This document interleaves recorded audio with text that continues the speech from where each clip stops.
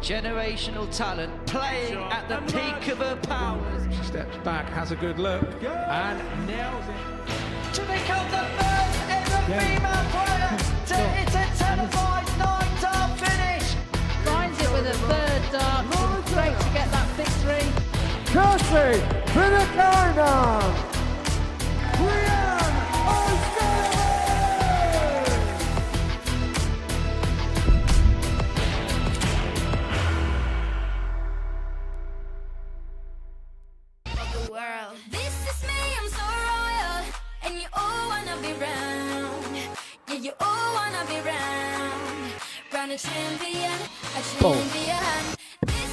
Oh, beautiful from Sophie McKinley, the bullseye.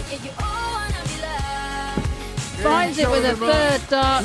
Great to get that victory over Lorraine. Takes on the fourth Takes it out superbly, Trina Guliver. And she finds it. That's good composure there from Kirsty Vinan. Does it in 3. So Pauline looking at 130. Another double 5. Oh, that's magnificent. It's another big checkout and a big time for Paige Pauline.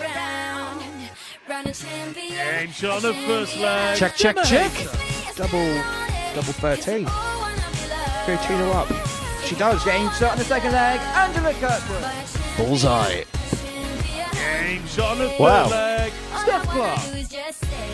So 109 for the match and 6 darts from here for Vicky Pruitt. Is she going to find her second tub plus checker of the match? Yes, she is. Once again, she hits the treble, double 18. A nice little Natalie. Said dart is going to be at double top. And said dart is found. And this is a good couple of legs from Kirsty Hutchinson here. It's Women's Week 4 here in Portsmouth, and the former champion Kirsty Vinan is in the house, looking to win her second title in this field, the only former champion in the field. For her and Gemma Hayter, this is great preparation ahead of the World Match Play in Blackpool next month. Whilst we've got the exciting young talent that is Paige Pauline in action once again. They're all vying to lift that trophy, a brand new trophy for Women's Week here in Series 4 of this particular concept. We're live from Portsmouth as ever on Pluto TV for the beginning of Women's Week 4. Hello, very good morning. Welcome along to the action here from the live lounge in Portsmouth as Women's Week 4 gets underway. It was Lisa Ashton that won the previous title, but she's not here to defend. In fact, only Kirsty Vinan has won this trophy before and is looking to win it for a second time. The person that she beat in the final is somebody who's had a very, very good weekend of it. It's a very good morning to not just the once, but twice Six Nations champion of the weekend, Laura Turner. First of all, many congratulations from all of us. First time was so nice. You just had to do it twice, didn't you? Yeah, it was great. Yeah, individual event and the team event. I'm always proud to put on the England shirt. First time I've played in the Six Nations. So yeah, fantastic result and thank you very much. Many congratulations go to England's women's team and men's team for picking up the team event trophies. Of course, Laura picked up the singles title in the women's division, whilst Jimmy Van Schie won it in the men's. But back to the action at the weekend. And Saturday was the longest day of the year. It was also a day which would see Adam Gavlas pick up his first Super Series title, taking out 302 in 6 in a last leg decide against Charlie Manby. Himself is sat on a 2-darter. What a way to win a final. Yeah, and you know, Charlie would probably count himself unlucky. He probably would have thought he would have come back to the Ocket at that point, but Adam Gavlas there showing his class, getting across the line, here on debut as well. So what an experience and what an end to another thrilling week. It was interesting that he was mentioning after that final when he was speaking to us in the studio that darts is different for him now. He's decided to step away from being full-time. He's gone back to a part-time job. He works in air conditioning, probably appropriate this week. And he's enjoying that balance within the sport again. Yeah, sometimes when you've played at that high level and it is intense, there's a lot of travelling involved, that taking a step back, resetting, finding your love for the sport again, that's all important. And hopefully this will kickstart his journey back to the top echelons of our sport. We will see the Czech Ace at Champions Week. That is going to be in the middle of August. We're going to break for the Super Series 11 action now as we get Women's Week 4 underway. This is how the tournament bracket's going to break down over the course of the next 6 days or so. Kirsty Vinan, the only former champion that is in the event this time around. Her and Gemma Hayter, well, they'll be looking at this as preparation ahead of the World Match Play in Blackpool next month. Trina Guliver keeps up her ever-present status, as does Laura Turner in Group B, coming in as a last-minute call. Whilst we're going to see Angela Kirkwood for the first time in this format in Group C. We have seen her at the ADC finals in the past. But we have a look at that Group A, and look, I suppose the first names first is Kirsty Vinan. Somebody probably before the Women's Weeks came into place in the Super Series, maybe the armchair fan would have known too much about. But what she has done is used the platform of this particular tournament to announce herself on the world stage and elsewhere as well. You look at the Women's Series, she's really ran with it, hasn't she? She has, yeah. She's done really well on the PDC Women's Series, as you mentioned. She's done brilliant here as well, but also on the WDF circuit. She's really she's making the most of all the opportunities. But as you say, what she's done, especially over, say, the last 12 to 18 months, really up that standard as well. And she's maintaining it. She's another one that's, real favourite for the title here this week.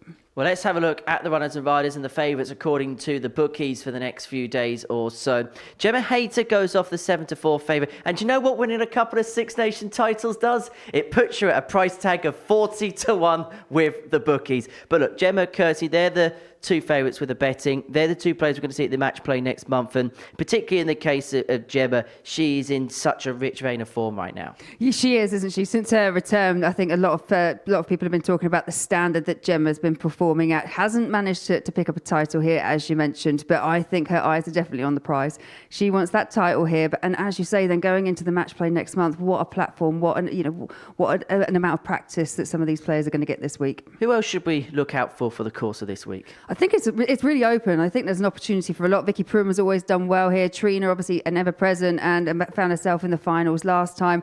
Like anything, the first goal, get yourself through to that final, because on finals night, absolutely anything can happen. And for the likes of Natalie Gilbert, who's going to play in the first game of the session, we know how good a player like Natalie is. We're going to see the same with the likes of Angela Kirkwood and Sophie McKinley later on in the week. But this is a real platform to really showcase themselves in front of the cameras, in front of the lights. And it's not just that odd game here or there. This is potentially 29 matches over the course of the week. Yeah, and like I say, it's the amount of gameplay that you get and the format, absolutely everything. The standard as well. It's a real opportunity for some of these players. But as you said, we've got exciting young talent coming through, haven't we? We've got Sophie, we've got Paige here. Then we've got the experience of players like Kirsty, of Trina. So there's a real balance this week. But I do feel it's one of the most open ones that we've had.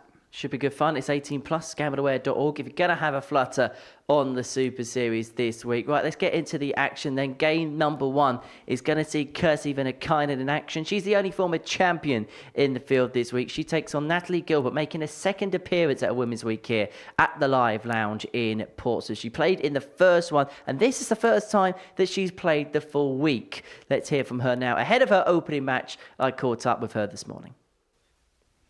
Natalie, great to see you again here at the Women's Series. How much are you looking forward to the next week or so? I've been really looking forward to it, to be fair, since I had the email. It's and quite anxious. I was sort of surprised about, but now that I'm here, I'm ready to go. We saw you in the first Women's Week, played the Group C, now playing the Group A. How does that dynamic change, playing the week as opposed to a couple of days? It's the first time I'd have played so much over so many days, so it's definitely going to be a test, but one I'm excited to take on. In terms of this year, happy enough with your 2025 season so far? I call it a roller coaster. Some highs, some lows, and everything in between. But because of the love of the sport, you keep rolling. In terms of this week, I suppose you're hoping not so much a roller coaster, just keeping the highs, right? Exactly that, yeah. Practice has been going well, but practice is never the same, is it, when there's someone behind you and the pressure's on? So hopefully I can remain calm and stand my ground. How do you look at the weekend in terms of the opposition that you're up against? It's always tough. Nothing is ever easy in darts, no matter who's here. There's some great ladies here today, but ladies that I feel that I can mix again if I can bring my A game as well. So, yeah, like I said, let's see what happens. And what sort of opportunity is this for yourself? What kind of platform is this for yourself as well, to be able to play as many games in front of the cameras and to show off your talents to the world? Yeah, I think it's big for everyone that comes here, to be honest. Personally, it's something I really enjoy, being in front of the cameras, and I thought I'd never say that. I don't even like having my picture taken. But yeah, the opportunity within darts, this is where everyone wants to be. So be able to be here again is a pleasure and an honour. We wish you all the very best. Natalie, good luck today. Thank you very much.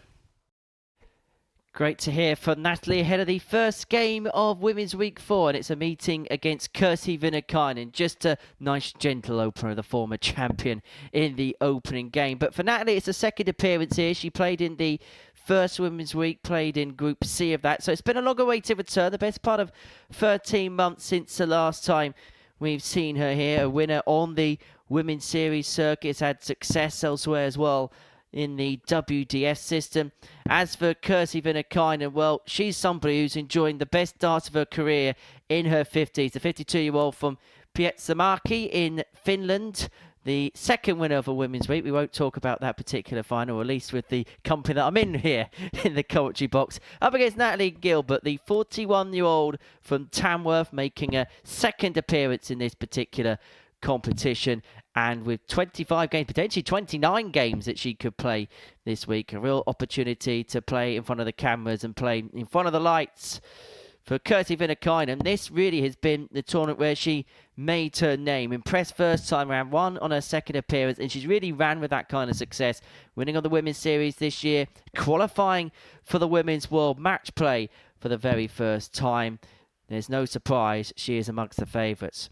Jack Garwood of Nottingham in England is our world-class referee in charge of all of the action on this Monday morning. To throw first. And Laura Turner is alongside me here in the commentary box to talk through all of the action. Kirsty Vinan from the first start of the week, and she'll come here with expectations of from the last start of the week. Yeah, and you can understand why. As you mentioned before, she has picked up a title here. She is enjoying a real rich vein of form at the moment, picking up titles on the WDF, and as you mentioned again, finding that elusive 8th spot in the match play.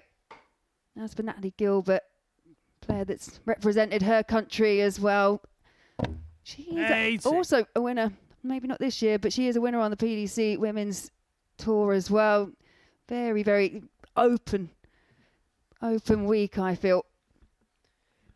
And first reminder as well is, unlike a usual Super Series week, the format's 24. best of 5 for Women's Week, which means the margin for error just lessens that little bit more, which kind of means that any break of throw kind of counts for double. So if Gilbert can break in this opening leg, then she can maybe begin to feel that she's broken the back of the game, and that's mightily unlucky.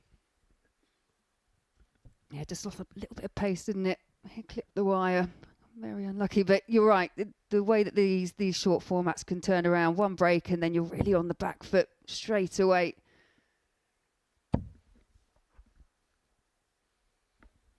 And the only problem Kirsty's got is because she's qualified in 8th position, she's got bogey's in the first round. However, I suppose there's a sort of element of double-edged sword about it, because to win the match play, you're probably going to run into bogey's at some point. So if you're going to run into bogey's, I suppose at least do it when the format's best of 7 as opposed to best of 11 in a final. Yeah, absolutely. I think that, like I say, just having qualified previously for the first match play, just to be able to experience playing at the Winter Gardens, absolutely amazing. I know she was so excited and looking forward to it, and if she can keep finding darts like that, she could do some damage there too. First 180 of the week. Hayter say it's not going to be the last. And she's got 6 darts from here, Vinan, to take out the opening leg. Well, this would be some way to start the week, wouldn't it? A 137 checkout to get things started. 127. Just on the inside, a double 10. Yeah, it's a really positive start from Kirsty Vinan. 140. Kirsty required 10. So 2-5, so 1-0 lead. This all of a sudden could get a little bit tricky for Kirsty. 1 dart at double 2, and if she misses, Gilbert's in a handy enough position with 86 left. May just be a dart at the ball, but it's a chance to break nonetheless. 86.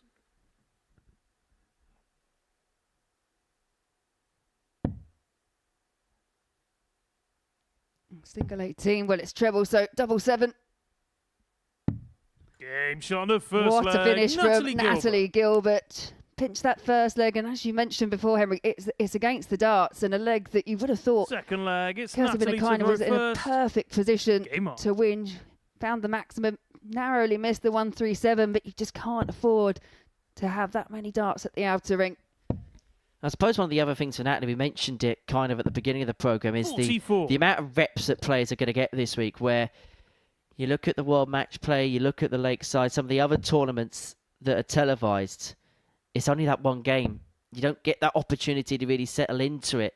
And because the opportunities are only 81. maybe 2, 3, maybe 4 times a year for the real elite, you don't really get accustomed to it unless you do it time after time. Whereas at least playing in a week like this week, you know you can work your way into the environment. I think what's great about 100. playing in this week as well, so when you play at the match play, as you mentioned, you get that one opportunity to play at that level and in front of all the cameras, like you say, at the Winter Gardens, you don't have time to settle. Whereas here, what it gives you the opportunity 85. to do is actually forget that you're playing in front of cameras and just focus on playing the darts. I think that is what the beauty is. We get so many matches up on that stage. It just allows us to focus on the darts as opposed to panicking that you're on a stage and you've only got one shot at doing it. And for someone like Kirsty, who's going to be 38. playing on that Winter Garden stage for the first time at the end of next month, the Women's World Match Play takes place on Sunday, July the 27th. The fact that she's played here so many times, okay, you can have the nerves of playing at Blackpool, of course you are. 60. But in terms of the element of playing on TV, there's nothing that's going to be alien to her now. Absolutely not. As you say, this just is absolutely perfect for players that haven't had that amount of experience in front of a TV, with the production going on in the background, with the commentary, 25. with everything that goes with it. I think this is just, it's an absolute wonderful opportunity, and one that I'm noticing more and more women embracing. And looking at the variety as well, the amount of players that are being picked for these tournaments, it's not the same 12 playing time in, time out. There's players that are coming in, players that are 105. coming out as well. And there's a real depth of talent that there's probably players that haven't actually played here as of yet that could really do some damage in a women's week. Oh, you had to see Mikuru Suzuki in the Women's Week, for example. 43. Kirsty require 170. Kirsty looking at 170, 6 starts from here, but she was in a similar position in the previous leg before she got broke. This double 10 for the 137 isn't going to threaten the fish. Not that she needed to on this occasion anyway. 84. It was in this kind of position, though. Natalie Gilbert found a 2 treble visit, really put on a little bit of pressure on Vinan. It was the 86 checkout of Gilbert that won the opening leg. 41. Roll's going to reverse in this Kirsty one. require 86.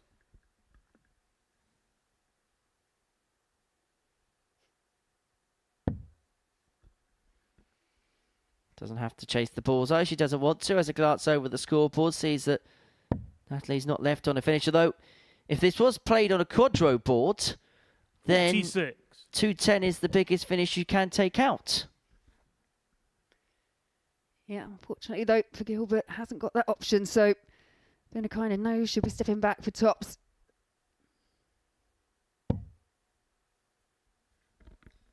Level this game back up at one apiece. 140. Kirsty require 40. Had 3 darts to win the opening leg of this match. Missed them, and Gilbert took a similar size finish to what she's left on Game's now, on the but this second time she's leg. not going to Kirsty get a look in. Vinan. Vinan levels up one apiece. Third leg, it's Kirsty to throw first. Game on. Yeah, very much the perfect response for Vinan. We spoke about that, getting that early break, but the fact she's broke back, it's all on throw again. 135. I'm sure there's a part of her that feels like she should be 2-0 up in this game when you think about the air of comfort that she had in the opening leg before Gilbert managed to sneak in and get the break. Yeah, and I know we're only on 39. game number 1, but we know full well as you get into that third day and as that race for the top spot in Group 8 comes to a close, leg difference can be all important. And I suppose in a format where the games are shorter in length, the legs difference probably play an even bigger role. I do agree. 100. Because even a player just picking up the odd leg here and there is just going to do you all sorts of damage.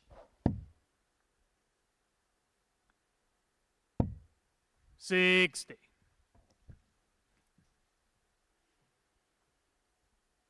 Again, for the likes of Natalie, I know she's played here before, but how much round robin darts have a lot of those players played is another question that's going to be asked as the week goes along. So when it does come to things like permutations, we see it a lot in the regular Super Series, don't we, where there's players that have played on so many big stages but haven't played this type of format, and they get a little bit lost and muddled up.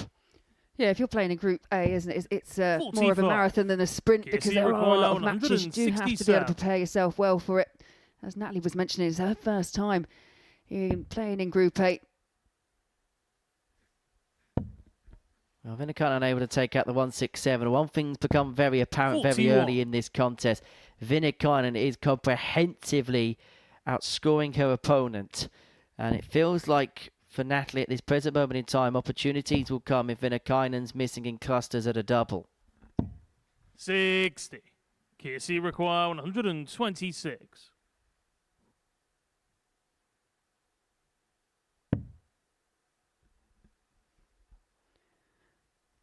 Yeah, the plan was that down at the treble 19s, but went a bit wild with the first. 46. But again, as you say, just outscoring Gilbert at the moment. So Natalie really again on the back foot.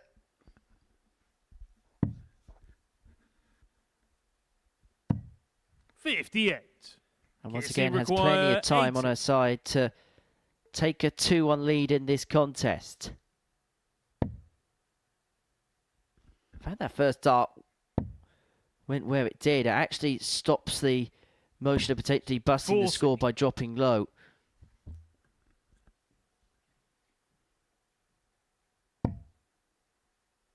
It is always the worry, isn't it? When you've got 80 left or 100 and you just don't want to bust, you just need to make sure of it. Well, Vinan has most certainly done that. 30. Kissy require 40.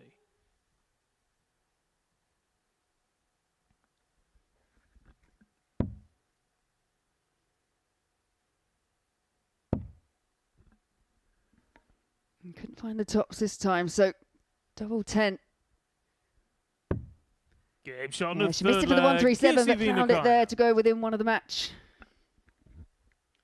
Leg away from what would be a routine start to the week for Kirsty Vinan.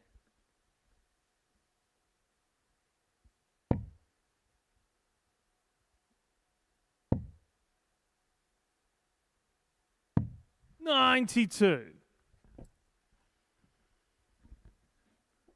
Yeah, good switch with the last there for Natalie Gilbert. I suppose the frustration from Natalie's perspective was in the first leg she was being outscored up until the end. She found a couple of decent visits, took that first leg, and she must have thought, right, this is the springboard. This is what could really get me into the week here, but it's just not been the case thus far.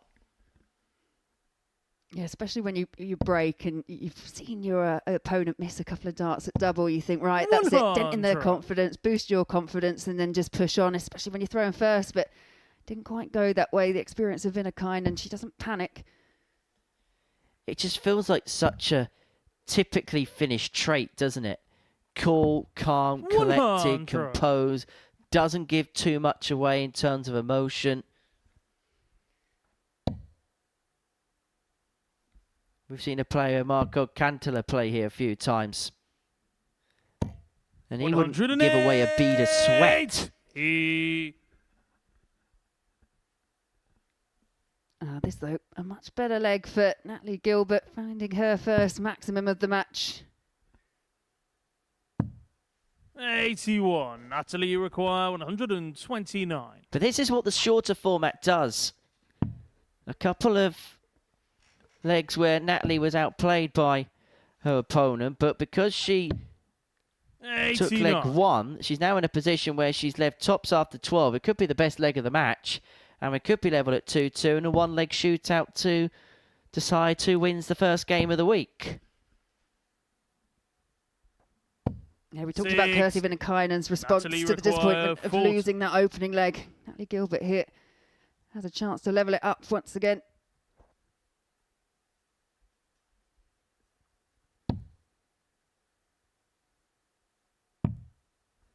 Goes well with dart 2, double 16.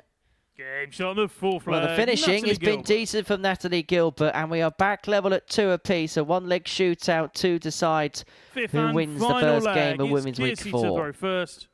Game on. And I liked that from Natalie because that first dart went wild, fell in the 5, but there was no kind of panic, there was no hesitation. Straight down for 3, straight across for 32, and straight back comes Vinan. 140. He's not going to be deterred by anything that happens at any point.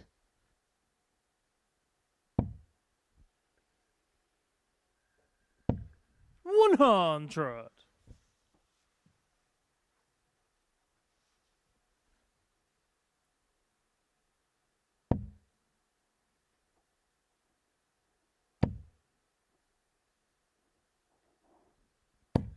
$100. I think pace actually for both these players, it is suiting them. We do have some rapid throwers as well. 135. Well, even despite that 2-treble turn, Kiersey's still in charge of this last leg, but a slip here opens up the door to her opponent. Well, it was a slight 81. slip, wasn't it? But just with the first, but adjusts really well. Didn't quite find enough to leave a finish. Gilbert could get onto a finish from this position. Well, not just leave herself on a finish, leave herself in a very good position. What a time to find your second match of the match. And what a power play this is. It was a 15 dart with the previous leg, having left tops after 12, and on for potential 11 darter to win this last leg. 55. Natalie require 86. Oh, what a burst this has been from Natalie Gilbert. And in this slightly shorter format, sometimes winning a game, all you need to do is just have those couple of legs where you really do hammer home and chip away at your opponent, able to take the 86 out. So Vinan will have a look at this 125. 36. Kiersey Not require able to repeat 125. the early feet, so a chance here now for Vinan. And found the bullseye. 25 for another one. It is the sensible play, and there's plenty of space left in that bullseye if she can find the 25. Doesn't want this to go high, though. Can she find a way through the middle? 80. There was a lot of tungsten in the Natalie way. require 50. Yeah, it was a great effort, but not to be on this occasion for Vinan. And another chance here for Natalie Gilbert. It's only going to be one dart. And that one dart is at double 10. 30. She's had a match dart. Vinan Kiersey comes back for 2 require more. 45. Surprised. She's been really good on double 16. I'm surprised she didn't try and leave it again.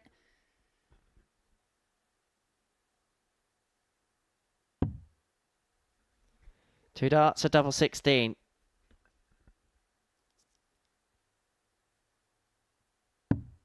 Game shot. To seal a and the 3-2 match. win, the Kiersey former Vinan. champion Kiersey Vinan is off to a victorious start. She gets the better of Natalie Gilbert in a last leg decider. Both players having darts to win that particular contest, but it was Vinan that won through. Natalie had a real good spell towards the end, but it was the middle of the match which was really her undoing. Kiersey dominating the first few legs, and she runs out a 3-2 victor. Next up, it is Paige Pauling against Gemma Hayter.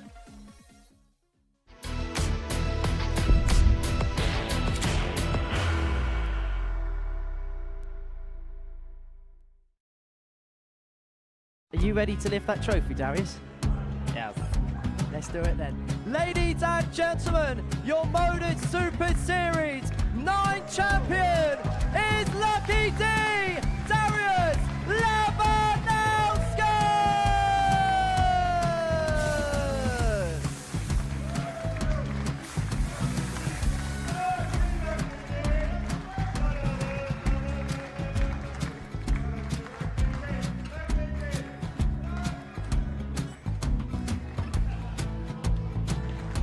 What a wonderful night of darts we have seen, and we are ready.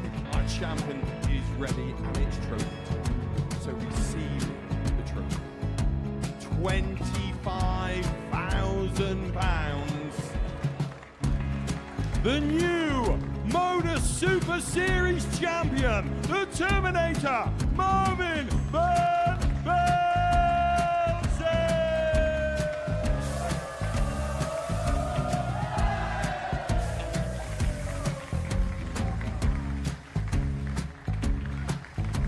And one more time, the 8th Modus Super Series champion, the Terminator, Marvin Van Velzen. And the new Modus Super Series champion is Andreas Dirty Harrison.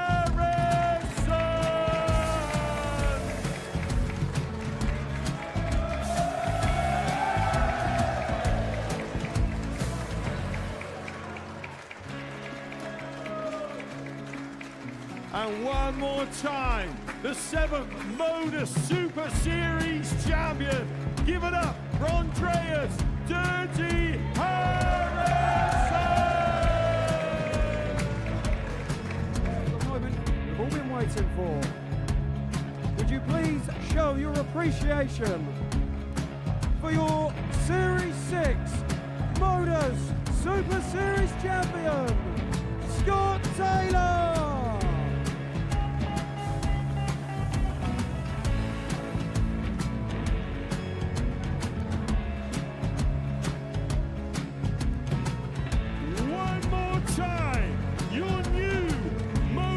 Super Series champion.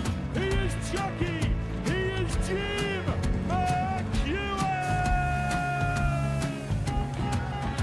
Ladies and gentlemen, your Modus Super Series champion, retaining his title, the Nuke, Luke Littler.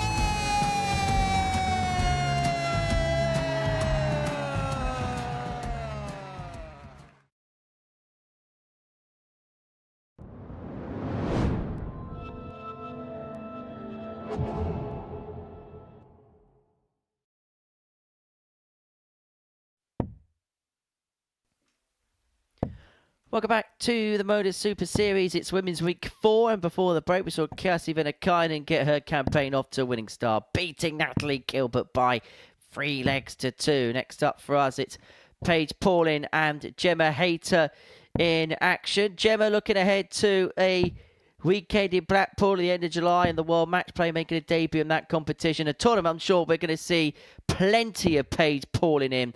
17 years of age from Kent. Her third appearance here.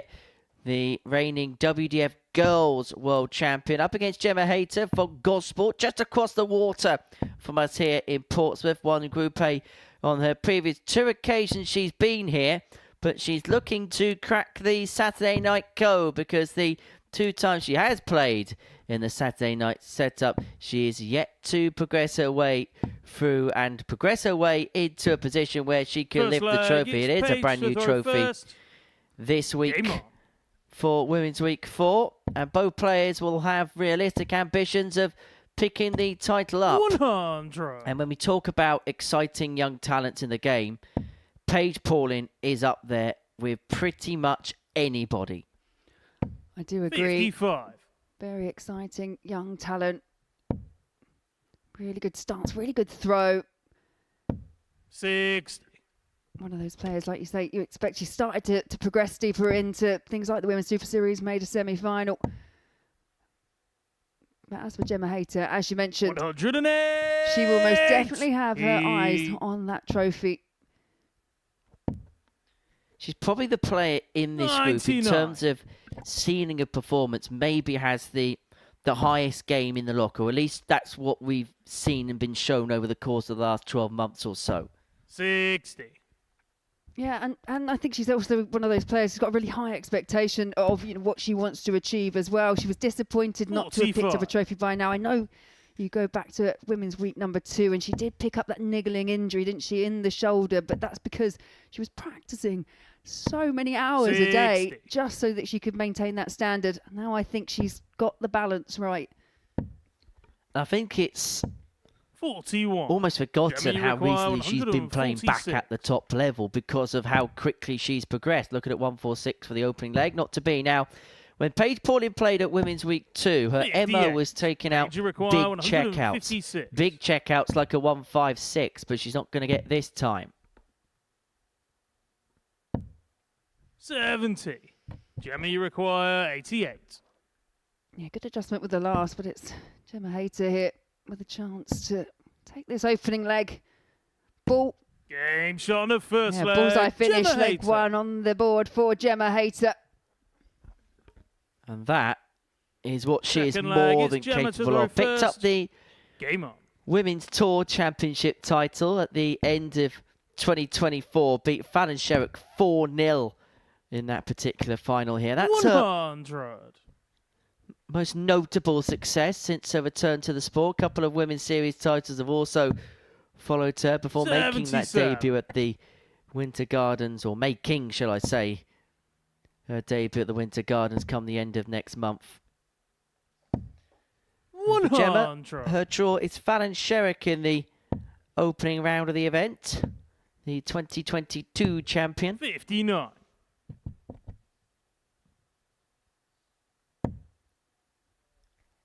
If both of them get going the way we know that they can, that could be an absolute 81. corker in the opening round.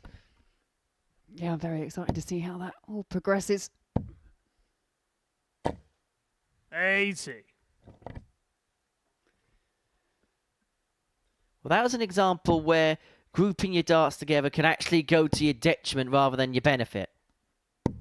100. Yeah, the idea is basically to try and replicate and throw in the same spot when you hit that treble 20, but as you say, sometimes you can be a little bit too accurate. 85. Germany require 120. Unable to take out the 120, but had 6 darts from here as Gemma. Got off to a real 45. lightning start. So Paige just finding herself a score behind in legs, but 100. leaves Germany herself on a requires 2-darter 75. if she returns. Hayter looking at 75 to double her lead. She's going to get a dart at double top. Well, that was precariously close to the treble, but no Game shot on the mistake about second the leg. tops. Gemma Hayter. 2-0 Hayter, 2 from 2 in her doubles, 2 18 darters. Third leg, it's Paige to throw first. Game on. Yeah, it's a really consistent opening from 140. Gemma Hayter, but good response there, Paige Pauling. That is the other thing with this format. We say it with best of, first of 4, best of 7, but best of 5. 140. There is that opportunity, especially if you're a faster player. It could be over within minutes. 83. Well, it's not out of the realms of possibility. A game could be done in 5 minutes flat. Or if you have 2 absolute 45. speedsters, you could break Roger Bannister's 4-minute mile.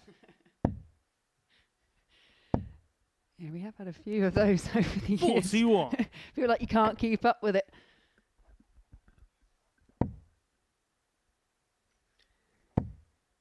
Yeah, you wouldn't want to be the chalker for a game between Danny Lauby and Ricky Evans, would you?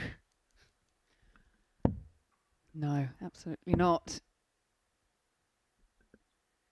But I suppose these 2 games have been an example of how darts can be played in 2 different ways. The Vinan and Gilbert game maybe at a slightly more protracted pace, whilst these 2 get along. And it doesn't 70. really matter, does it? Paige require In terms of pace and 137. style, as long as you get the job done.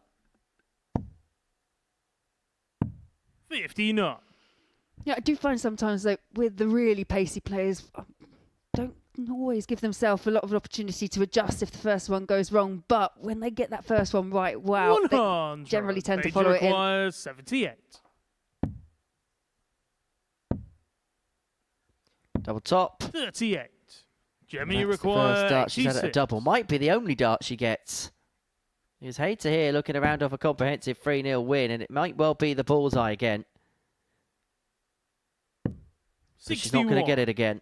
Paige, you require 40. First one at a double, missed by Gemma Hayter. Gives Paige Pauling here a bit of a chance just to get a leg on the board, settle herself into 20. the proceedings, but can't Jemmy find the require target. 25.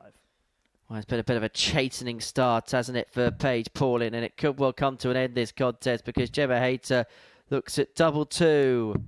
Game And they shot never and the lose. match. And Gemma Hayter is off to a winning start. She beats Paige Pauling by 3 legs to 0 to get her campaign up and running at Women's Week 4. A successful start for Gemma Hayter. 3-0 victory and decent doubling stats as well. Coming up after the break, it is Kirsty Hutchinson up against Trina Guliver.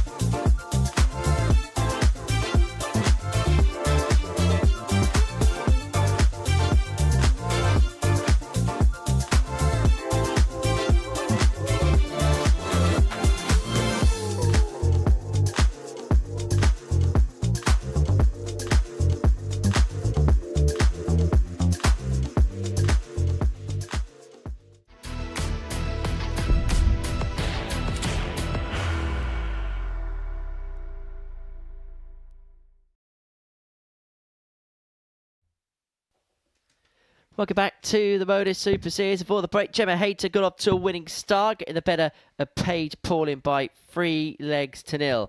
Our final game from the first round of fixtures sees Kirsty Hutchinson take on Trina Guliver. For Kirsty, she played in the previous Women's Week, back for a second tilt at the title, the 34-year-old from Durham. As for Trina Guliver, the 55-year-old from Southam, a finalist the last time she played at a Women's Week here, and ever present in this competition. And the Golden Girl is looking to throw some golden darts and looking to lift her first trophy here in Portsmouth come the end of play Saturday night. Well, Trina will be hoping to play 7 days straight here, because she's playing the 6 days of Or First she'll be leg, hoping it's to play Kirsty to the throw 6 first. days of Women's Week 4. Game on. And then Sunday, she will be participating in the Champion of Champions Seniors event, which is going to be broadcast live here on Pluto TV. The draw took place on Saturday night's programme, and 9. nice, simple, easy, routine first round game. The 1996 champion of the world, Steve Beaton for Trina. Blame Paul Nicholson, blame Devon Peterson. I had nothing to do with it. 60. Yeah, two real legends of the sport, aren't they? Going head to head.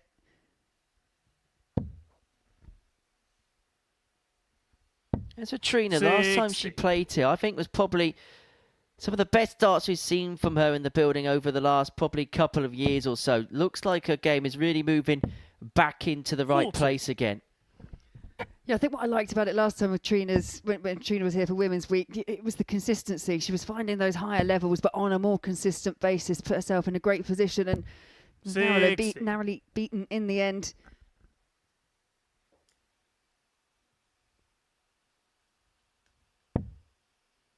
In terms of Trina's campaign, last time 140. she played on the finals night, she lost 3-0 to Gemma Hayter in the opening game and a 3-1 defeat to Kirsi Vinan. Not the nicest group to be put in, it has to be said. No, and I think Trina will probably say on that finals night, you know, it's hard enough just getting through to Saturday, but it just ran out a little bit of steam. As you say, that was a really tough group she found herself in as well. 100.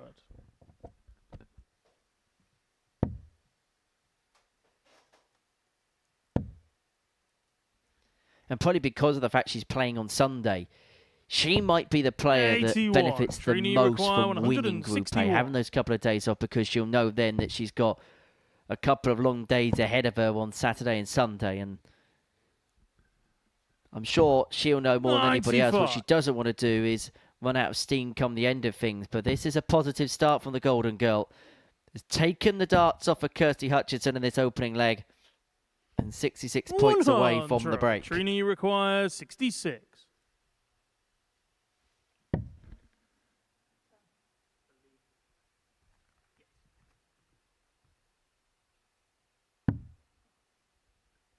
Well, just a bit wide there, but shake of the head from Trina, but it's double 12, the target for this opening leg. Game shot Yeah, of well first taken leg. in Trina the Guliver. end. Maybe not the most conventional route, but they all count when they go in. She spent Second too much leg, time in Trina this to go commentary box. first. She's going for the flashy Game on. finishes, is Trina Guliver. She just wants to make the highlights reel. That's what it is, Henry. Much 40. rather make the highlights reel for quality finishing than really embarrassing mum dancing. I'll tell you that now. Which was that embarrassing, we put it on the new opening titles. 45. Yeah, it seems to pop up absolutely everywhere at the moment. Thank you very much, guys. All I'm going to say is I don't think you'll ever see or hear the end of it. 140. You know how I feel for some of the stupidity I do on a daily basis. Talking of stupidity, the tungsten teaser will be back a little bit later on in the day, and it's a very good one. I think 44. you'll enjoy today's tungsten teaser. Said nobody ever. I'm waiting with bated breath. honestly. 100. Well, there might not be much time in this game because Trina averaging 86 at this present moment in time. Really good start for the Golden Girl, and for Kirsty, it's 41. been a far from ideal start to things. It's been one-way traffic in the direction of the Golden Girl up to press. She got the break in leg one, and now looking to double her lead here. 100. Yeah, and there's some early signs of frustration for Kirsty Hutchinson.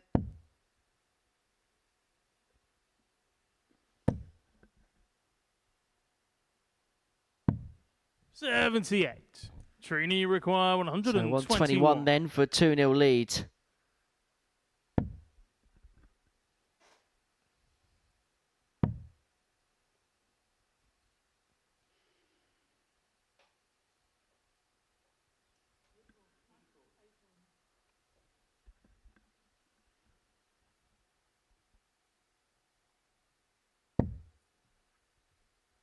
$52. Yeah, just the wrong side of that treble 20, but plenty of time at the moment. 85. Trini requires 69. For 2-0.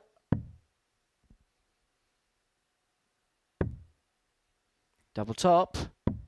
29. Above the wire, but she has got time on her side. But time is just beginning to run out a little bit for Guliver because Hutchinson is just slowly but surely creeping up in terms of the scoreline. 60. Trini require 40.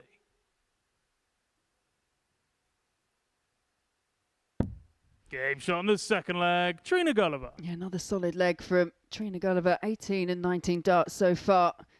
Kirsty not able to find Third too leg, much of a it's response, Kirsty but to as you throw say, just first. feels like she's starting to warm Game to the on. task. Playing some very good darts is Trina, but aside from the 135. playing side of it, she's been doing a lot of TV work, and I'm not just talking about commentating when it comes to Trina, because if you're watching BBC One at around about 9:45 on Friday night, you would have seen Trina Guliver MBE on your TV, because she was in the Power of Parker TV series on Friday night, which was literally beamed to millions across the Beeb.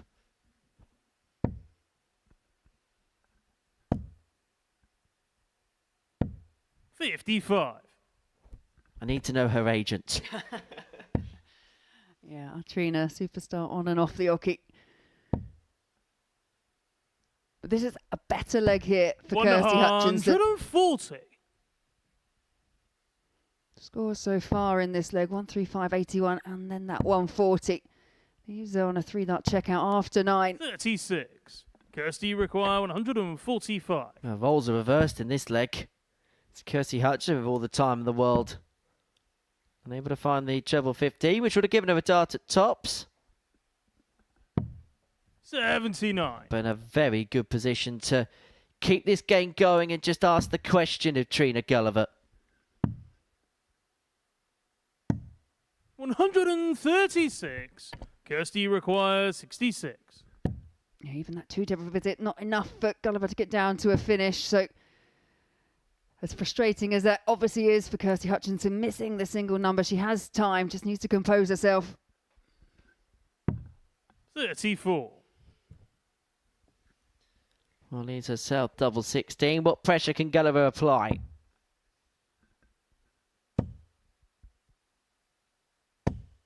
Well, I suppose there's any saving grace for Trina. It is a leg on Kirsty's throat. She has got an opportunity to serve it out in the next, but it's going to be the only opportunity she's going to get to serve the game out. Hutchinson back to 2-1. Guliver with the darts to win it here. Full flag, it's Trina to throw first. Kirsty Hutchinson there, Game finding on. the best leg of this encounter out in 17 darts. 85.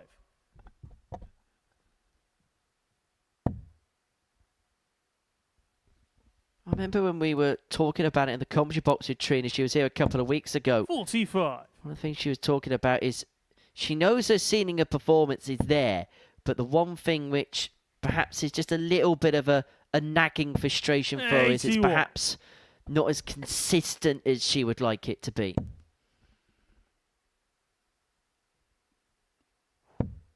Yeah, I think it was, as we mentioned before, the last time she was here, it was that level of consistency 60. she managed to find, especially towards the back end of the group for a couple of days, put everything together, managed to get through to the final. But as you say, that in the final, just kind of ran out that bit of steam. 85. Picked up 8 points from the opening day's worth of play, did Trina. Tuesday and Wednesday didn't quite go to plan in the Group A, but managed to get out of her secondary group into the Saturday night. 60. But I suppose what the best of 5 does do is if Trina can have those little bursts, which we know that she's capable of, it might just give her that little bit of wriggle room required. 85.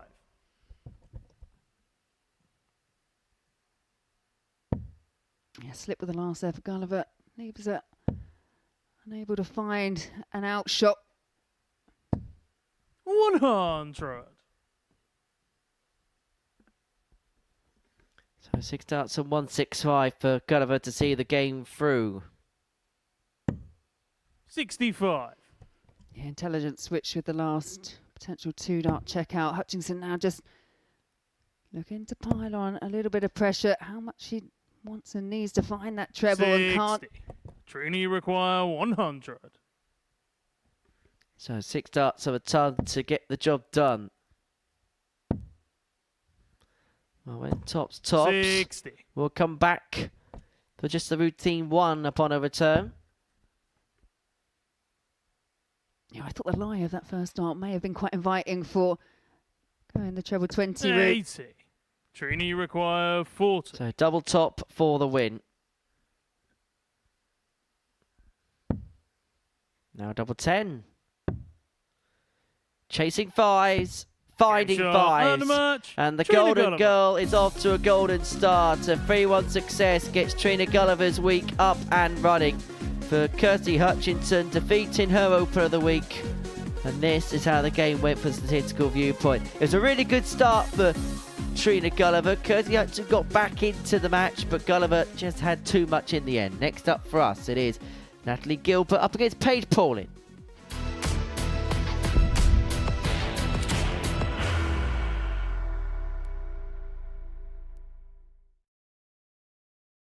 Are you ready to lift that trophy, Darius?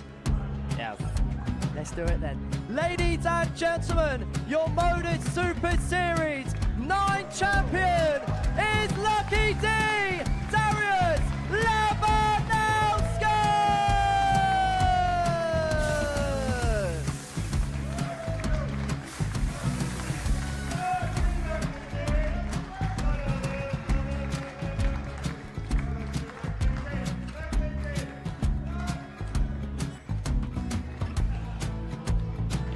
Well, what a wonderful night of darts we have seen, and we are ready.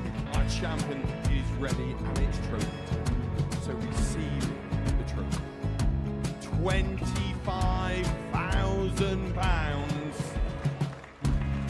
The new Modus Super Series champion, the Terminator, Marvin Van Velzen.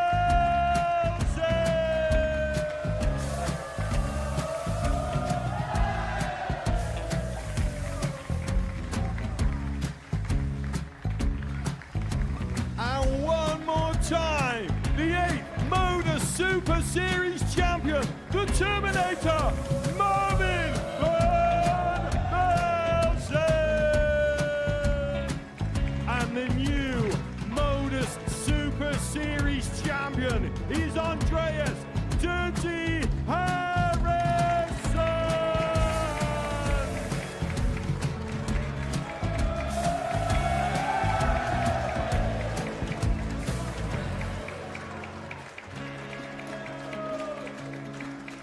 And one more time, the 7th Modus Super Series champion. Give it up for Andreas Dirty Harrison. The moment we've all been waiting for. Would you please show your appreciation for your Series 6 Modus Super Series champion, Scott Taylor?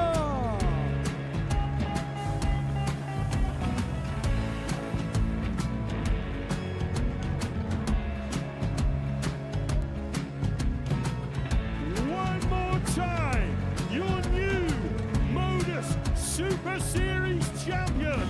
He is Chucky. He is Jim McEwen. Ladies and gentlemen, your Modus Super Series champion, retaining his title, the Nuke, Luke Lidlow!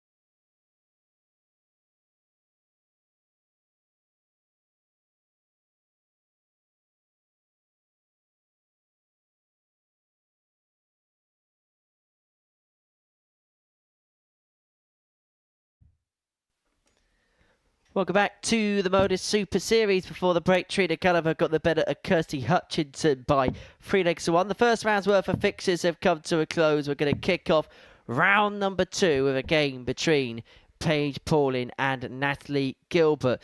Two players looking to get their first win of the day, having lost out in their openers. Natalie going down to a 3-2 defeat to Kirsty Vinan, whilst for Paige Pauling, she was beaten by the brilliance of Gemma Hayter by 3 legs to 0. So somebody needs to get on the board in this one. But there were signs, wasn't there, from Natalie, particularly towards the end of the game. She looked like she's really beginning to grow in confidence, wasn't she? Yeah, and I think she might be a bit disappointed because she was on the back foot, wasn't she, from the very start against Kirsty Vinan, but then, as you say, managed to find a way in, actually had an opportunity to take that opening encounter. As for Paige Pauling, did have a chance in the third to take one of the legs, but Gemma Hayter very dominant from the off.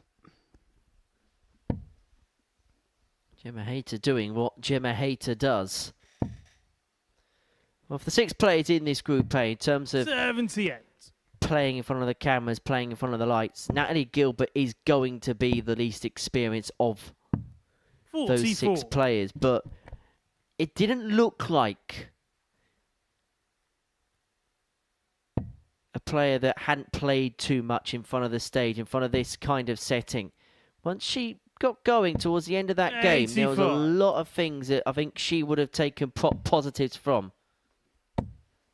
Yeah, and she'll sense this is a bit of an opportunity as well. She would have played Paige, played alongside her as well. Both players that have represented England, and sense this is an early opportunity just to get a couple of points on. And when you can get those points, when they start racking up, that's when you can build on it and grow in confidence as the week progresses. 108! After that first start, it didn't look like the other two were going to miss. Such a solid throw.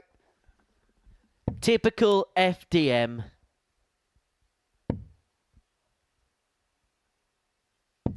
$95.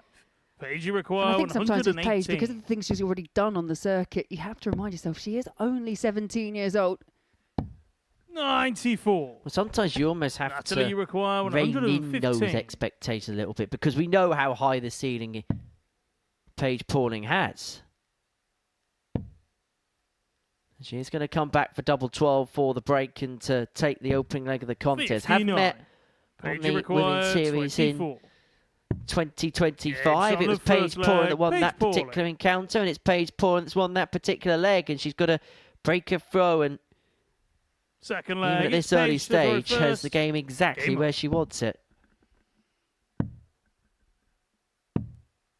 42. Solid opening leg from Paige Pauling, but couldn't find a treble in this opening throw, and a chance here for Natalie to maybe just get back into the encounter, because as we've mentioned before, it's quite hard in a race to 3 when you do get broken to get back into it. 60.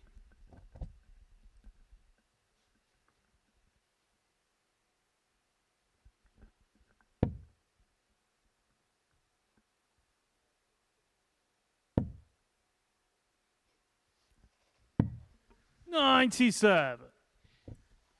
Going back to that meeting between the pair, it was in Women's Series 4 back in February. Paige, 55. 4-2 winner in that particular contest. Took out a 116 in that particular game.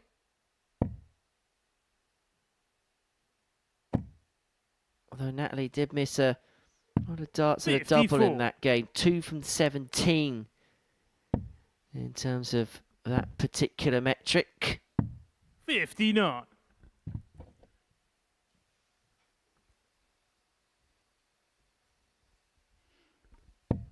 And I think with the kind of the increase in the growth that we've seen on the PDC Women's Series, you will find that 26. players are playing each other on a more regular basis. Couple that with the people that have the opportunity to play here at the Modus Super Series, and like I say, it's a real area of growth still, I think, 22. for darts as a sport, the women's game, and we're starting to see some real big things happening.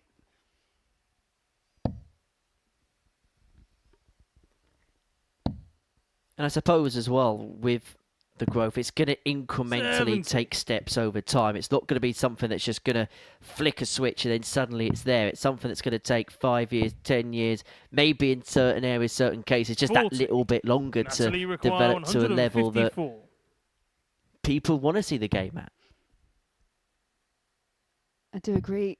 And it is something we've spoken about with regularity. I mean, the case in 88. point really is just look at the JDC that have now gone through to the development tour and now really reaping the rewards from that system. 140. And I think that's the Natalie hope in the future for the women's 66. game as well. So many great talents coming through, and I think it's also important to mention that the players that are coming through at an equal kilter as their male counterparts as well. For Paige 36. Pauling, Paige require she'll just play 83. against anyone and everyone, where generations before, it was a far more secluded place. 43.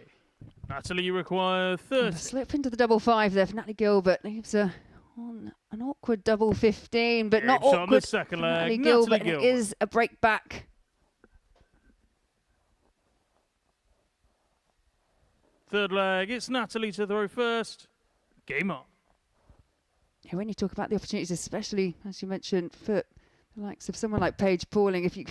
Okay, you might be going back a few years when you talk about my youth experience. However, there wasn't 84. a great deal of opportunity to play that much. But now you've got academies, more and more academies opening all over the country as well, all over the globe. 81. It's an exciting time to be within the sport.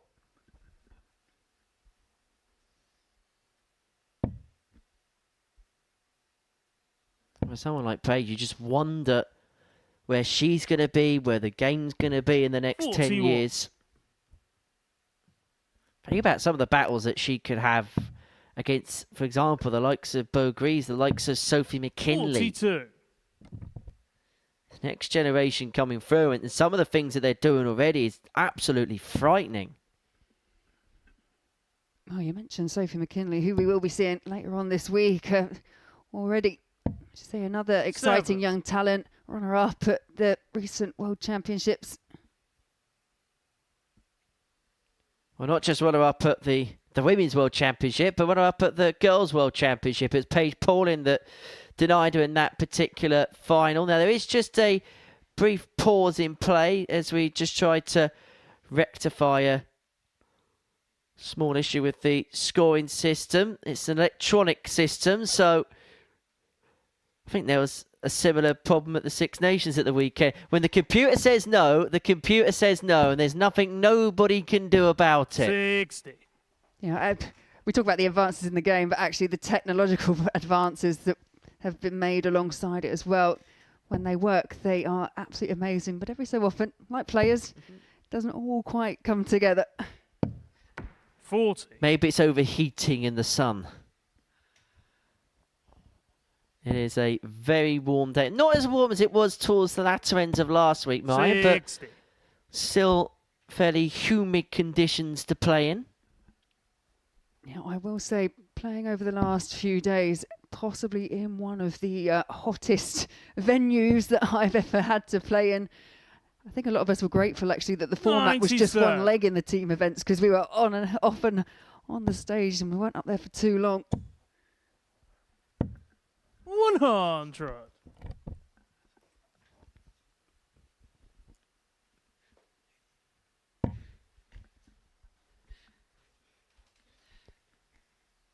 Probably looking at 158. Should look at the bullseye here in the 25 because that will 65. leave her on Paige require 167. 158. But Pauline's overturned the throw. Could be the third consecutive breaker throw at the beginning of this contest. 42. Natalie require 167. Here's a long-range opportunity here for Natalie Gilbert. Not one that she's able to take, so just looking to set something up. You mentioned Pauling actually took out this finish against her when they met earlier on in the year. 59. Paige require 116. And there would be some divine irony if this was to go. But history's not going to repeat itself for Paige Pauling, so Gilbert's going to have a look at the 56. 108. Natalie require It's a 108. 108, which might have to go because Pauling sat fair on 60 for yet another break in this contest. Treble is found. It's going to be double 16. It's a 108. Edge on the third That's leg. magnificent Natalie from Gilbert. Natalie Gilbert. That was an element of her game Fourth in that leg, opener it's against Paige to Kirsty throw first. Vinan. Took out the 86. Really clinical finishing so far from Natalie. 57. And she can twin that together with just a little bit more scoring power, then she's going to be incredibly dangerous as the week goes along. 108. Oh, you asked for some scoring power, Henry. And there is her first maximum of the match.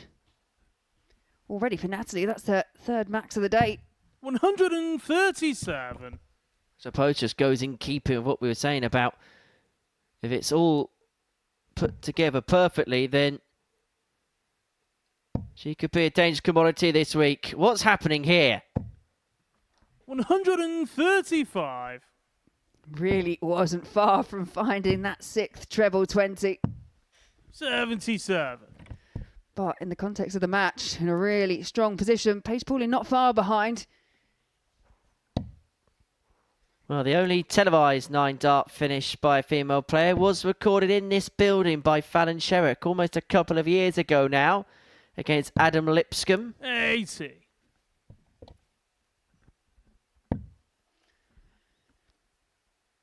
You get the feeling that 108 checkout that put Natalie Gilbert there within one of the matches. 22. Natalie require Really? 106. Bit of spark in her.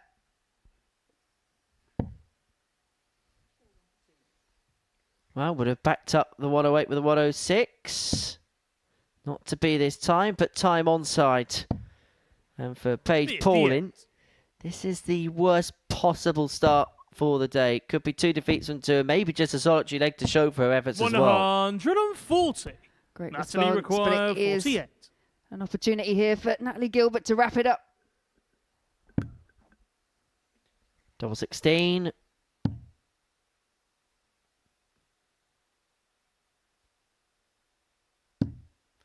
Well, her finishing has been her key strength, and Natalie Gilbert is on the board. She's off the mark in this Women's Week. That 108 finish really did stem the tide in that particular contest.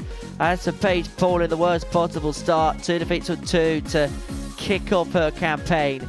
Coming up after the break, we're going to watch Trina Guliver up against Kirsty Vinan.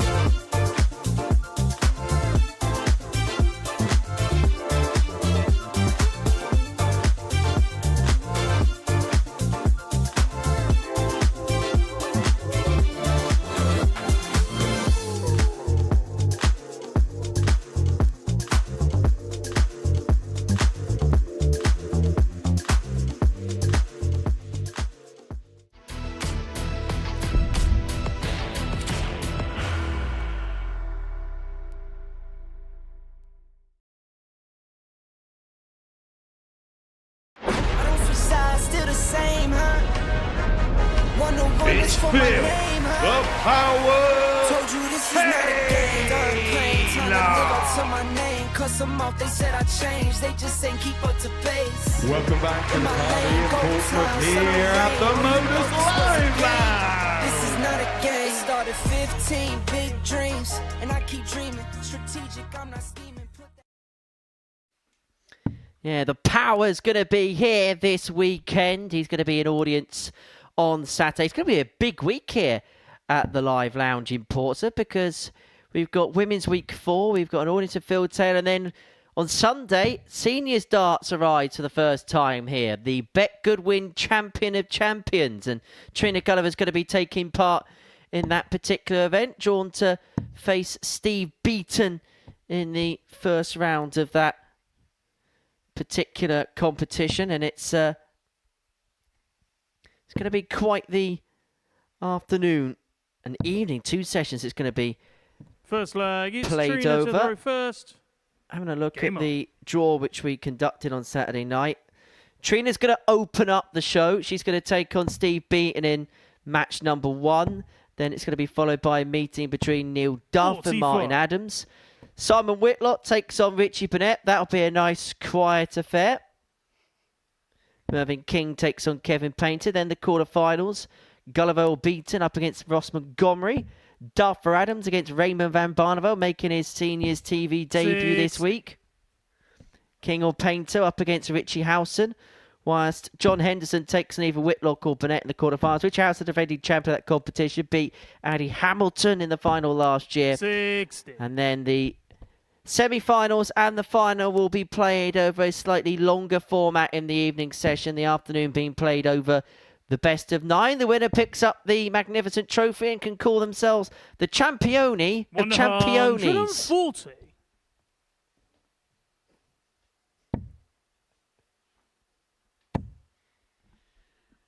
Yeah, it really is an action-packed week here at the Modus Super Series. Tickets are still available for the Champion of Champions event. www.dartshop.tv, the place to be to get there. If you 82. can get yourself down to Portsmouth on Sunday, or up to Portsmouth on Sunday if you live in the southwest or live in Europe. Little geography lesson for anyone that doesn't quite know where they live and where Portsmouth is. Thanks, Henry. Well, some parts of Europe anyway. Yeah, but real opportunity to see legends of the game. And in an up-close and personal 59. format, because it's a very intimate venue, is the Live Lounge in Portsmouth. It's not like when the players are playing in the bigger arenas where there's about 5,000 people there and you don't really get the chance to 40. see them up close. You really can mingle with the 160. players in this environment. And look, an opportunity to watch a 5-time world champion strut his stuff in Raymond Van Barneveld, a 10-time world champion in Trina Gulliver's case. 41. Bit of a slip there from Kirsty Vinakainen. But she does have the slight advantage here in this leg. 100. But that KC could be require an important last start for 119. Trina Gulliver. 119. Not a given.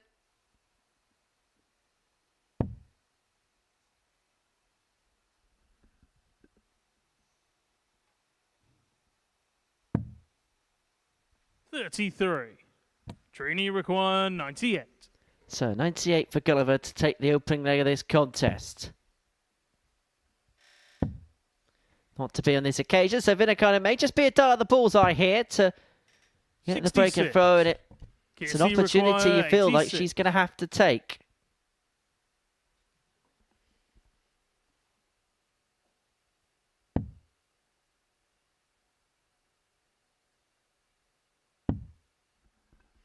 Well, it is one dart and it is at the bullseye. 61. That was not Trini far away, required but it 32. took up a chance here for Trina Gulliver. Double 16. Good guide. Can she utilise it? No score. No, she can't. And she KC can't believe that required hasn't found a way 25. through. Yeah, shake of the head because that was to hold throw. Double 8.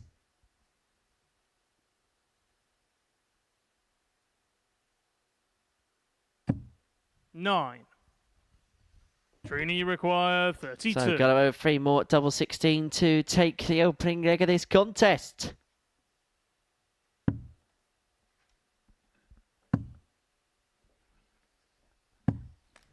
Yeah, but she's trying to work her way in. The game wasn't far away, but 6 darts missed at that target for Trina Guliver.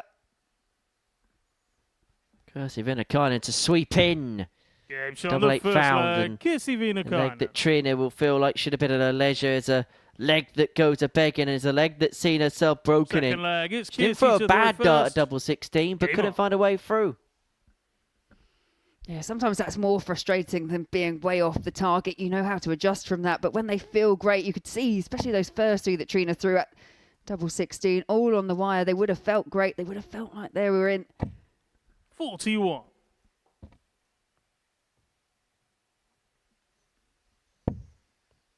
And just going back to that Champion of Champions event, I was just counting up the World Championship titles 100. between the players in the field. 20 of them, Trina accounts for 10. 22 if you add Hendo and Ross's World Seniors Championship wins in as well. It's not a bad haul, is it? Let's be honest. 43. Just a few titles on the CV between the 12 players.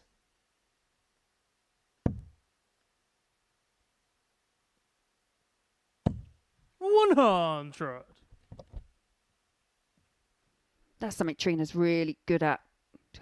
Not got the angle, so moving across the oki and finding a way through.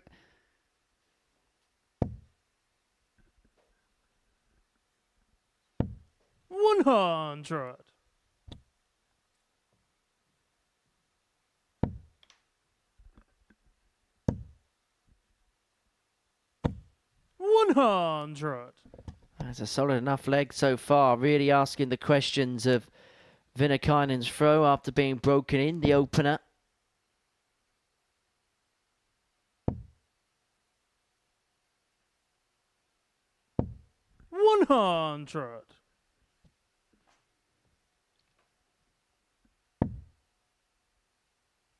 Could be on here for a potential red pen leg.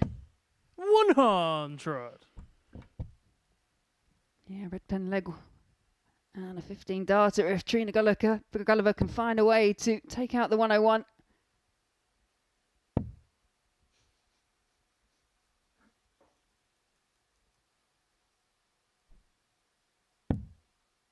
$89. Trina, you require 101. Time to get the red pen out. Treble 19. Treble 50 leaves double 18. 65. And that would have been to have got that chalk on the board in red pen style.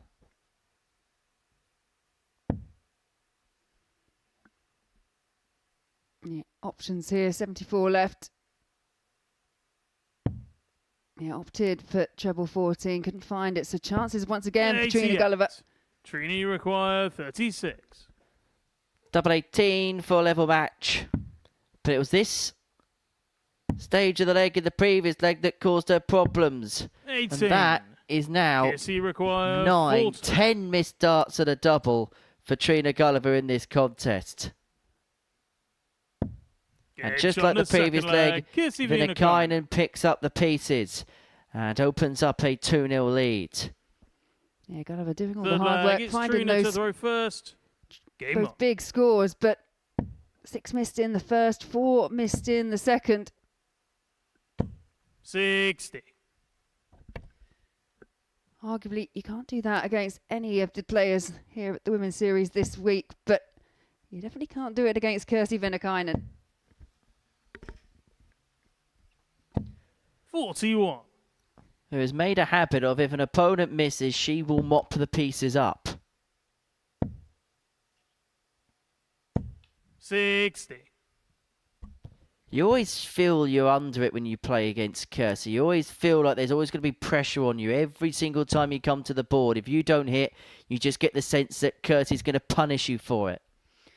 Yeah, you're never safe because Kirsty, like any player, 45. and we've seen it just here, like, she can have a trebleless visit, she can have a bit of a wild throw, but you just know what's left in the locker, don't you? You just know if you don't punish it, then you could face a 2 treble visit straight after. Always left on edge.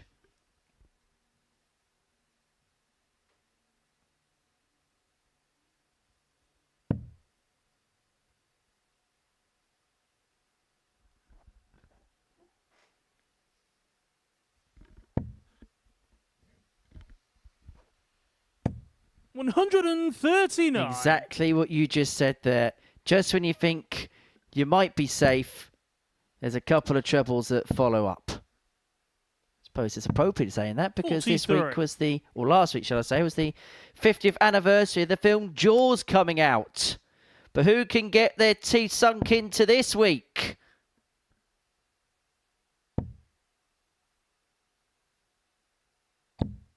$22.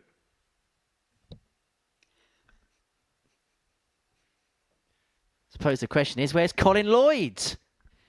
Only you could get in a Jaws reference in the Women's Week. I just don't get it. 85. My brain works in mysterious ways. I've worked with you long enough now to know this. Should have been here on Thursday night when we spent 3 legs talking about Thomas the Tank Engine. And do you know what else we learnt? We learnt that the Fat Controller's real name is Sir Top Man Hat. Thank you, Kirsty, for that, Max. Yeah.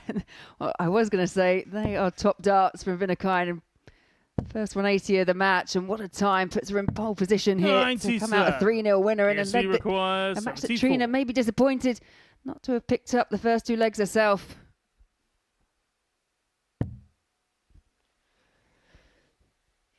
Double 16 for the win. For 3-0 success. And that's back-to-back wins for Kirsty Vinan as she gets the better of Trina Guliver by 3 legs to 0. For Trina, well, the story of that game was missed doubles. I think that's what we saw her mouth as she left the stage there. But for Vinan, a 3-0 success. 2 wins and 2 for her. Next up, Gemma Hayter takes on Kirsty Hutchinson.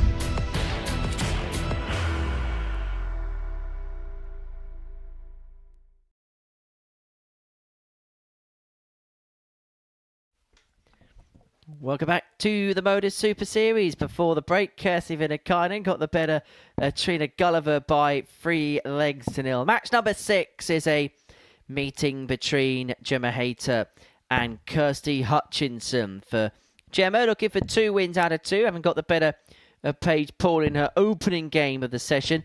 Whereas for Kirsty, she's looking to get off the mark, having lost out 3-1 to Trina Guliver in her opening salvo of Women's Week 4. For Gemma, she'll probably go into this game with the bookies as the favourite to get over the line in this one. As for Kirsty, this is what we were talking about a little bit earlier on.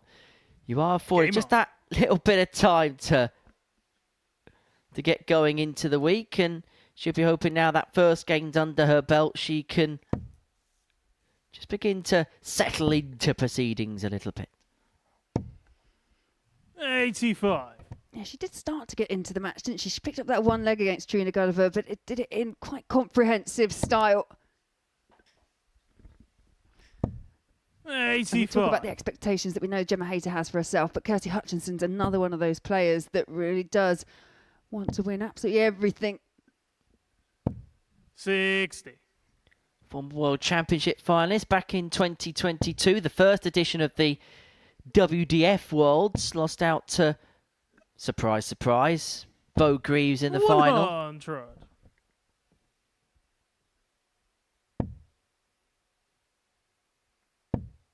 Kirsty Hutchinson will know too well. She is languishing without a win to her name so far. Playing against Gemma Hayter, no easy task. So start off strong. Try and build on that. 60.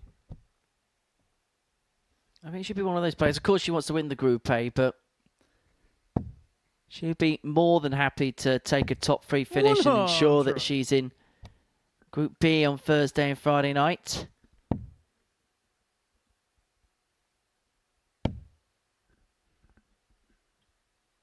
Yeah, when Kirsty played her last time, probably a roller coaster. She'd describe that as mixed results, some very good performances, but found herself in Group C in the end.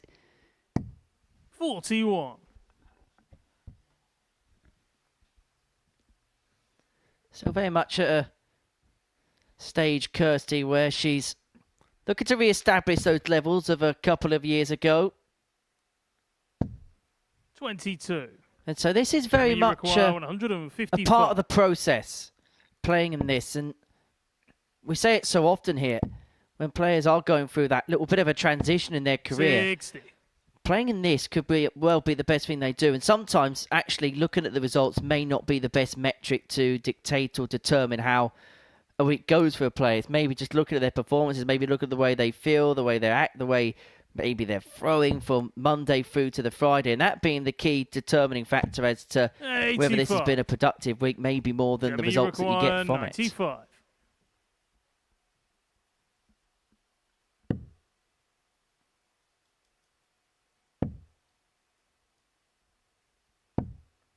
$87. Good last. Kirsty require 108. From Gemma Hayter to leave herself on double 4 if she gets the chance to come back. Well, she will get the chance, not far away from the target, but Kirsty Hutchinson now looking to do something similar. 100. And she does. Gemma, you require 8. So 2 4s. Double 2. Gets Hayter on the board. That's now 4 legs played, 4 legs won. Big sigh of relief there from Gemma Hayter. Second leg, it's Kirsty to throw first. So you don't want to be broken ever, but you don't want to be broken in that first because you're on the back foot from the off. And it was getting quite tight. 60. Yeah, especially when you do it last night in hand. If you're the opponent that's just hit a ton to leave yourself a double, it hurts just that ever so slightly more. It's the hope that kills you. Every time, trust me, Henry. Just a few times it's happened then, is it? Once or twice, yes. And that's just in this building.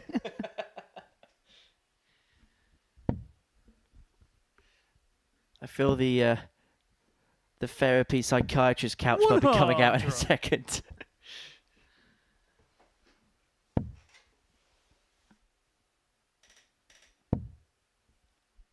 but I mean, yeah, we do jest, 60. obviously, but it's a big part of the game now, isn't it? When you talk about kind of players that are now looking at the mental health side of things and making sure that their head's in the right place in order to maintain high levels of performance. We often comment about how great it is to have so many tournaments and so many at a high level as well, but that can take its toll on players. 41. Gemma, you require 161.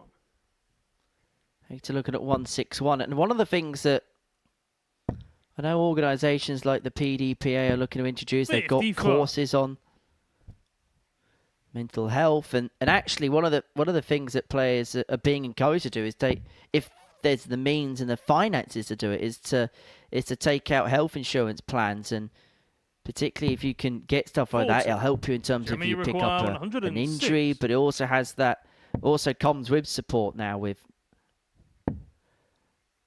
mental health and other such issues. 36. Because particularly now, because there are so many tournaments, it is so full on, and so when there was a time where if you lost one game, you didn't have that time. Well, you had time to dwell. You didn't have that time to think about it constantly because you can maybe distract your mind from it because you're playing so much. Darts is maybe the only thing you think about.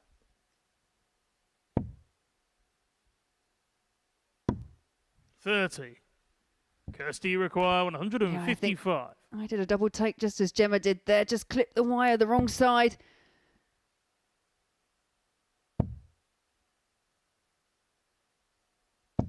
$60. Gemma, you require 40. Tops for the break. Well, it's now double 10. Game shot on the second leg. Gemma Hayter. 2-0 to Gemma Hayter, and looking to so far continue a day where she hasn't actually dropped a leg. It's Gemma to throw first. Game on. Looking to keep up that unblemished record. I suppose one of the other things that goes with that particular conversation as well is players are also looking after themselves more physically as well. And I was speaking to a tour card holder a couple of weeks ago, and they were saying that because they know they're playing a lot of events in, say, like Leicester, Milton Keynes, they've signed up to a gym in that particular town so that when they're not playing, they can go out, they can keep themselves fresh, fit, feel good in the mind. 123. Something that is underestimated sometimes, I think, by people, because the deeper you go into a tournament, some of the venues that you play in, if they're hot, really do drag it out of you. You need quite a bit of stamina. Particularly today on a Women's Series day where you're playing 2 tournaments a day. And so if you're going deep in both of them, you're playing a lot of darts. Yeah, there was a time when we came out of COVID, one tournament weekend was cancelled. We were ending up playing 3 Women's Series in a day. So, yeah, I totally understand.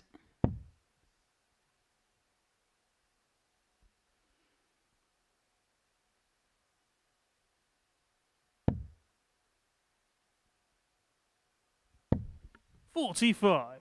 Hayter here, to all intents and purposes, has the game exactly where she wants it. Plenty of time from this 198 to get the job done and to seal a second consecutive 3-0 win. She was not happy with those darts, though.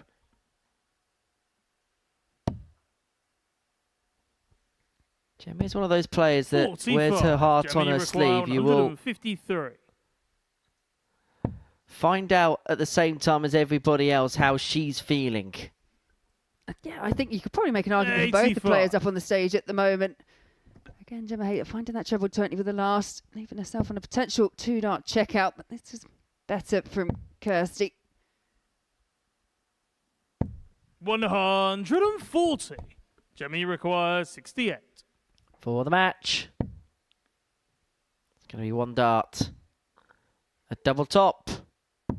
And 1 dart is all Gemma Hayter needs. And that's back-to-back 3-0 wins for Gemma Hayter.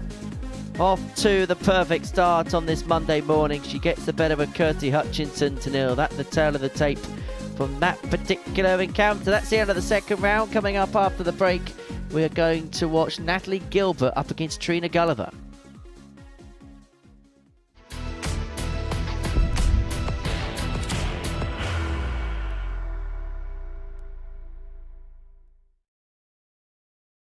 Are you ready to lift that trophy, Darius?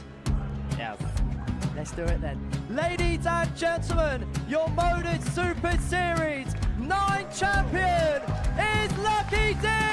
Darius Labanowski!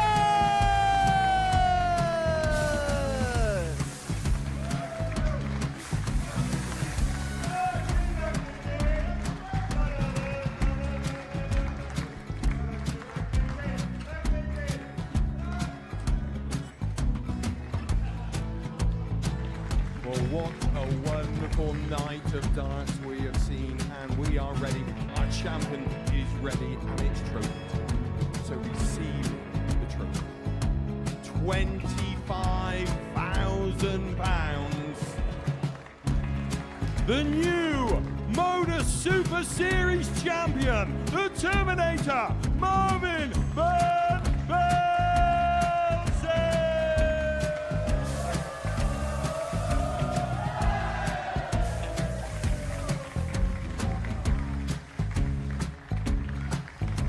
And one more time, the 8th Modus Super Series champion, the Terminator, Marvin Van Velzen. And the new Modus Super Series champion is Andreas Dirty Harrison.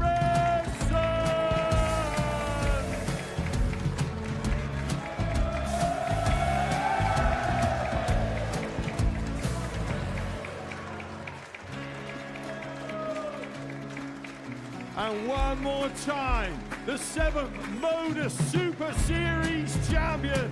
Give it up for Andreas Dirty Harrison. The moment we've all been waiting for.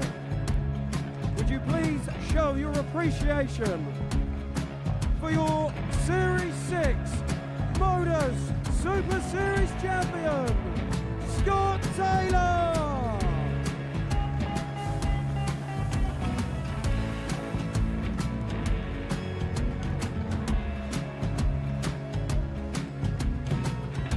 One more time, your new Modus Super Series champion. He is Chucky. He is Jim McEwen. Ladies and gentlemen, your Modus Super Series champion, retaining his title, the Nuke, Luke Littler!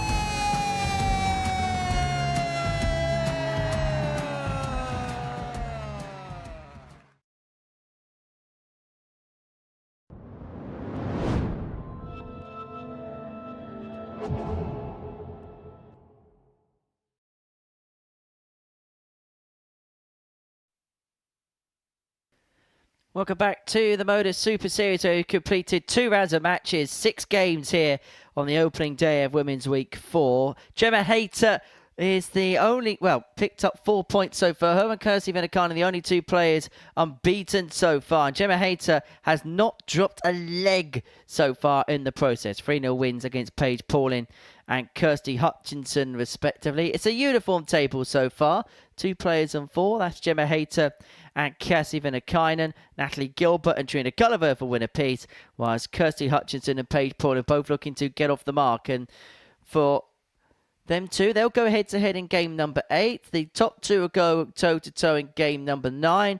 But the middle match of the day is between the 2 players in the middle portion of the table, as Natalie Gilbert takes on Trina Guliver. Both on 2 points. The winner will join the pair Hayter and Vinan on 4, with, as I say, both players going head-to-head in game number 9 of the session. So victory here for either of these 2 players will give them a platform to build on as the day draws towards a close.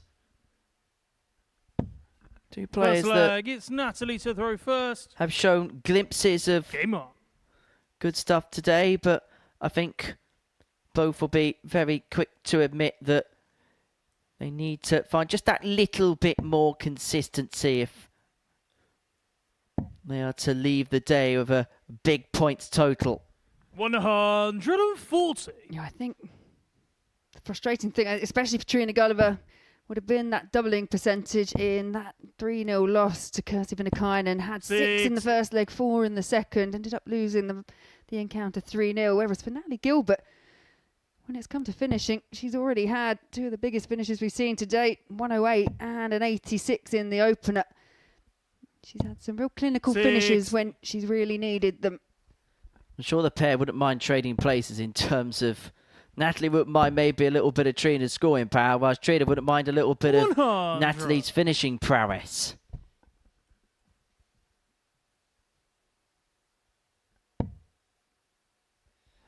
But there's a feeling already that Natalie's finding that first dart just that little bit better in this game. 120.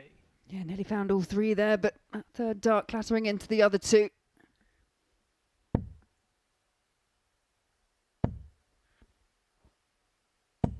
$81. The last leg actually for Natalie Gilbert when she beat Paige Pauling 3 legs to 1. Went 5 darts in to a 9-dart attempt. Narrowly missed the 6th, just pulling it into the treble 5. And as you say, just warming to the task as the day is going along.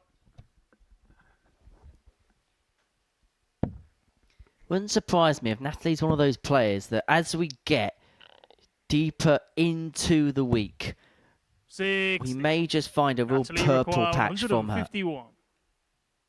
How many times do we see it here? Someone that just gives us some signs of encouragement on Monday, but we know they've not reached their peak yet. I just wonder whether we're beginning to see that here from Natalie Gilbert. 55.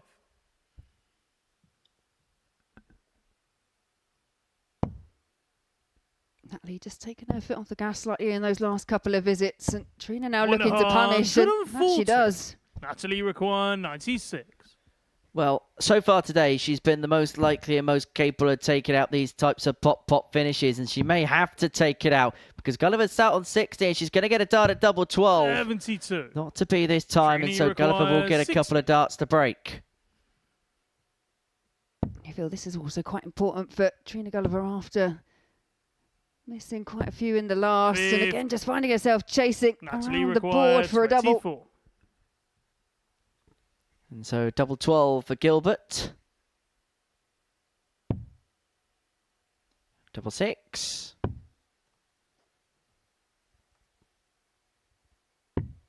$18. Not to be, and so Guliver has an opportunity to get the break and to really take control of the contest. Double 5 is found. Trina Guliver. Guliver draws first blood. Yeah, to break a throw, but more importantly, I think that will be a bit of a settler now for Trina. Second leg, it's Trina to throw first. Game on.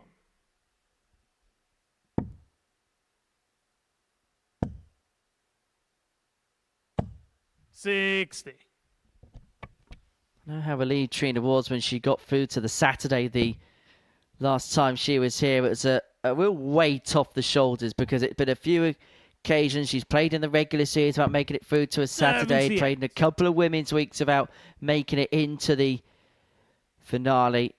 And I think now that she's done that, that weight of the shoulders has been lifted. I just wonder whether that will just give her a little bit more freedom this week. Oh, I hope it does. I hope it really does spur her on. We know exactly what Trina's done over the years. We mentioned the 10 times World Championships titles that she's picked up, but Trina Guliver back to her very best is absolutely brilliant for the women's game. 45. One of the original torchbearers for the sport. And I suppose, when we look back at it in retrospect, what Trina's done for the game has been absolutely incredible. But I suppose 45. The one thing she doesn't get is the credit for it, probably because the time that she was winning things, she was picking up things, the coverage, the spotlight of the game was nowhere near what it was now, or what it is now, shall I say. I agree. First edition of the Women's World Championship, there was only 4 women that actually participated up on the stage at Lakeside, and the coverage, well, if you don't remember the coverage, that's probably, explains quite a lot, because there really wasn't very much. I think it was, I don't even think the final was broadcast live. I think it was a highlights package on the BBC, and that was pretty much it. As players like the likes of Trina Guliver that fought hard Natalie over the years to get more 118. coverage, to get more exposure. 118 for Gilbert to level up at 1 apiece. Double top. 70. For what would have been a second ton plus finish of the day. 150.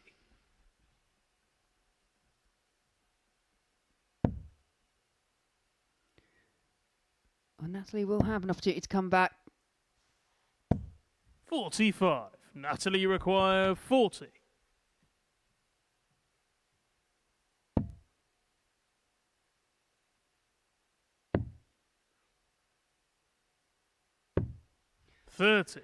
Well, we wax lyrical about Trini require how well Natalie Gilbert's been 105. finishing so far today, but those doubles deserting her slightly. So 105 for 2-0, treble 15. Not to be, and so Gilbert's going to get 3 more at double 5 to break back and to square this game back up at 1 apiece. Natalie required 10. But if she doesn't get this time, Guliver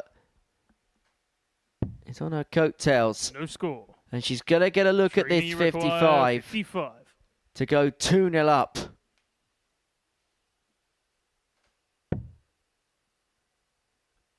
Tops it is, and now double 10. Just a bit of a reset there. That one did drag low.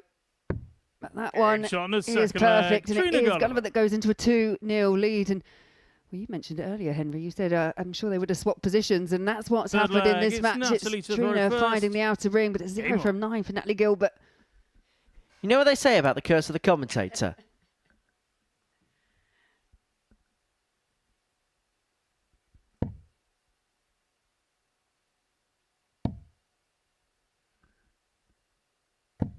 There 123. hasn't been very much wrong with Natalie scoring. It was interesting what Trina was saying in terms of she was previewing this week not long ago for a feature for the television station, and one of the things she was saying was this feels genuinely like a part of the calendar. A lot of the events that are put on feel genuinely part of the calendar, where she felt that there was perhaps a time where tournaments are being put on almost just to keep people quiet. 140. And that's where the game has really changed, and changed so much for the better as a result.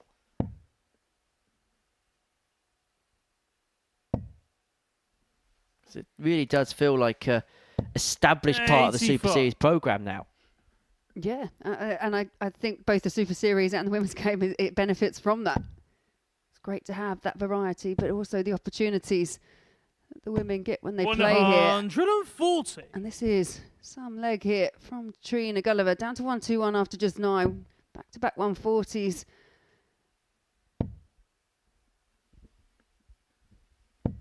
$60.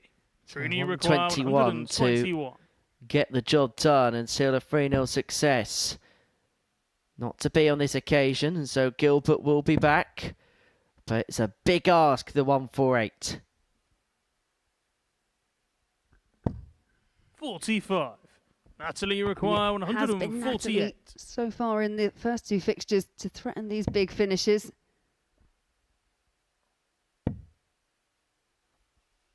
But he's not going to tease us with a 148. So Trini Guliver back for the match, 76. 76 for a 3-0 win.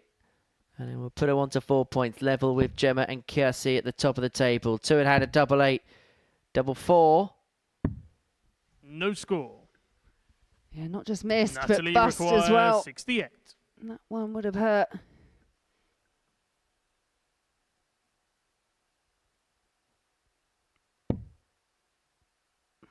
.48, so 8 or 16, and missed the big target. 44. Trini Guliver requires has 76. to go back to the start again. 1 dart double top. Does not go, and so Gilbert's back. Natalie 3 more at double requires 12, having 24. already missed 9 on the outer ring already in this contest.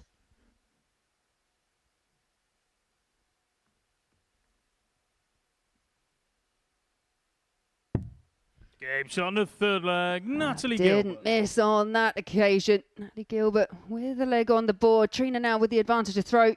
She's going to Fourth want to see leg. it out It's here. Trina to throw first. Game on. You'd argue had in terms of scoring one of the best legs that she's had so far today, Trina Guliver. Just couldn't see it off. That old problem beginning to rear its head around again. It is frustrating as a player because I imagine everyone suffered from it, but you get the scoring, can't find the doubles, can't score, but if you get a chance at the double, you take it. It's when it all comes together, it feels great. We're just hoping one day it's just all going to click together and knit into place.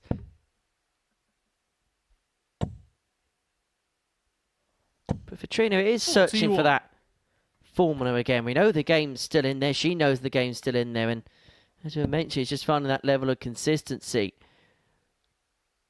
But I get the sense there's a real inner belief that there's still something big yet to be achieved, despite all that she's achieved. Yeah, could it be the seniors on Sunday?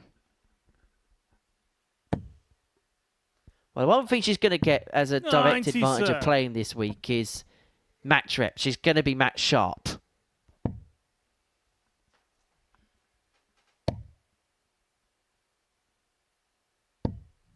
Natalie Gilbert still battling away, but a slight advantage here for Trina Guliver that she is going to want to build on. 59.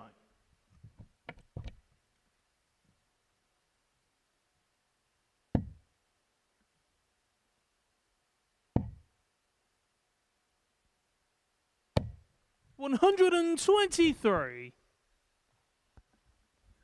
Well, this is a really big passage in play because Guliver could either get the game gone or Gilbert could force the last leg decider. But that's an excellent visit. Well-timed visit for Guliver. Down to 79 and now back for the match.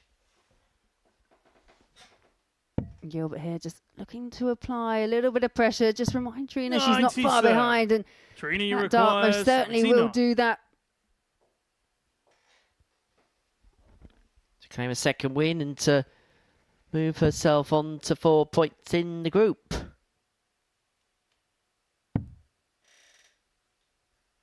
Dart at the ball. 32. The line was okay, but Natalie the dart drops require low. 80. Yeah, there is an argument on 79 with 3 in hand. Go 19s first because you should then at least get a dart at a double because that is the smallest target on the board, the ball.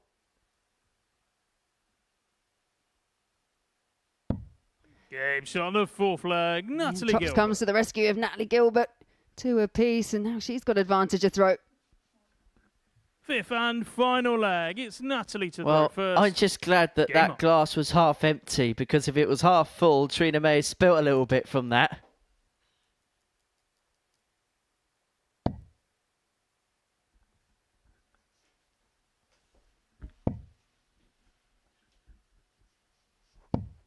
$45.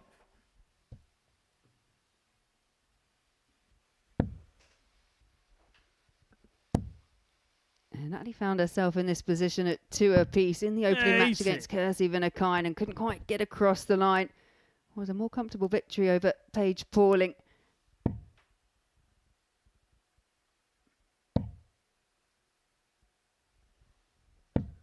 $41.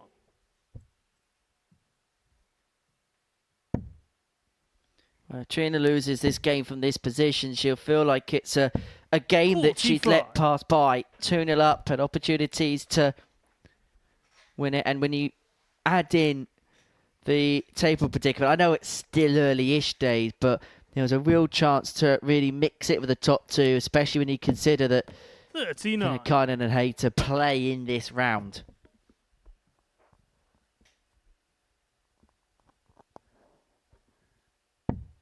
As we were saying, it would probably be quite beneficial for Trina to have a couple of days off if she could. Top Group A, but Gemma Hayter and Kirsty Vinan looking very strong so far at the top of the table.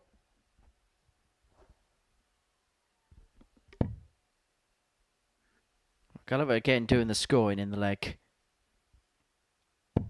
45.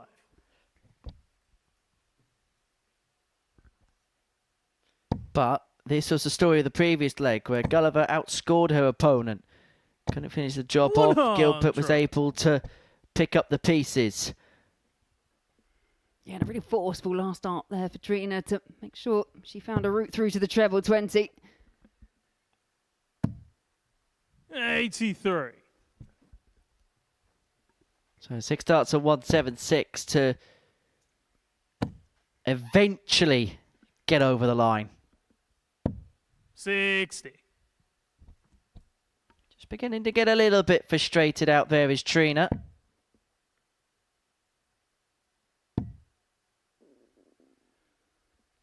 You just saw the release of that second dart. Not quite what she wanted, and disappointment once again there for Natalie Gilbert. 116.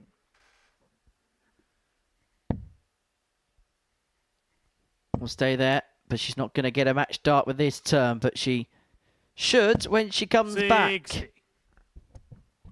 Should get 2 when she comes back, all being well.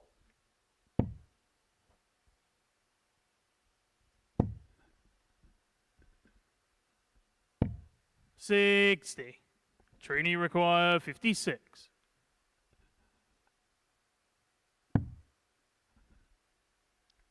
Yeah, just taking that step back, composing herself. Tops for 3-2, and it's double 10. 46. Natalie Match require winning chances come and 158. gone for the Golden Girl. Well, this would be some way to pinch it. Trina Gulliver's had a multitude of darts to win this game. Natalie Gilbert's not going to get one on this occasion. But if there is more misses from the Golden Girl, Gilbert's left herself on what has seemingly been Old Faithful double 12 today. But she's not going to get a look at it because Trina Gulliver eventually gets over the line. You can see the relief on her face. She was 2-0 up. She dominated the early sways of the game. Natalie Gilbert came back strong, but Gulliver just had too much in the end. 3-2 win for the Golden Girl moves her on to 4 points in the group, and it moves her level with Katie Vinan and Gemma Hayter at the top of the table. We'll see them in game number 9, but game number 8 sees the bottom 2 go head-to-head as Kirsty Hutchinson and Paige Paulin look for their first points of the day.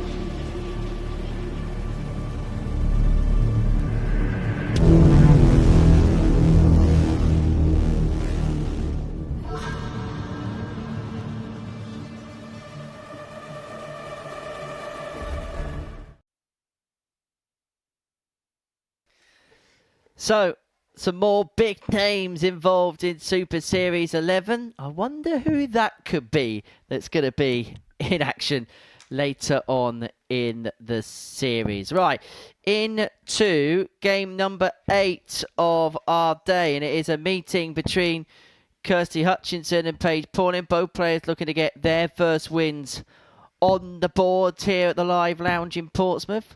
For Paige, she lost out 3-0 to Gemma Hayter in her opener before losing 3-1 to Natalie Gilbert in game 2. Whilst for Kirsty, she lost 3-1 to Trina Guliver in her opener before also going down 3-0 to Gemma Hayter in her second match of the day. So for the pair, an opportunity to get on the board. For these two, they'll want to get on the board sooner rather than later. 140.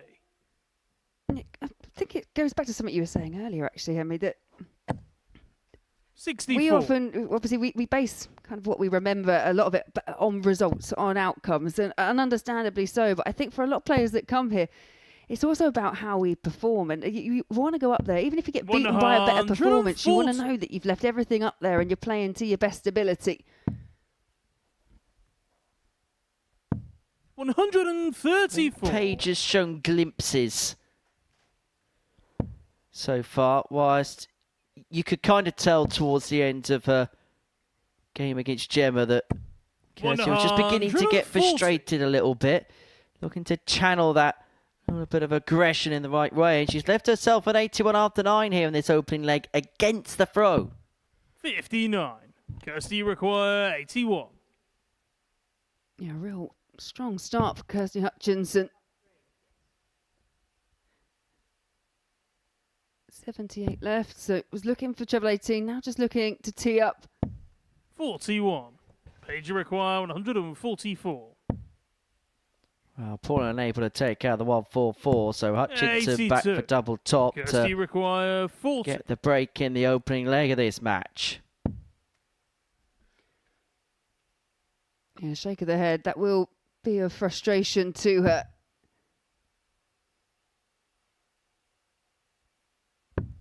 Game shot on the first leg. That Kirsty is much Hutchinson. more like it from Kirsty Hutchinson.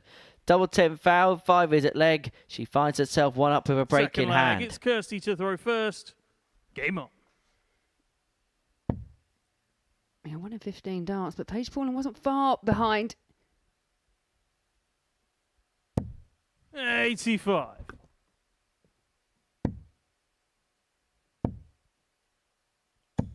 $123. And where we've mentioned before, there are players in the field this week that you kind of know what they're feeling at all times. Kirsty being one of them. We mentioned it in the context of Gemma Hayter, but Paige Pauling always remains focused and quite stoic up on the oche. 98. Yeah, very much a cool, calm, collected character.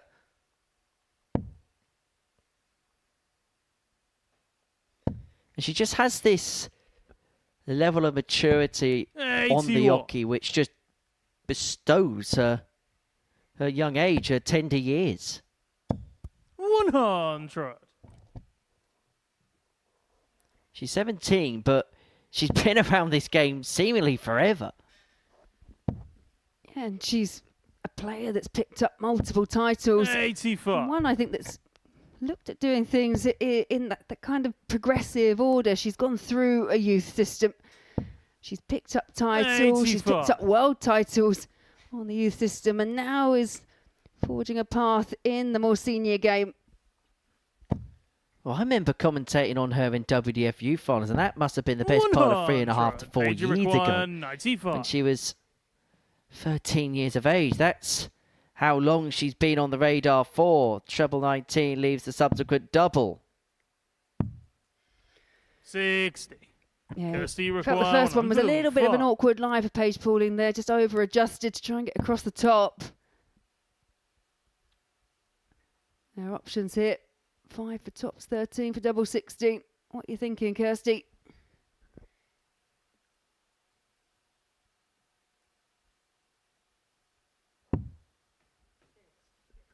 This is the big number, and has she missed an opportunity to double her lead because Pauling's back for 35 to square up at one apiece. 85. Page require 35. To get the break back. 3. But we are not on level terms Kirsty just require yet. 20. Game shot on the second leg. Kirsty Hutchinson there, taking full advantage of those couple of darts missed by Paige Pauling. Third leg, it's Page to throw first. 100.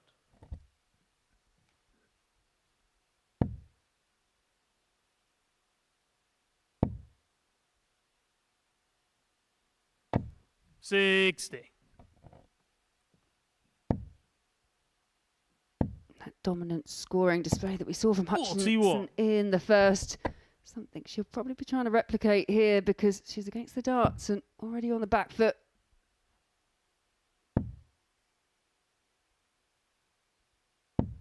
$60.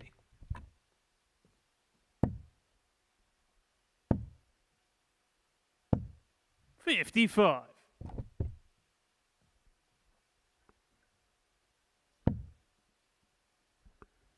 And that should be inviting for her just to lift one over the top. Very much a player that adopts that more stacking just because of the way that they lie. 40.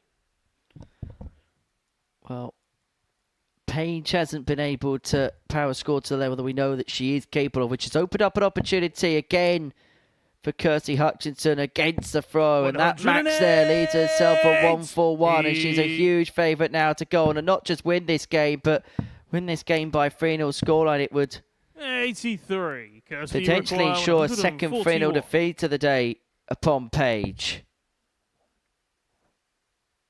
Yeah, and Kirsty Hutchinson here, after having some early struggles in the couple of opening matches, 41. on course for having one of the best legs of the day so far, best matches. 40.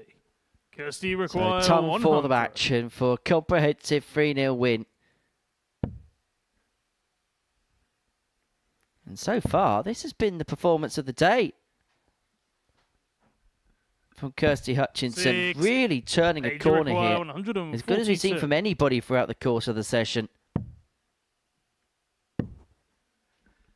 Yeah, Paige not able 102. to find the target, finds Kirsty herself on require tops, but it's 40. Hutchinson with the chance here. Double top. Seals shot the and the deal match. for Kirsty Kirsty Hutchinson. A 3-0 win against Paige Pauling as routine gets. It was a superb display from Kirsty. Much more like it from her. In fact, it's the best performance we've seen from anybody so far. Average of 83.5. 3 from 5 on her doubles. That's more like it for the former world finalist. Coming up after the break, the top two go head-to-head as Kirsty Vinan takes on Gemma Hayter.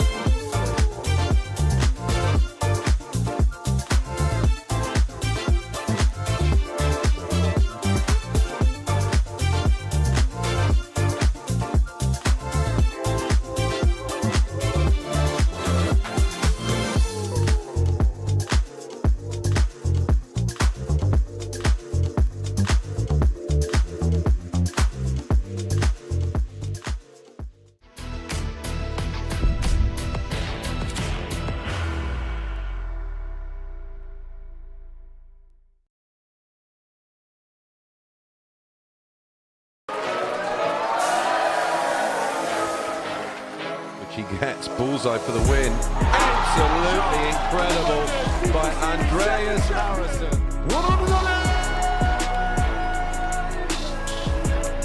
The new Modus Super Series champion.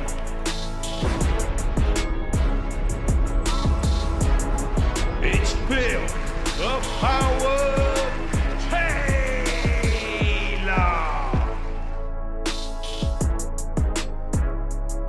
Welcome back to the party in Portsmouth here at the Modus Live Lounge.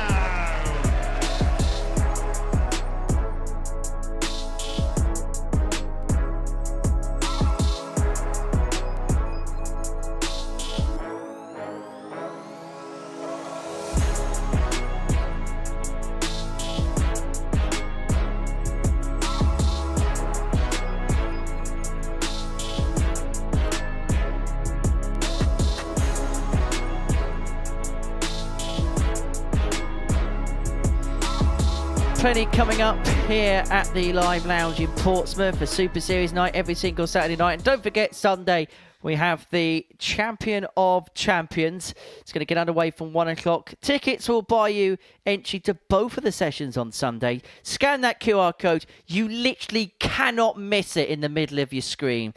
It will get you to the landing page and you can join us for plenty of stuff here at the Live Lounge in Portsmouth. And if you can't watch the action in person, you can watch it on Pluto TV, such as this afternoon's session, which now sees the top two in the table go head-to-head. It's a meeting between Gemma Hayter and Kirsi Vinan. 2 wins from 2 for the pair. Gemma Hayter yet to drop a leg on this Monday morning. As for Kirsi, she got the better of Natalie Gilbert 3-2 in her opener. Got the better of Trina Guliver 3-0, but it wasn't as routine as perhaps the scoreline would suggest. Guliver missing 6 darts in the first leg, 4 darts in the second leg. First leg, it's Kirsi to throw first. Who is going to pick up a third win from 3?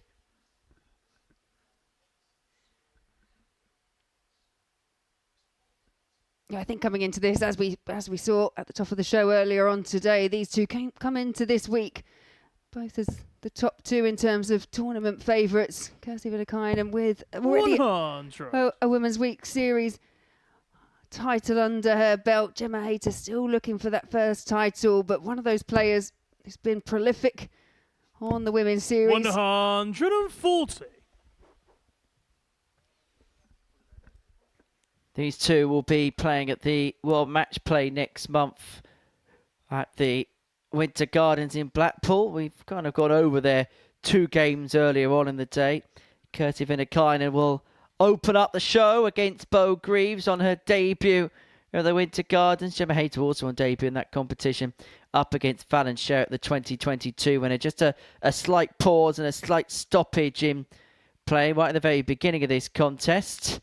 Both players seeing the lighter side of it. Well, Gemma's a fairly experienced campaigner. She's played in the Regulation Super Series week. She also played at the Global Championship at the end of 2024. So she knows exactly the ins and outs of this format and knows exactly that every now and then there may just be a slight stoppage. Yeah, it happens even at things like the PDC Women's Series, where you're reliant on technology. It can be one of those things that happens, but yeah, the pair of them, as you say, just seeing that slightly lighter side as they just wait for things to be corrected. Well, I think Gemma was saying, shall we settle this with a game of rock, paper, scissors? As to be expected, these two, they've met several times here at the Modus Super Series. It is Kirsi Vinan with the better head-to-head record, 5 games to 2.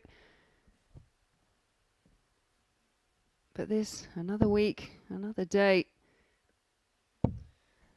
And the 2 wins for Gemma Hayter have all come on 85. Mondays, because Gemma Hayter in a Women's Week has never lost a match on Monday.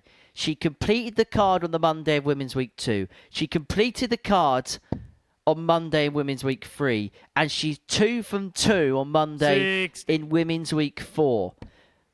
What was it that famous song said? I don't like Mondays. Well, Gemma Hayter absolutely loves them. 100. Yeah, once again, it's confidence start here for Gemma Hayter, looking to wrestle away that advantage that Kirsty Vinan has by throwing first. But as you say, Gemma Hayter, both players actually have won both their games, but Gemma Hayter hasn't yet dropped a leg.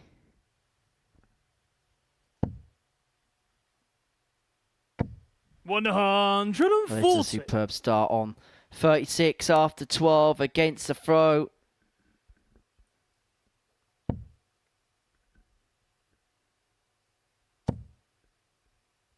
Yeah, Gemma will be more than aware of how good 41. Kirsty Vinakainen's Gemma, you levels require are, and 36. trying to make a solid start to stamp some authority. Game And shot on the first leg. that is Gemma most Hayter. definitely a solid start.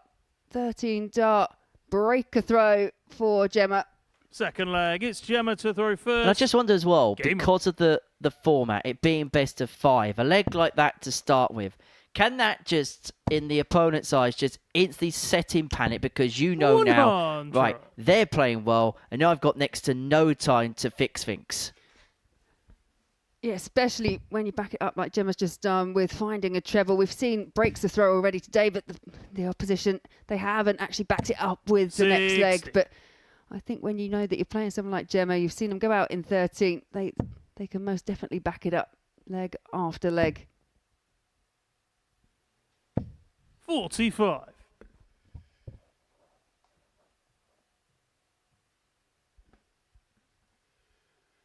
But like we say, in the Super Series and across the sport in its entirety, never over till it's over. We've saw Natalie Gilbert almost come back from 2-0 down against Trina Guliver. 140.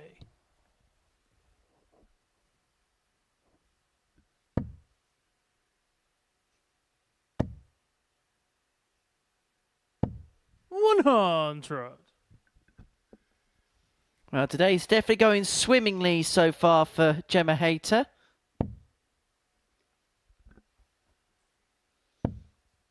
In fairness, it's actually swimming distance. Gosport to 41. Portsmouth, although I wouldn't recommend it. Choppy waters on the Solent this time of year. Although it's probably tempting, isn't it, with the heat that we've had recently.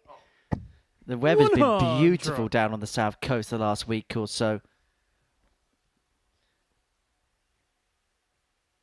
Seafront absolutely packed over the course of the weekend. Went for a little walk down there on Saturday and you literally could not move.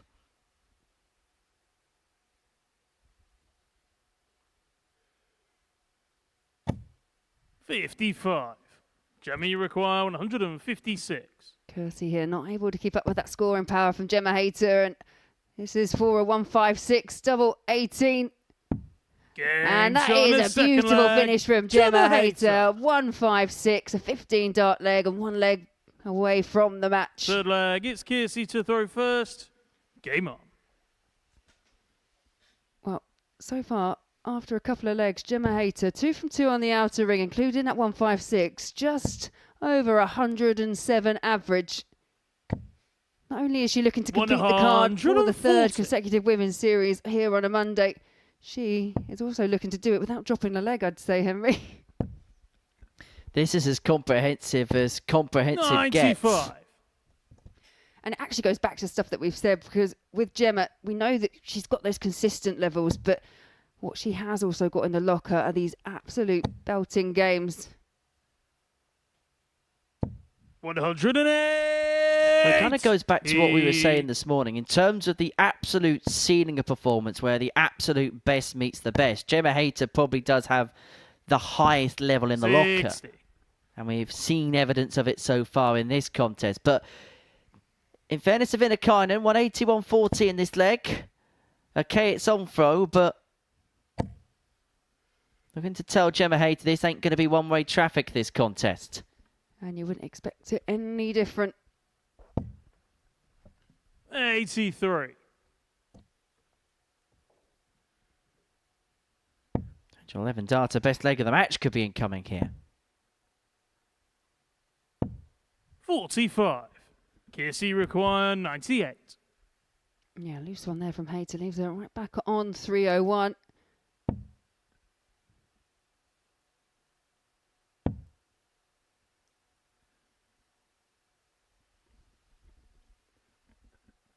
.66 left. Double 18 is what she was looking to leave. We'll get 2 upon her return.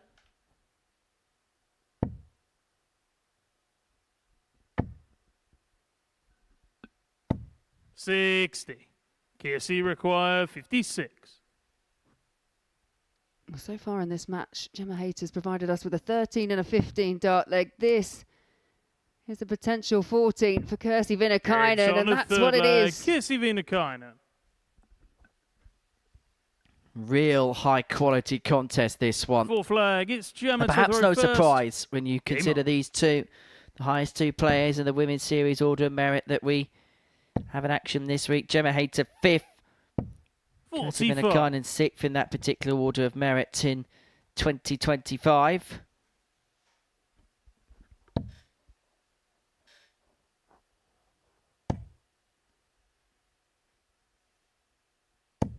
.108. Kirsi Vinnakainen from 2-0 down has just sprung into life. Second maximum, 14 dart hold, and now looking to try and find a way to break Gemma Hayter.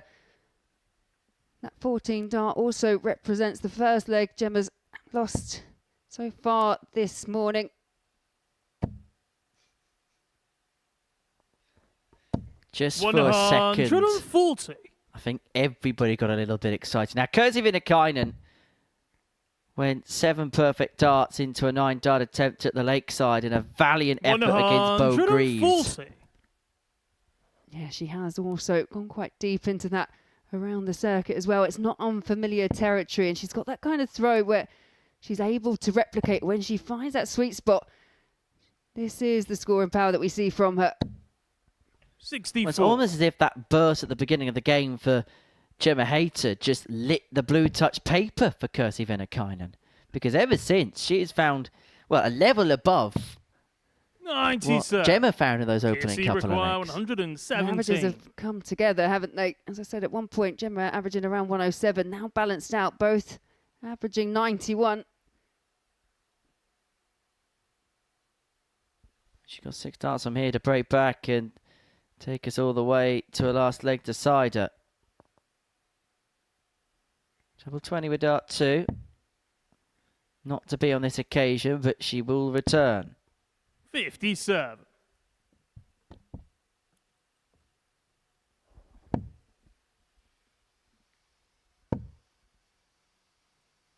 But again, 45. Chance of Vinnakainen to do back-to-back 14 dart legs to level it up at 2 apiece. And because of the way the darts go in the board, well, maybe not that close, but by and large, that first dart is a beautiful guide for the dart at tops. Finds the tops, finds a way through the middle, and we're back level at 2-2. And that look on Gemma Hayter's face was one of disapproval, knowing that she had full control of the contest after her opening flurry. Game on. And Gemma just took her foot off the gas ever so slightly, but it's Kirsi Vinnakainen that's really brought the game up. Not one leg so far in the encounter has gone over 5 visits. 13, 15, 14, 15. And this could be the third max. 140. Has to settle for a 140 in the end. The power scoring in this game has been absolutely tremendous. 90.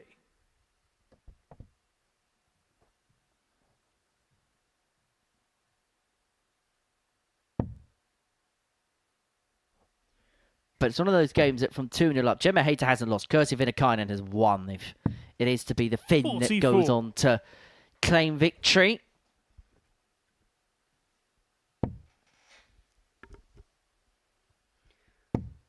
I will say everyone probably back in the practice room will be 85. Glued to this game. Really are showing the levels that both of them have got. How many times do we say it when we're sat in these seats?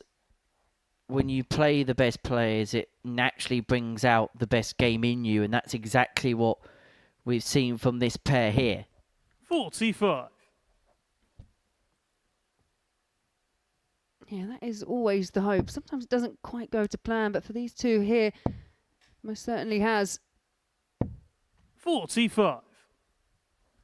Well, it's that frustration again for Gemma, because she knows the game is in the palm of the hands of Kirsi Vinnakainen.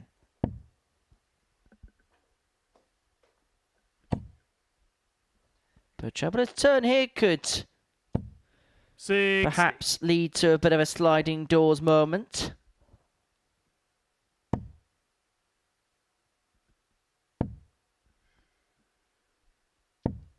Yeah, really needed a couple of trebles there. Couldn't find any of them. And after what has been a scoring masterclass from both these players, you can just feel it getting a little bit tense as the finishing line approaches. Well, I think the source of frustration for Gemma is the first darts dropping too low too often. And also being 2-0 up, absolutely cruising, playing some beautiful darts, being pegged back by Vinnakainen. And now can't 55. find what she's looking Kirsi for. require 152. Yeah, and a bit of mismanagement there, and you can see Gemma in the background because she hasn't left herself on a finish. So Vinnakainen's afforded 6 darts from 152. And this would be that Gemma Hayter will finally lose on a Monday.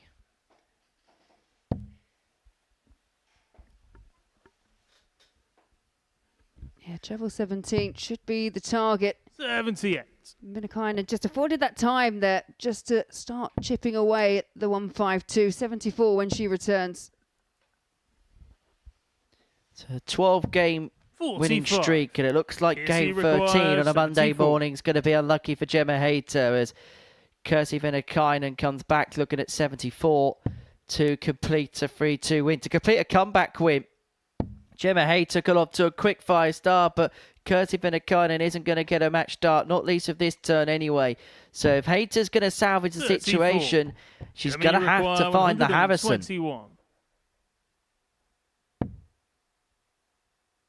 Triple 17 for the bull. Bullseye to salvage it. 96. To win it in style. It wasn't far away.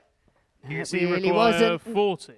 You'd expect Vinnakainen to take this out. She has 2 from 3 on the outer ring so far this match.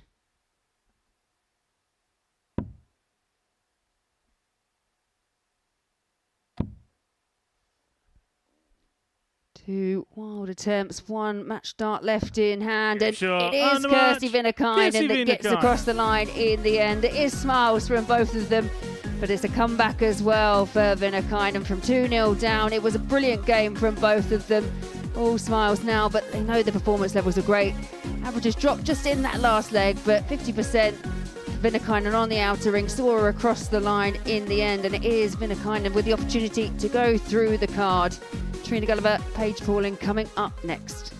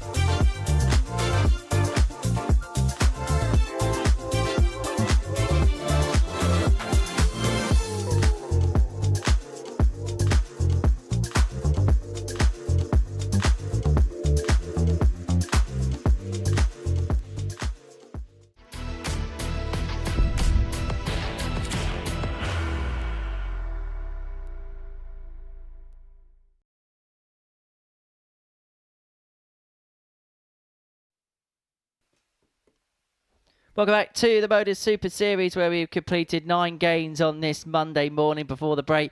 Kirsty Vinan got the better of Gemma Hayter on the last leg decider, means that she keeps up her unbeaten record, inflicting her first defeat of the session upon Gemma. This is how the table looks.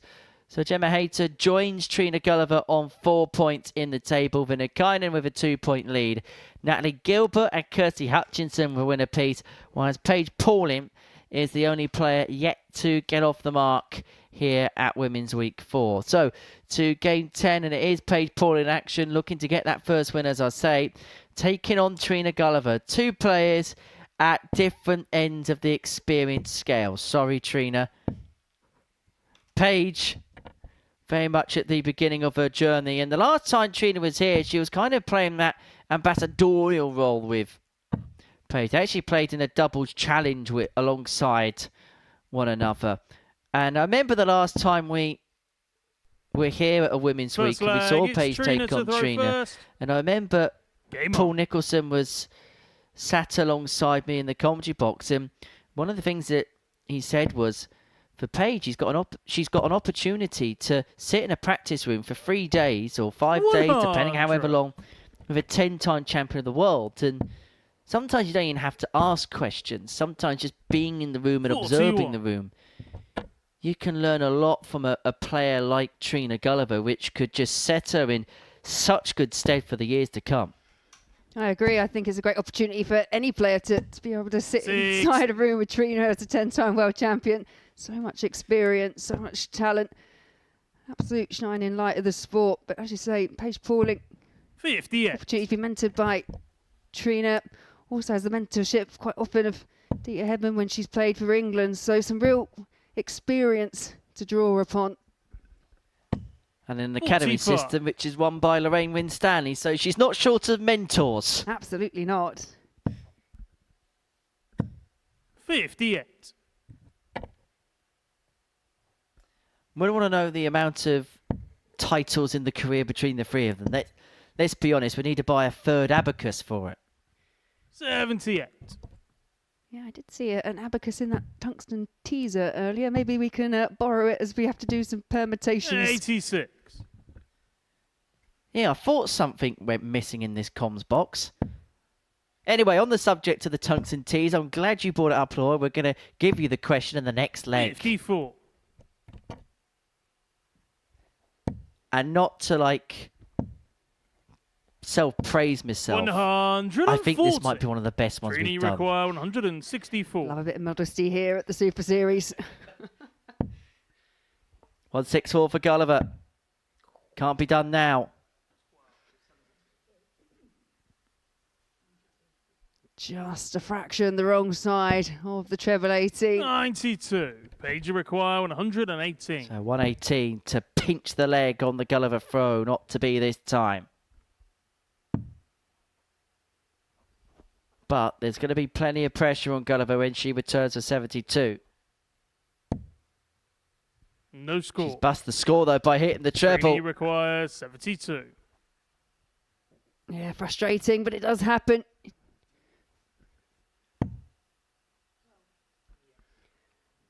Guliver with the same 60. We'll try and avoid the treble. Does so. 52. Paige So require Pauling 118. returns 118 for the break of the opening leg. Perfect guide. Finds it. Double 19. Well, how many times does that happen? When you bust the score of your previous turn and then you take it out.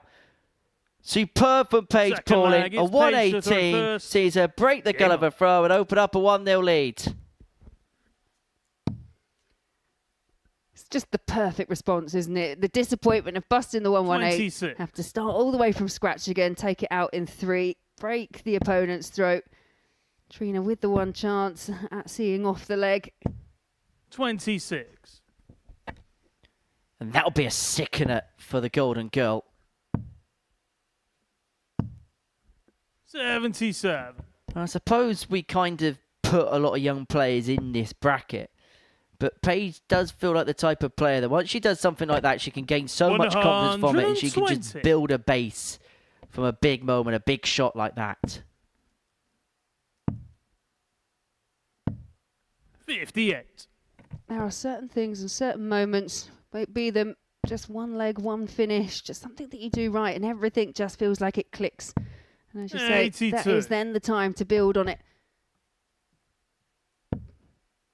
Paige seeking that first win of 90 this afternoon, whereas Trina Guliver with a real opportunity to put herself up in second place on 6 points if she can find a way across 59. the line. But Trina, it's been a decent day, which I get the sense will also be littered with a bit of frustration. 100. She's on 4 points, but you can easily make an argument, despite the fact she lost 3-0 in the game she lost to Kirsty Vinan, that she could be on her maximum points total. 60. Yeah, Kirsty was decisive from 2-0 up, but 10 darts missed from Trina.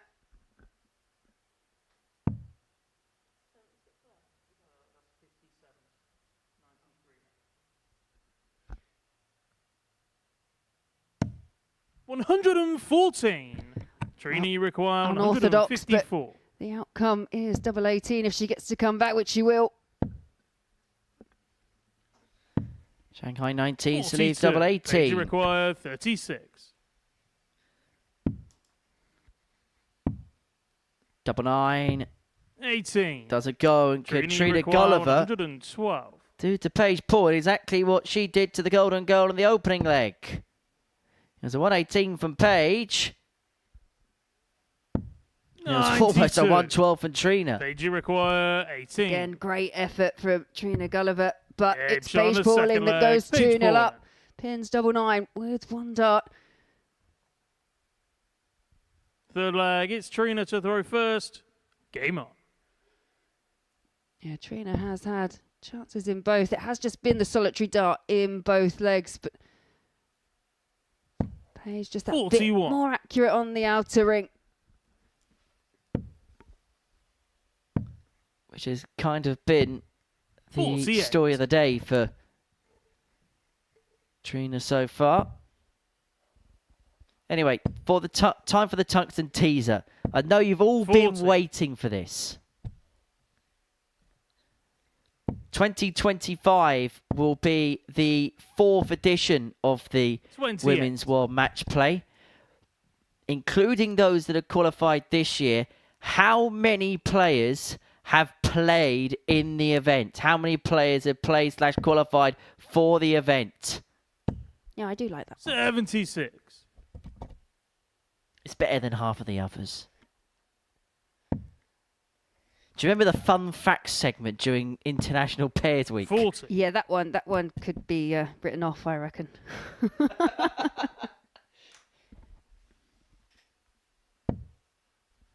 Well, there goes my plan for International Pairs 2. 85.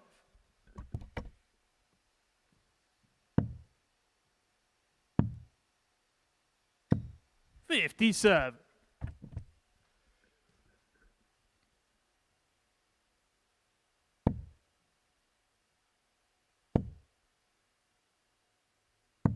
137. Yeah, great visit there to get Guliver down to a 1-2-2 finish, but it's some response again from Paige Pauling. 140. Trini require 122. Got just a little bit excited there with dart number 3, just judging by her facial expression. Doesn't need to go for the ball as she finds the triple 18. But she can, and she will, and she'll get... Yeah, great finish from Trina Fourth flag, Guliver. it's Paige to throw first. Game on. As you say, didn't have to go for it, but took the opportunity and pinned the ball. 58. 4-ton plus checkout of the day, all hit by 4 different players. 45.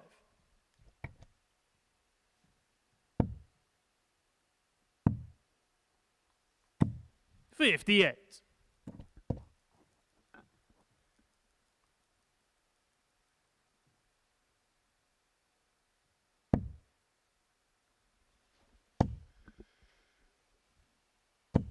100. Trina now looking to make some inroads into the Pauling throw. If she can level it up at 2 apiece, 66. she would have the advantage of throwing first in the 5th and deciding leg. Which will put her on to 6 points. We'll ask the question of Katie Vinan, and Trina does finish up her day against Gemma Hayter. That's in match number 13 of the session. 100. And up after this one, we'll see Gemma Hayter in action again against Natalie Gilbert.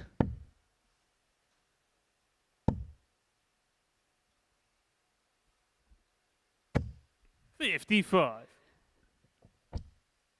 Yeah, Guliver not able to locate that treble 20. So Paige Pauling, if she can find a treble herself, will put herself in real good stead for the leg. Well, here's first to a finish, but it is a long range finish. That being said, 2 ton plus checkouts from one from each player so far in this match. 105. Paige, you require 106. The big fish has been left by Guliver, but could Pauling win it with 1-6? That first start's perfect for a second to join, but unable to find. 90. Trina, you require 170. She pinned the ball for a 1-2-2. She needs 2 trebles and the ball in this combination. There's the 2 trebles. Bullseye for a 170 finish. 145. Just a Paige, fraction you require away. 70. That was scared, but this game could be over because Paige Paige Pauling finds tops Paige Pauling to get on the board. It means every player's won a game on this Monday at Women's Week. And what a performance that was for Paige Pauling in terms of the doubling. A 118 checkout was the real highlight. Trina Guliver back-to-back legs, 1-2-2, then nearly found the big fish to take us all the way. Pauling wins 3-1. Next up, it's Gemma Hayter and Natalie Gilbert.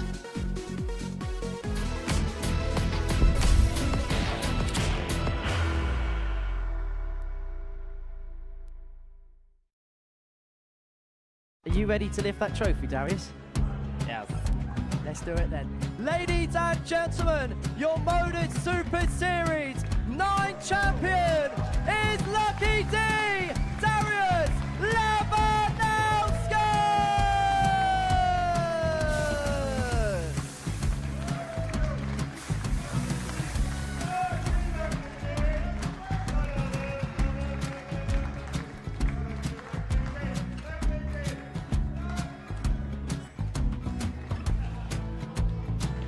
Well, what a wonderful night of darts we have seen, and we are ready. Our champion is ready, and it's trophy. So receive the trophy. £25,000. The new Modus Super Series champion, the Terminator, Marvin Van Velzen.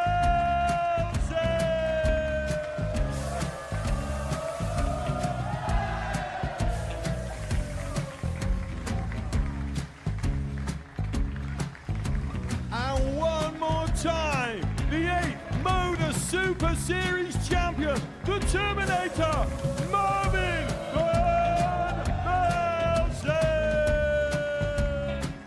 And the new Modus Super Series champion is Andreas Dirty Harrison.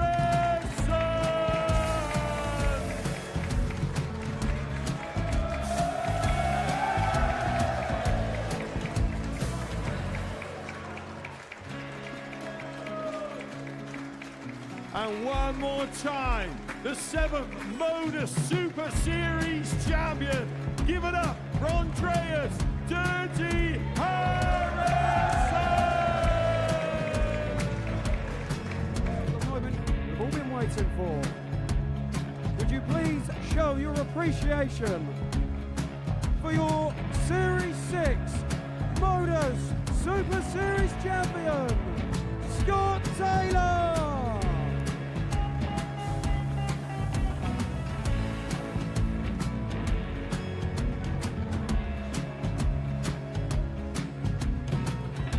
One more time, your new Modus Super Series champion. He is Chucky. He is Jim McEwen.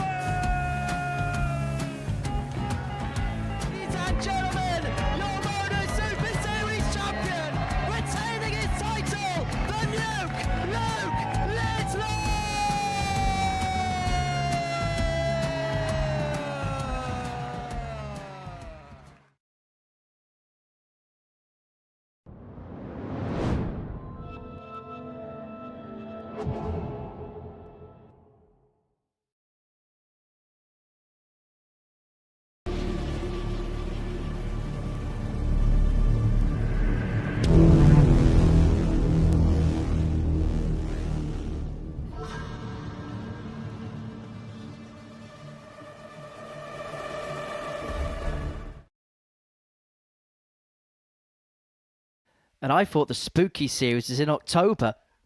Well, that's the teaser for the latest player who will be playing at the Super Series in Series 11. Don't think there'll be any prizes for guessing who that could be. Game number 11 is a meeting between Natalie Gilbert and Gemma Hayter. For Gemma, looking to get back on the winning train after losing out to Kirsi Venäkainen in her previous game. The first time she's ever lost a game on a Monday. Up against Natalie Gilbert, who is looking to have a record of 2 wins, 2 defeats come the end of this one. Having picked up a win in a middle match so far today. She lost out last time to Trina Guliver at the beginning of the third round's worth of play in a first leg, it's Gemma to throw decider. first. Game on. But Gemma was involved in what was the game of the week so far, the game of the day, losing out 3-2 to Kirsi Venäkainen. Went 2-0 up in the space of 28 darts, did Gemma. But Kirsi herself came back with another real strong 2-leg burst and was able to then get the job done in the decider. 140. As for Natalie, I think she's shown some real explosive moments. She's hit 3 180 so far today. Some big finishes as well, but just hasn't managed to get it all together. She's won 7 out of a possible 9 legs, but unfortunately, that's 2 results going 3-2 against her. It's all about turning those patches, isn't it, 59. into something just a little bit more consistent. But as we were saying earlier on, there's 5 days to be had. I'm sure it's something that we will see as the days develop. 140.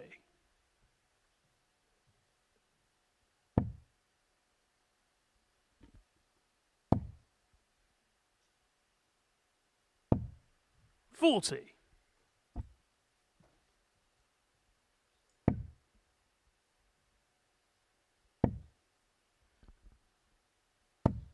95. Yeah, back-to-back travellers visits for Natalie Gilbert. Just sees her a little bit off the pace here. 125. Gemma, you require 106. So 106 for Hayter. Having already found the 156, the biggest finish of the day so far.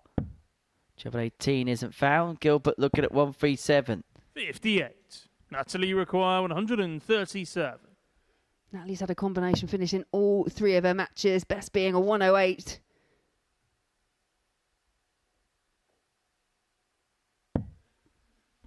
Not able to add the 137, so 41. You think from Gemma, this you position, require 48. Gemma will be winning that opening leg. 48 required.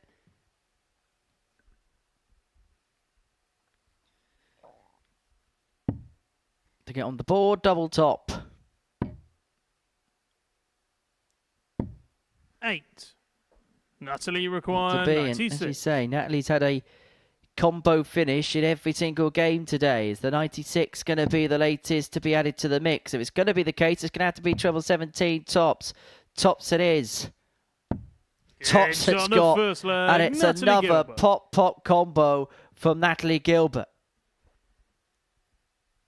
Second Cool, leg, it's Natalie to throw composed, first. and actually for Game on. Natalie, not necessarily the first time where she's had to adjust to find that second dart to make sure she's got a double on a combination finish.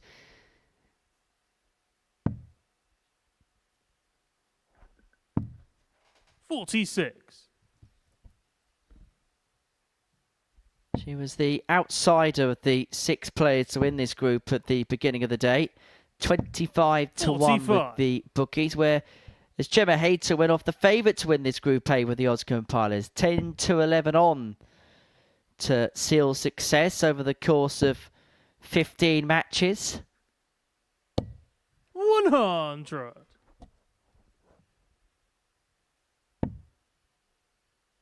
And as mentioned, Gemma, she suffered that narrow defeat at the hands of Kirsi Venäkainen, which sees Kirsi 100. on 6 points at the top of the table, but Gemma won't be wanting to lose any more. As much as we said, we think it would probably benefit someone like Trina to have a couple of days rest because she will be playing as well on Sunday and potentially on 44. Saturday. Gemma, she had a couple of days off last time she was here. She won the group. I think That's what her goal is. 60. Well, she was that bored during the couple of days off she had last time. She decided to do a little bit of commentary in the meantime. And a dab hand at it as well. 125.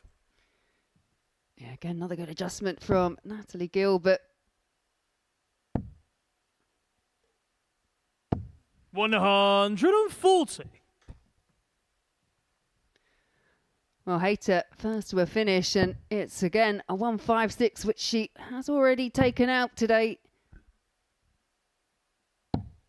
57. Gemma, you require 156. So 156 to level this game up at 1 apiece. Not for the first time today this could go for Gemma Hayter. 100. Natalie, you require 128.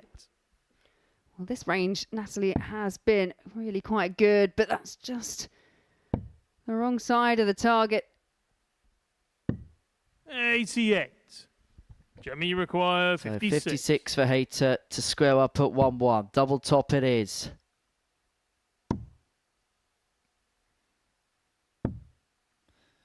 Well, that dart was that close to the wire. Actually, it was a hindrance more than a help. I think so, and she's just looked at that left side. There's a bit of space there, and yeah, you can just see overcooked it. And that shouldn't be a hindrance because of how Natalie's darts lie. 20. Gemma, you Well, you require can see what she was 30. trying to do. She was trying to thread one through the middle, but it was just a little bit too low. And so Hayter looking at double 15. Options here went 7-4-4, but because she's hit the double, it means the score has been burst. Well, for 2-0, double 10 shot on the is second the leg. target. Natalie Double Gilbert. 10's found. Natalie Gilbert within 1. Oh, Gemma Hayter. Well, this is how quickly Third leg, things it's Gemma change to in throw a first. group Game on. scenario here at the Super Series. A couple of matches ago, we were talking about Gemma Hayter never losing a game on a Monday. All of a sudden, if Natalie Gilbert wins this game, these two will be level on points with one another. But Gemma Hayter has something to say about that particular prospect. Well, she's already been on the back end of a comeback. Kirsty Vinan came from 2-0 down to take the victory earlier on today. Now she's looking to return the favour to Natalie Gilbert here.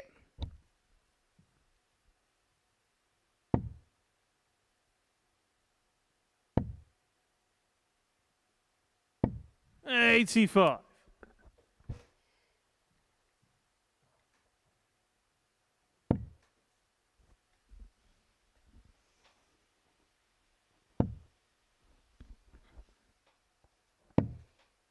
$47.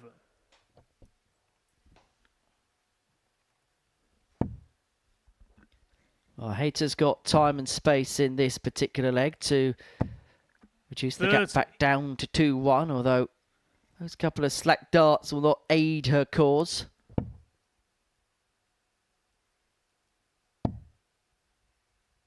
No, and if Natalie can find another treble, 140. puts it right back in the leg.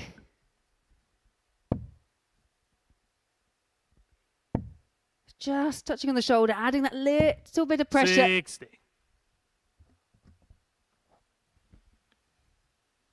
Well, big score here for Natalie, and this game could change once again. This leg could change once again.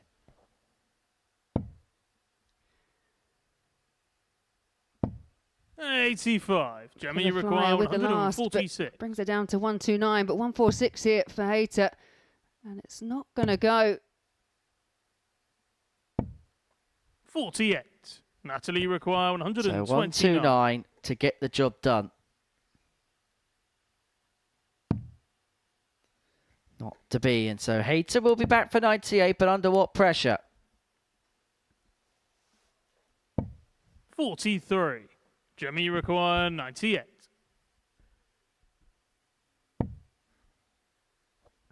Half the deficit, not to be, so Gilbert's back for the match.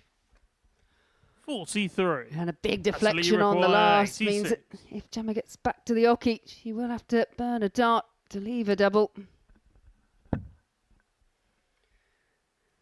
85 left.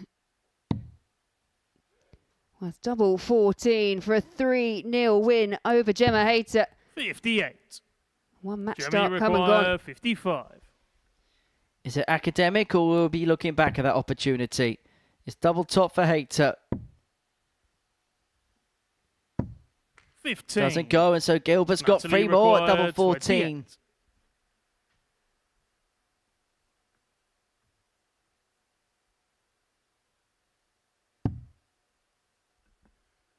Double 7. Looking to just lift above, and she does, and that is Natalie a Gilbert. comprehensive 3-0 victory for Natalie Gilbert over Gemma Hayter. Gemma Hayter had her chances, but couldn't actually find one. 0 from 7 on the outer ring, but it's all about that extra couple of points for Natalie Gilbert. See the averages there. But this table is really starting to look interesting. And coming up next, Kirsty Hutchinson will face table topper Kirsty Vinan.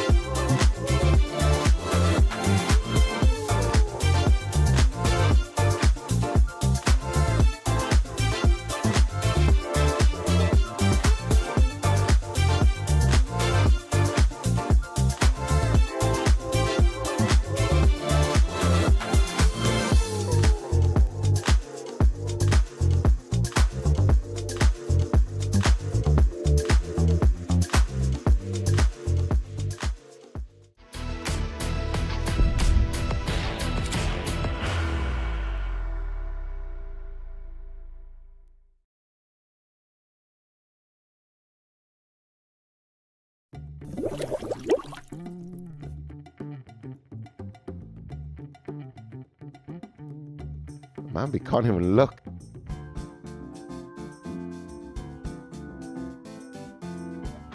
Adam hasn't done anything wrong. It's just a case of every now and again, you are going to play someone who you don't like to play. It could be 3-0 Gavlas. He's a juggler. Don't try that at home. See how many balls are left in an over. There it is. There's another ball gone. There you go. There's more legs in this one. Fifth leg Adam to throw first. Game on. Man's got biceps. Well, he is at the building trade.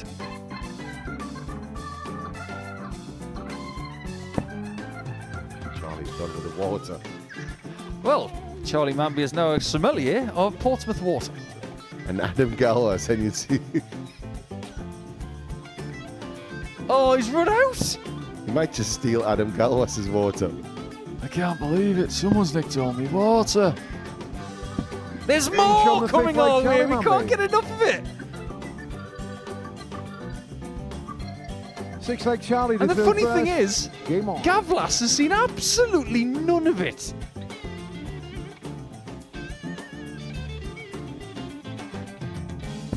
Charlie wins from 3-0 down. He looked beaten, but he's not beaten. Incredible stuff. He points to the head and he said, maybe that's how I won the match.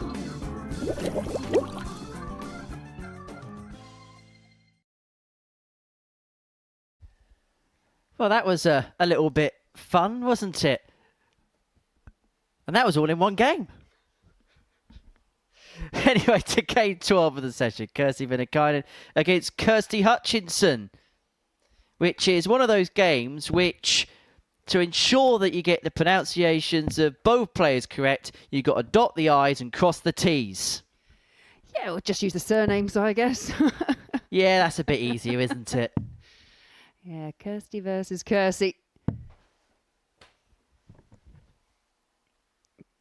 Kirsty Vinan here with the opportunity to go through the card. She's won all three of her encounters so far today, with Kirsty Hutchinson just took a little while to warm up, but first leg, it's Game Kirsty 8 to saw throw her first. beat Paige Pauling 3-0, which was up to that point the best game that we'd seen of the afternoon. Really turned things around with some power scoring and some great finishing as well. 3 from 5 on the outer ring, and you feel that that is something she's going to need to do again here, because Vinan, she has been solid throughout today. The Women's Week 2 champion, looking to become the first player to win 2 titles in this building. Rihanna Sullivan came very close in the previous Women's Week, made it through to the final match, lost out 3-1 to Lisa Ash. In fact, the 2 times Rihanna's played here, she's either won it or got to the final. Not here this time around. One of those players for whom juggling darts and work can be 26. At times quite difficult.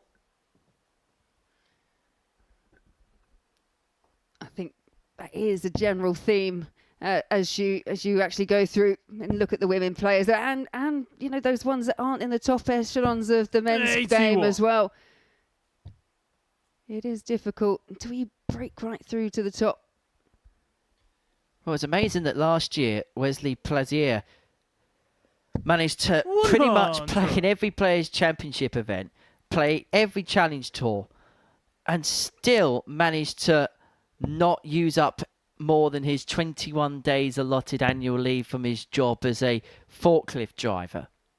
That's why he could only ever play 1 week a year here, because his job, mixed up with the fact he was doing good things elsewhere, meant that he quite literally couldn't commit the time to playing other things.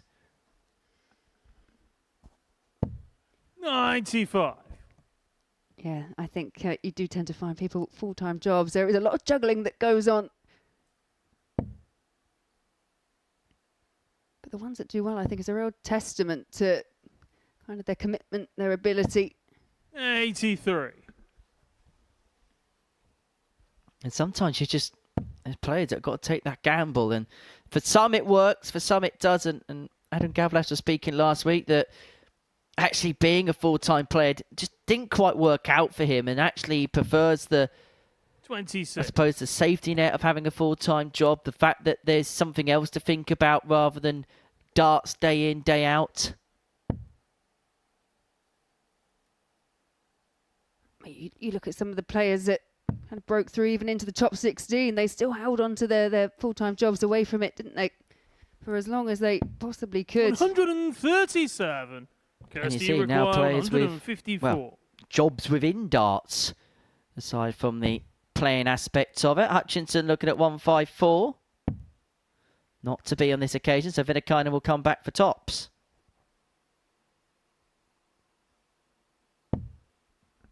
$83. KC require 40. Yeah, that last visit, 137 from Vinan, set her up nicely to take the opening leg. Game shot on the first leg. Just about KC squeezes Vinan. into the bottom corner, but it's in nonetheless. Vinan leads 1-0. There is a number of players that do Second different leg, jobs. it's So, KC to see, throw we've first. mentioned Lorraine Winstanley works as the head up of an academy structure, but the likes of yourself and Scott Mitchell juggling playing with commentary duties. And then you've got people like Jared Cole, who mixes playing with 140. spotting and other jobs within the building, like tweeting, putting the bins out, making the teas. Actually, don't get Jared to make you a cup of tea. 60. It's gross. Love you really, JC. Love you really. And well done to you at the weekend as well. Yeah, Jared, part of the England men's team that picked up the Six Nations 81. title, and also someone who is never going to make you a hot beverage ever again. Thank goodness. However, he does cook a mean meal. 60. Cooked me up a fry-up once. One of the best fry-ups I've ever had. I reckon he's not going to cook you one of them ever again now. Yeah, I reckon you might be right. Although, we do have a number of good chefs here at the 41. Super Series in the playing department. You got Jared Cole, Tedward Everts, Scott Campbell, Sam Spivey's a qualified chef. 45. Lewis Gurney. Well, Paul Nicholson, obviously. Absolutely. Paul Nicholson for MasterChef. I've said that a few times. I'm impressed that you managed to say Sam Spivey and not mention your nickname that you created for him. We've moved on from that. 97.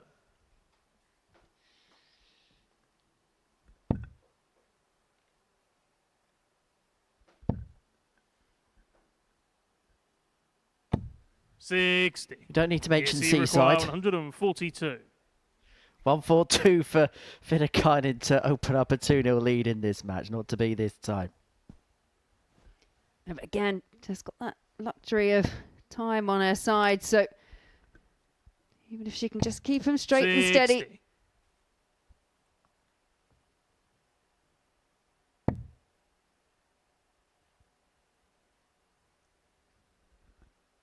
Oh, and actually, another one to add to the list, Neil Duff. Very, very good in the kitchen. 80. KC require 82. Chance here for Vinan to double her lead.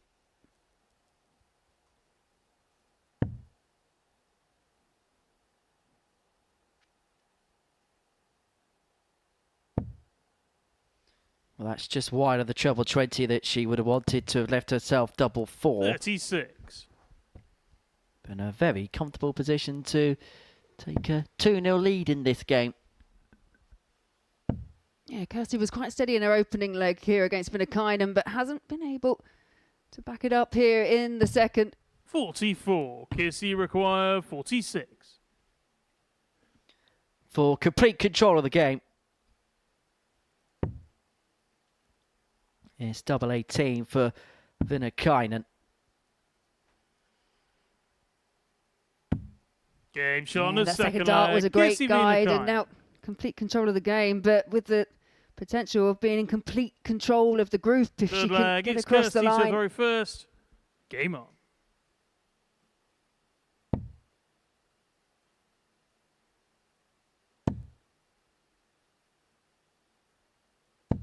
$85.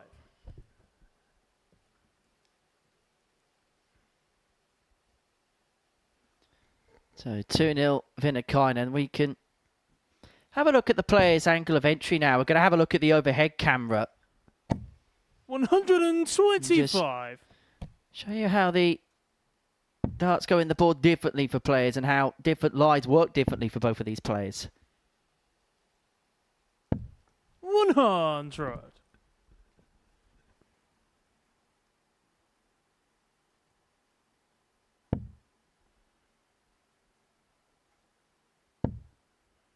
And you can see that angle of entry for Kirsty Vinan, and she does 100. have the ability to stack above a dart if it goes low.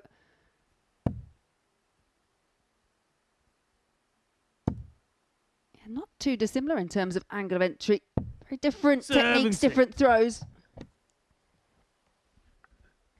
Yeah, Kirsty's just pitches up a little bit more than Kirsty, but the objective for the pair in terms of where they want their darts to land are pretty similar. 125. Yeah, perfect example of exactly where they want them to land. Yeah, Kirsty Vinan here, down to a finish, 151, after just 9 darts. 41. Kirsty require 151. Has 6 darts from this point to move within a win of completing the cards on this Monday at Women's Week 4.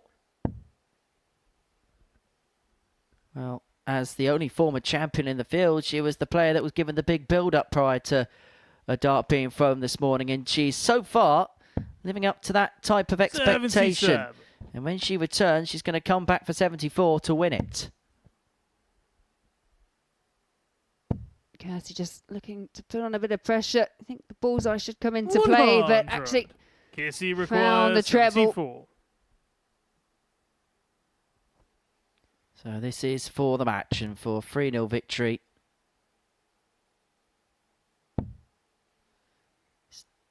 Double top for Kirsty Vinan. 36.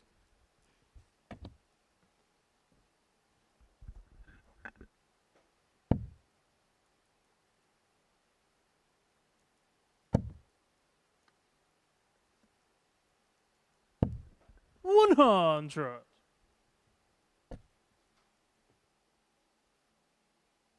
Well, just a slight stoppage here for a slight technical hitch. Just acquainting the scores to ensure that everything is right and proper. When Kirsty does come back, she's going to have an opportunity to win this game. And when it by a 3-0 scoreline, it would ensure the 4th win to kickstart the session for her, to kickstart her week. And you have to say, so far today, she has been the player of the session. Yeah, and I think now, especially here at the Super Series, she comes with that kind of expectation. She's always done very well here. Well, she's somebody that when she played for the first time here, we knew of, but we didn't quite know where that true ceiling was. But as you mentioned, you rightly mentioned, because of what she's done in this building, she's picked up a weekly win in the past. There's now that tag of expectation. Actually, when it comes to the Women's Week now, she comes as one of the big names, one of the big draws. Well, yeah, and she is one of the favourites, as we've mentioned before, and rightly so. But I think the combination of Kirsty Vinan going over and starting to do the PDC Women's Series, then coming over to the Modus Super Series, just think that the more regularity of play and the kind of standard that you have to play up to in order to compete against the world's best women, I think that has really brought out the best of her. She's always been a consistent player. She's represented her country for many years. We've seen it, or I've personally seen it on the WDF and what was previously the BDO circuit for some time. But so just really has come into her own over the last kind of 12 to 18 months. And she's another fantastic addition to both the Super Series and the PDC Women's Series. Well, it just goes back to what we were saying earlier. When you play better players, it brings the best out because you're forced to play to the best of your ability. And I suppose as well, because of the experience here, we kind of mentioned it a little bit earlier on. She goes into that match play now at Blackpool where probably without these weeks, it would have been the first time she would have ever done anything like that. But now she's got that experience of playing in these type of building, this type of environment. That nothing's going to daunt her. Nope. And I don't think she's ever really been daunted personally, I think she is one of those players that hasn't been. Well, there is just a slight stoppage in play, as you can see. Slightly longer than perhaps both players would have liked, particularly when you consider the position that Kirsty Vinnakainen's in, waiting to come back to win this particular contest. Both players just receiving further instructions by an official at the back of the stage as to the reason behind these stoppages. We have seen this on occasion, particularly at the highest level. I suppose the game that really stands out in that particular department is that World Championship semi-final. Do you remember Draftgate between Wade and Lewis, where play was stopped, for the best part of 20, 25 minutes between the pair before they then went back on? Yeah, absolutely. I mean, these things do happen, as we've said before. You know, you do get technical issues. I mean, that was kind of more of a kind of elements-based issue when you talk back to that. But you do have pauses. But whilst we're just waiting for things to get sorted, we can have a quick look at the table. And as we've mentioned previously, Kirsty Vinnakainen so far won all her games, sat at the top on 6 points, closely followed by Natalie Gilbert, Gemma Hayter and Trina Guliver, all on 4 points. Kirsty Hutchinson and Paige Pauling, they've got the solitary wins to their name, but everyone so far, Henry's won a game, and it's been really competitive. It's most certainly been a very competitive day so far. But as you say, a day that's been dominated by Kirsty Vinnakainen. It's an intriguing week, that is for sure. And we've got some big names involved as we head towards the latter end of proceedings. We have a look at Thursday and Friday. Group B will see yourself, Steph Clark and Robin Byrne in action. Group C, Angela Kirkwood first appearance in the Super Series format. Sophie McKinley back for a second tilt, and Vicky Pruin will keep up her ever-present record here at a Women's Week at the Super Series. And Sophie McKinley's a player that I think has really gone on to people's radars over the last 6 months or so. Really burst onto the scene at the Lakeside, beat Lisa Ashton in the opening round, made that run to the final. And I think whenever she's in any arena, we just get excited about the prospect of watching her play. Yeah, you can kind of draw parallels between perhaps herself and you know, the expectation we now have of Paige Pauling. Both those younger players, they're all coming through. And yeah, I honestly, I think the lineup this week, it's intriguing because, as you say, we've got a new player in Angela Kirkwood coming in. We've got ever presence as well. It's been it is going to be an interesting week. Well, that is how the table looks, and we are not too long away from getting play resumed here. A slight stoppage in play, best part of 5 minutes now. And so both players warming up on the stage in the meantime, keeping themselves cool and composed. And these stoppages happen. I remember I commentated on a football game once at Harrogate where there was a power cut. It's an FA Cup first round tie on the radio. So you just got to keep talking and keep talking. The floodlights went off air 20 minutes before kickoff. The game started an hour and 40 minutes later. So the game was meant to start at 8 o'clock. It didn't start till 25 to 10. And that was then having to drive back from Harrogate to Portsmouth later on that night. Wow. Well, it looks like things on the technical side are being resolved. Conversation between the two players. And just to remind you, it's Kirsty Vinnakainen here. She is 2-0 up. She does have the opportunity to keep that perfect record going if she can find a win here against Kirsty Hutchinson. Well, we are now ready to resume the action. Both players just receiving their final instructions from Jack Garwood.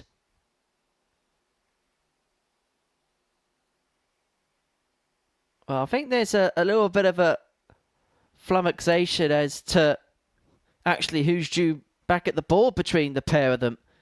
It's a unique situation, and both players just wanting to make sure that everything is okay and that everything runs to order. And Jack Garwood, as you can see there, the referee just explaining the situation as clearly as possible. But we are going to get back underway, and in a weird quirk, we're going to get back underway after this long stoppage with Kirsty Vinnakainen needing double 19 to win this game by 3-0. She decides to split. Double 16.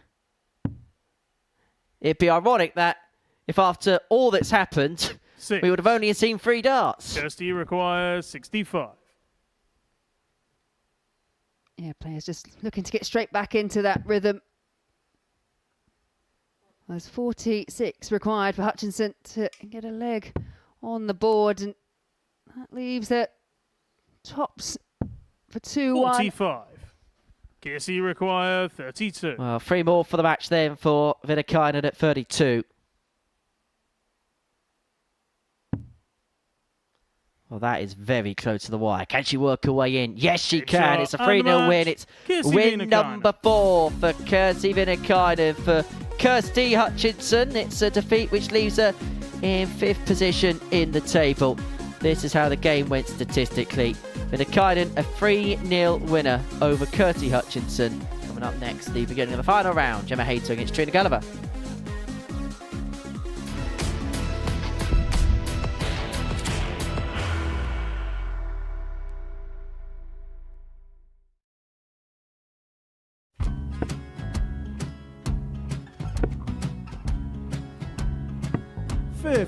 Charlie require 164.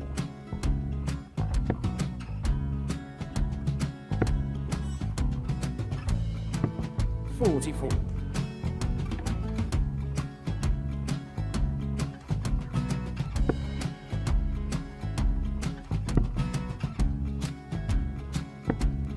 32. Charlie require 120.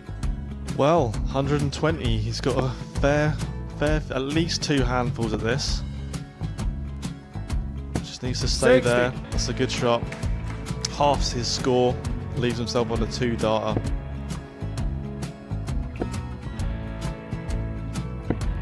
$26. Charlie Time on his require side 60. to become back-to-back singles champion.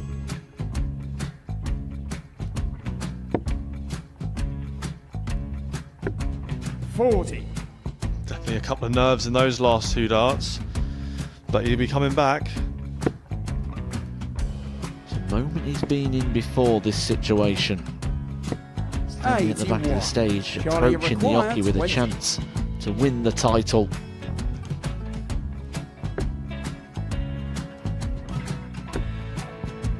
He did this to win the first title, if you remember.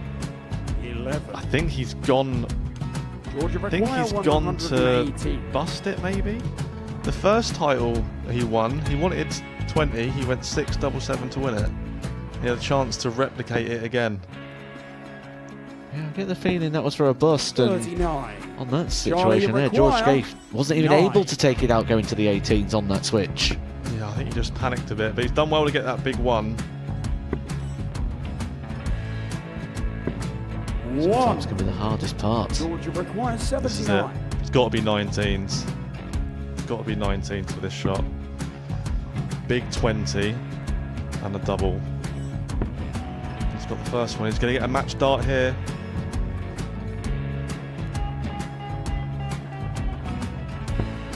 $59. Charlie Threw the entire require body into that 8. one. Just didn't want to let go of the dart.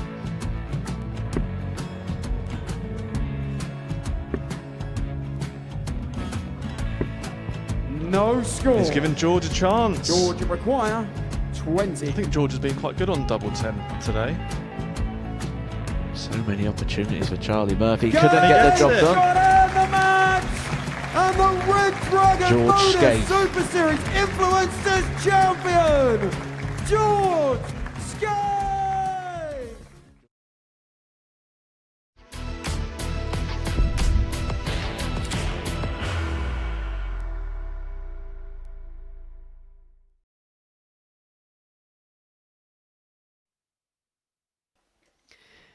Welcome back to the Modus Super Series. 3 games to go on this Monday afternoon. Kirsty Vinan beat Kirsty Hutchinson by 3 legs to 0 before the break. 3 more games to go, including Gemma Hayter against Trina Guliver, Kirsty Vinan against Paige Pauling, and Natalie Gilbert against Kirsty Hutchinson.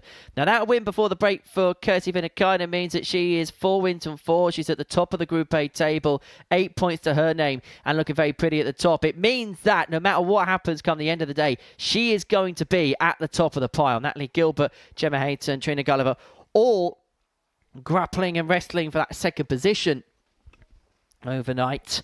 And 2 of those 3 go head-to-head here as Guliver and Hayter go head-to-head here on Pluto TV, where we stream now and we pay never. The 24-hour-a-day dedicated channel to all things Super Series. Plenty coming up on the channel, as well as the live darts, which we bring to you, well, this week, 7 days a week, because we've got the Champion of Champions event live for you on Sunday afternoon and Sunday evening, so do join us for that.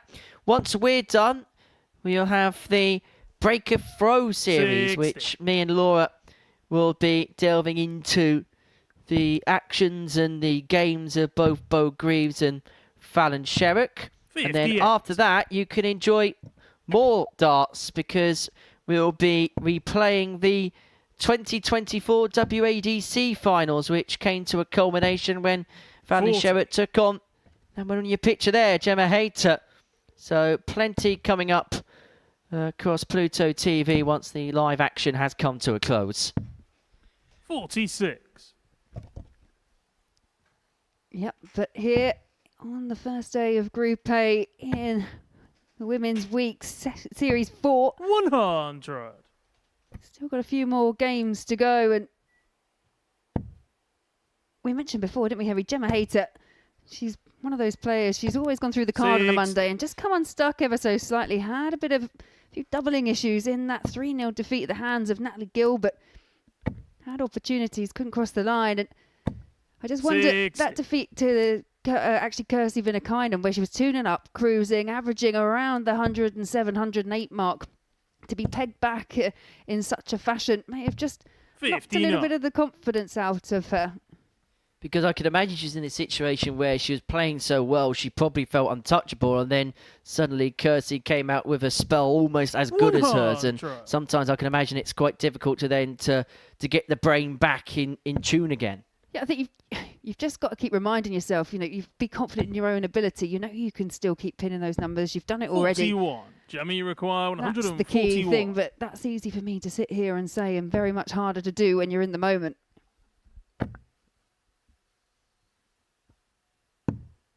47. Yeah, and it's visits like that, and you can see it, they're becoming frustrating, because those first 2 darts were so well thrown, sat on the wire, but just couldn't find the red bit.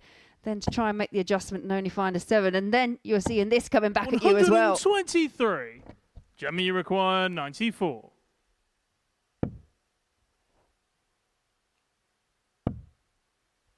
$76 left. 8 for Hayter. 78. Doesn't go. Trina, you require 114. Trina looking at 141 to take this opening leg.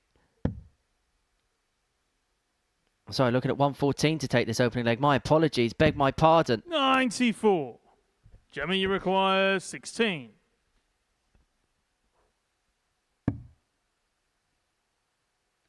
Adjustment over to double 4. Both well thrown darts, both on the wire, and shot on the finds it first third leg. dart Gemma basket. Hayter. A bit of a raise of the arms there. Very much not far away from those initial targets, but Second finds it leg, in it's the Trina end. to throw first. Game on.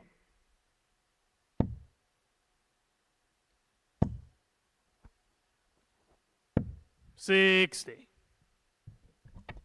So Hayter 1 up as we head into the final round of fixtures for the day. Coming up after this, Kirsty Vinan takes on Paige Pauling. Natalie Gilbert takes on Kirsty Hutchinson to close the day's proceedings. And if you are new to us here at the Super Series, the fixtures flip tomorrow. So 59. game 15 will be game 1, and then the throw will also be reversed in those particular matches. 100.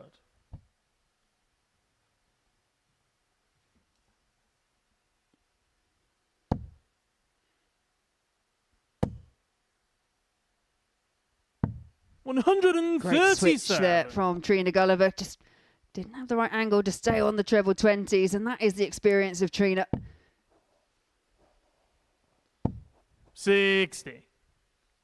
I genuinely think both players will enjoy playing one another. I just look at the way that both players play the game. They like to play the game a real aggressive style. They like to give it full beans, and I think these two won't mind playing one another because of that fact. Yeah, and also similar rhythm, similar pace, absolutely no nonsense. It's all straight to the hockey, get on with the throwing. But I agree, yeah, they've both got that attitude where they want to leave absolutely everything up on the hockey. 140. Throw the sink at one another when you're playing and then shake hands once it's done.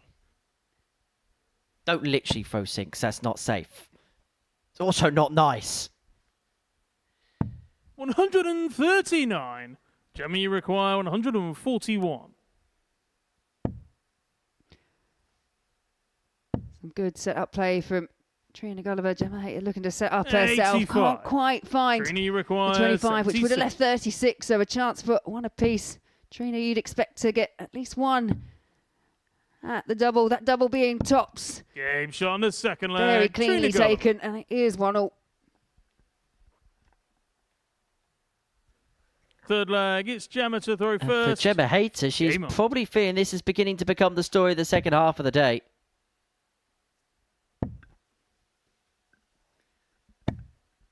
$90. Yeah, it's that position for dart players, and I think sometimes I like to talk about it because I know I'm one of those ones that when you start thinking, you can get into that position of overthinking, and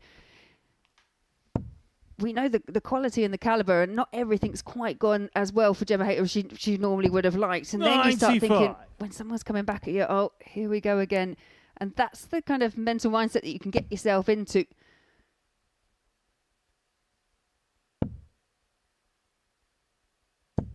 $41.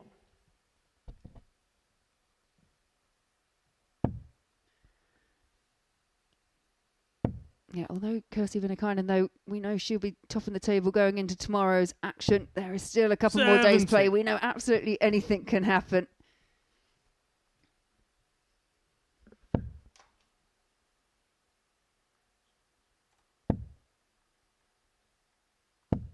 $45. Just feels like this game is just hitting a bit of a crossroads, just reaching a bit of a stalemate.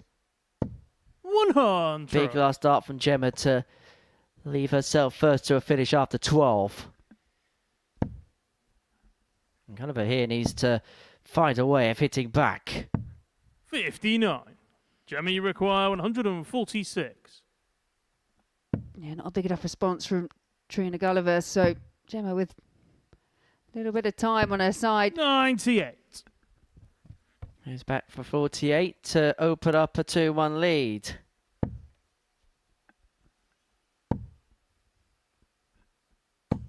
$60. Gemma, you require 48. Well, plenty of time on side to move in a leg of the match. Double top. Now double 10. 38. Yeah, and I think for Gemma, it just would have been nice for her to have been able to just take it cleanly, because that has been the slight problem area towards the back end of 100. today's play. Gemma, you require 10. 2-5 to 2-1. In off. No score. In fact, it gets further and Trina, you further require away. 96.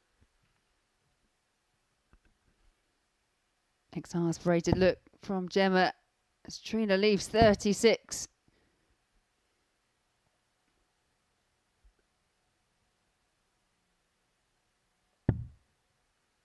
$92. Gemma, you require 10. A real chance to have pinched that leg for Trina Guliver. And you feel they're good markers for Gemma, Game and they shot on the were third in leg. the end. Gemma Hayter. Gemma does go within one of the match. So work to do Fourth for Trina flag, it's Guliver. Trina to Still throw not first. overly pleased Game with on. things. Is Gemma, but she'll take the points return if she was to finish the day on 6 points. It might be a 4-point gap, 100. depending on what Kirsty does against Paige Pauling.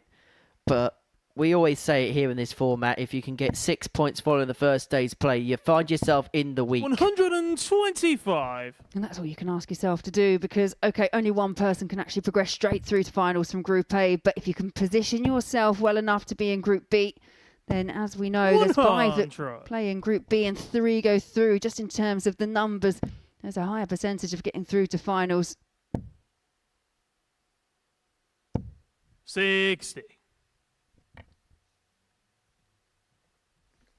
However, the only problem with Group B is there's a 2-time Six Nations champion this weekend in there. I wouldn't worry too much about her, honest. 60. Well, the bookies didn't. No. That was brutal.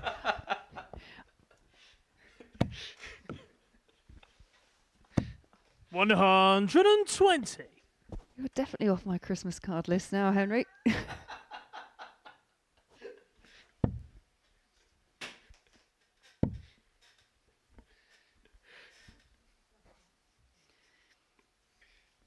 Well, back to this match where the more favoured players are performing, but Trina really fighting back, and that 2-treble visit could be all important. First down to a finish. 116 left. Hayter looking to find a Chad Butcher lever on a 2-darter. 2 trebles. So very much lever on the cusp. Trini require 116. Guliver here looking at 116 to level this match up at 2 apiece. Finds the treble. Going to get a dart. A double top to square this contest up. 96. But just underneath. And that's kind of been a miss, hasn't 96.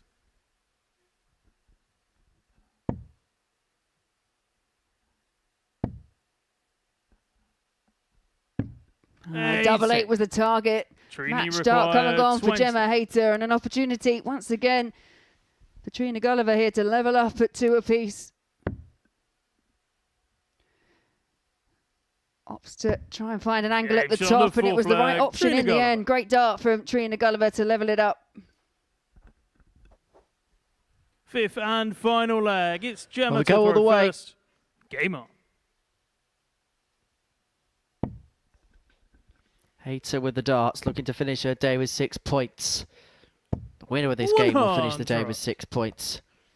As you mentioned, for Trina, there's probably a more emphasis on winning that Group A in terms of the fact that she knows she's going to be here until the end of Sunday. 60.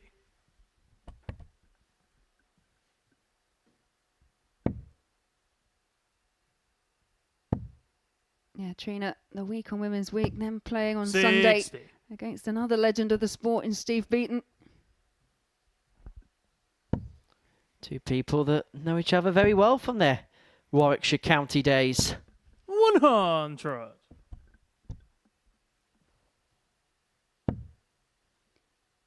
Yeah, absolutely nothing to split these two at the moment. 100.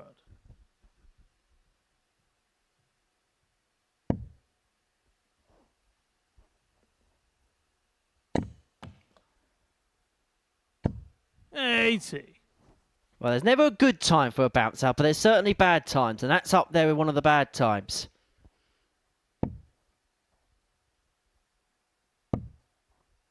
Good adjustment once again for Gemma to find the treble, and it's been a really consistent leg from her. So 1-4-1 for Gemma Hayter to get the job done. 100. Trina leads herself Gemma, on a require finish. 141. Treble 19. Cannot get, and so Guliver, who, remember, missed the bullseye for the 170 earlier on today. He's having a look at a 161 here. Yeah, she has had a 1-2-2 finish, and the 161 is on. A real grimace there from Trina. 97. Gemma, you require 52. Well, having picked up 6 legs out of 6 in her opening 2 games, Gemma Hayter got a day off to a perfect start. Couple of defeats after that meant that that was a game of must-win proportion. That's exactly what she's got. 6 points, salvages the first day's worth of play for Gemma Hayter. For Trina Guliver, a feeling of what might have been. Coming up after the break, it's Kirsty Vinan up against Paige Pauling.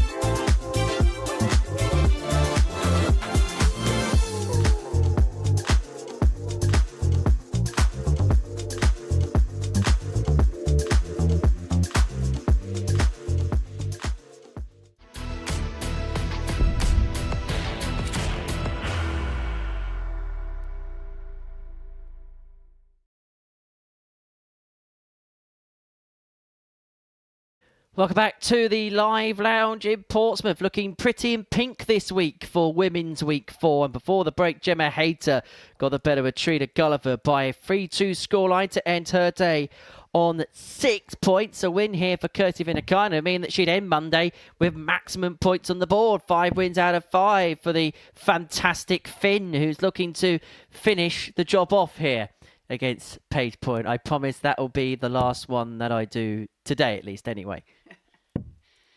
Yeah, don't make promises you can't keep, Henry. That's a Page where it's been the other side of the Richter scale, bottom of the league. Just 2 points so far from the opening day's worth of action. But that win did come last time out. First leg, against Trina Guliver. 3-1 win, decent finishing. 3 from 7 on her doubles, including that 118 checkout. But so far today, in terms of consistency, in terms of what she's done over the course of the session, Kirsty Vinan has, well, kind of been head and shoulders above the rest. Yeah, and even when she's been 55. behind, and obviously notably the game against Gemma Hayter, when she was 2-0 behind, one leg facing a 3-0 defeat, she just absolutely rallied, 39. didn't she? She really turned things around and managed to get over the line. It's the best comeback we've seen so far today. And we've seen some good things in Paige Pauling. You mentioned that 118, but it was made equally more impressive because she bust the 118, the throw before. 44.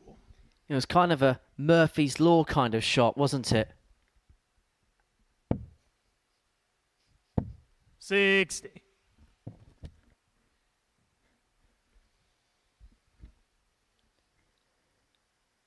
But for Kirsty, this is a real opportunity to take a real vice-like grip of this group. Wins this, she'll be 4 points 94. clear overnight, irrespective of what happens in the final game of the session between Natalie Gilbert and Kirsty Hutchinson. 100. Equally, though, for Paige Pauling, if she can pick up another couple of points here, hopefully that will give her the confidence coming back here into tomorrow. Obviously, tomorrow her first match will be against Kirsty Vinan, but it'll also put her right in the mix again. Well, this is how quickly things can change. She beats Kirsty twice. She's back to within 2 points of the lead. 58. Kirsty require 167. 167 for Kirsty to take the opening leg. And 6 starts from here to do exactly that.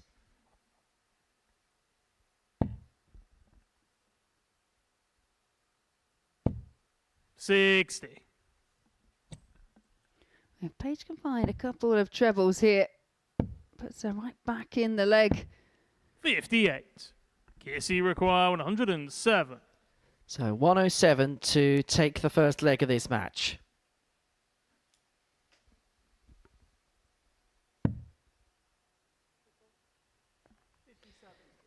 $57 scored, 50 remaining. 10 for tops. And that's another big check out. And this time it's Kirsty Vinan that applies the finishing touches. The 107 is found. That's the fifth ton plus check of the day. All hit by different players. And Vinan 1-0 to the good. 45.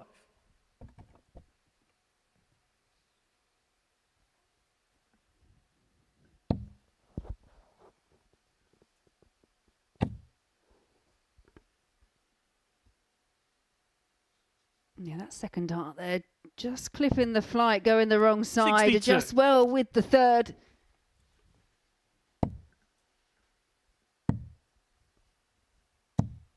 $58. For Paige, perhaps the thinking tonight will be just trying to get over the despondency and kind of channel that disappointment into more positive energy going into Tuesday and Wednesday. If she can win this, she's got a real platform to build upon. 59. But I get the sense that the reset mentality will definitely be, if Group A isn't quite the plan this time, 42. is to make sure I get into the Thursday and Friday night, get into that Group B, give myself the best possible chance in the secondary group to get into Saturday night's final. Yeah, I think that is what most players 41. would think under these circumstances. And they did meet previously at the Super Series. Paige did get a win over Kirsty Vinan. There's 3 meetings between them. It's 2-1 in favour of Kirsty Vinnakainen.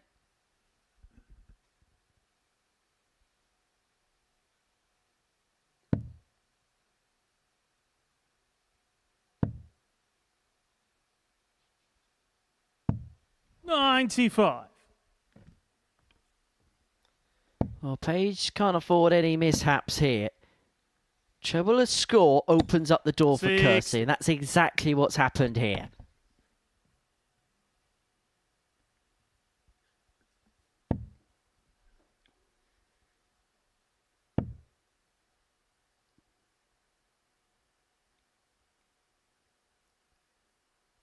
For me, if Paige could find a way of picking up a few more wins when she was here last time, it was a bit of a roller coaster. 100. Sometimes you have venues, and if you've played well in a venue, you just really appreciate going back to it. And I know on the last outing here, Paige would have been disappointed, didn't pick up a great deal of victories in a week here. But we know the calibre of the player. 60. Page required. And it's also that transition as well from playing at youth level to then mixing it with the very best. Double 16 would have been for a 96 finish. Kirsty required 124. Back-to-back ton plus checkouts. Well, you wouldn't put it past Kirsty Vinnakainen, but one of those darts where you think, just keep it straight. Gives you a couple of chances, a 1-2-4, but that first dart means that Paige Pauling here has a chance to make it 1-all. Page It's all about giving yourself every opportunity possible. Kirsty wasn't able to do it there. It's presented a chance for Paige Pauling, who cannot convert the double 8, and so Vinnakainen's back for 2-zip.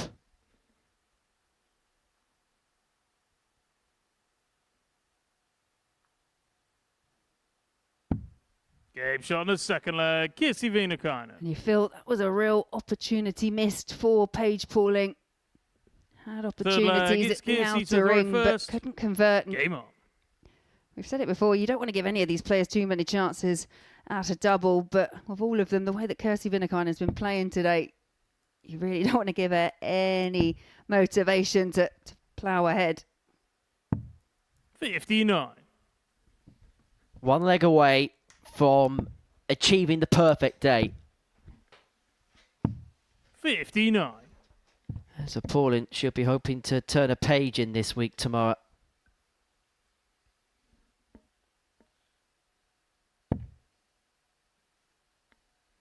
Kirsty looking to finish with a flourish. 120. Yeah, third dart just clattered into those two already in the board. 45. You just get that kind of a bit of an air of despondency now from Paige Pauling.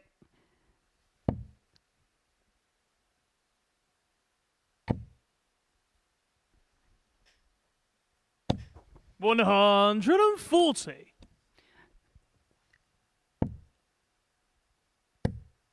Ah, but this is better. 140. Great response. So 6 darts here from 182 for Kirsty Vinnakainen to go 5 from 5 on the opening day. The only former champion in the field, and playing the type of darts which could be ominous for the rest of the week. 81. 101 left after 12. Pauling needs to find a treble to leave herself on a finish. Keep it straight, she is on 1, but the slip for the last means that she's outside of that range.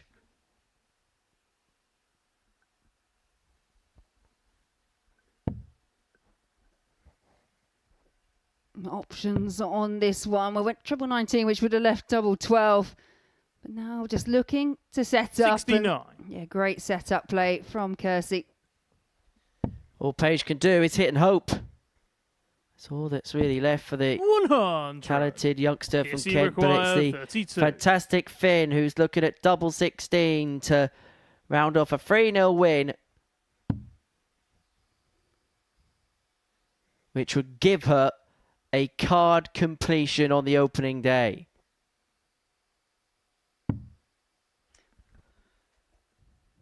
Yeah, a real shake of the head there, because that 16. slip up from Kirsty Major Vinan requires just 76. means Paige Pauling has the opportunity to extend this match as the great first. Can she find double 8?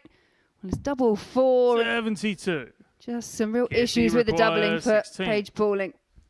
Well, she may feel like that's been the story of her day. As Vinakainen looks at double 8 to complete a 3-0 win. And it's a 5-star day for the Finn Kirsty Vinakainen. 10 points, maximum points. And the former champion playing the type of darts which could see her in the end game once again come Saturday night. That's the tail of the tape. Coming up after the break, the final game of the session as Natalie Gilbert takes on Kirsty Hutchinson.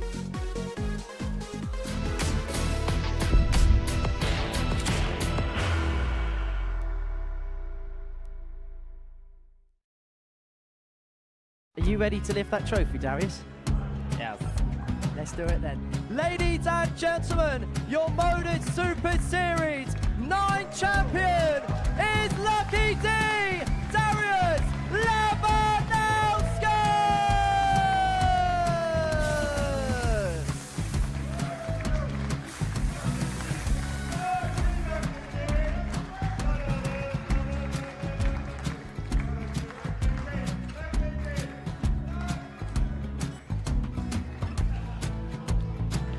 Well, what a wonderful night of darts we have seen, and we are ready. Our champion is ready, and it's trophy. So receive the trophy. £25,000. The new Modus Super Series champion, the Terminator, Marvin Van Velzen.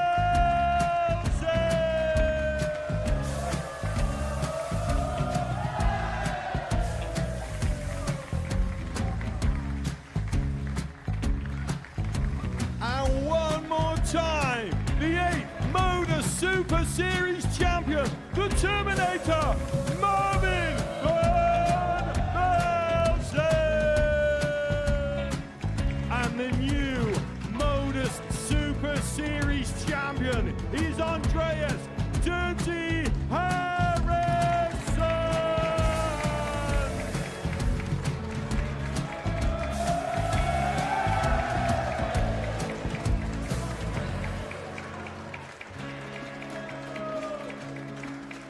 And one more time, the 7th Modus Super Series champion. Give it up for Andreas Dirty Harrison. The moment we've all been waiting for. Would you please show your appreciation for your Series 6 Modus Super Series champion, Scott Taylor?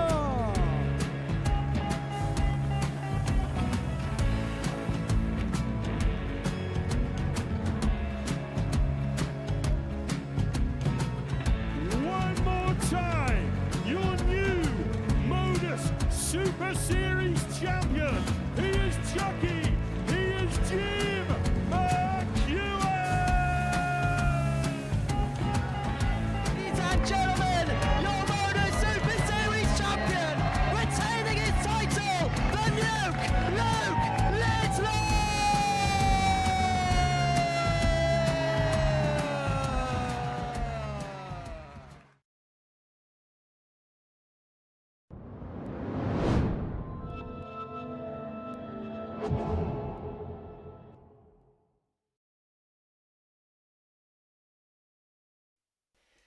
Time for the final game of the day here on Monday at Women's Week 4. Before the break, we saw Kirsty Vinakainen go 5 wins out of 5. She's going to top proceedings going into Tuesday's action.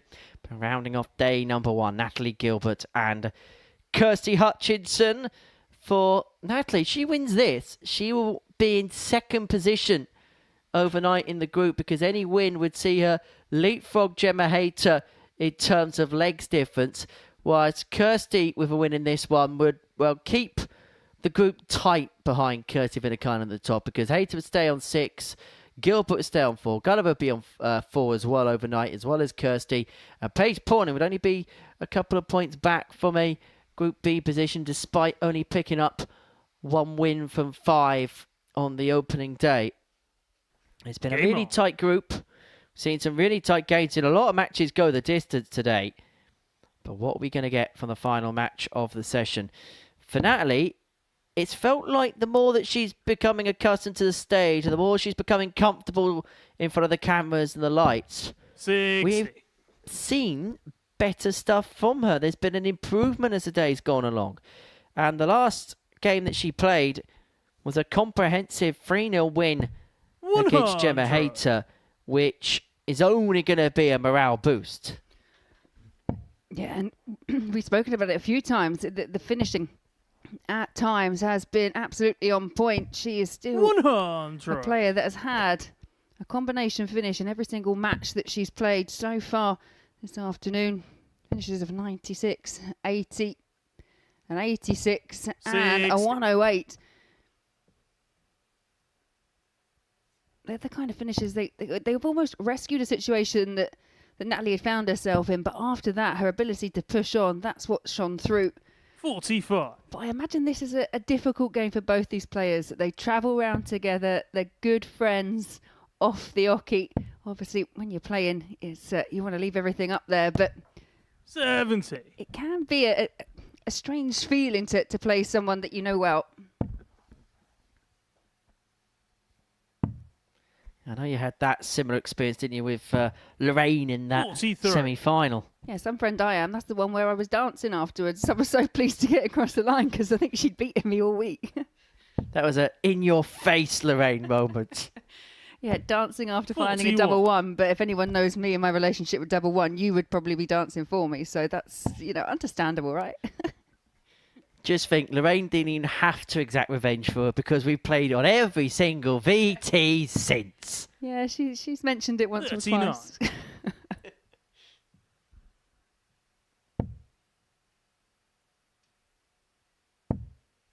We'll have to get you in Devon to do a dance-off. 100. You should have seen him last week. He comes in the studio on Saturday night before we do one of our links, and he's there doing the dancing out the window. Saw Dev recently at the World Cup where he represented South Africa. He is just such a character, so full of life. I'm not going to grade out scores between the pair of you as Hutchinson looks at 90 to take the opening leg of a break. 80. Natalie require 170.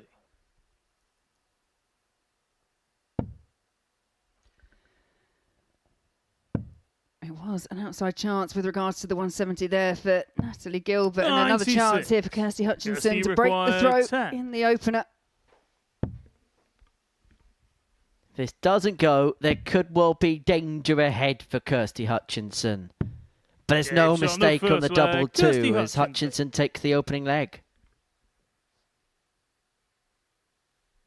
Second leg, it's Kirsty to throw first. Game on.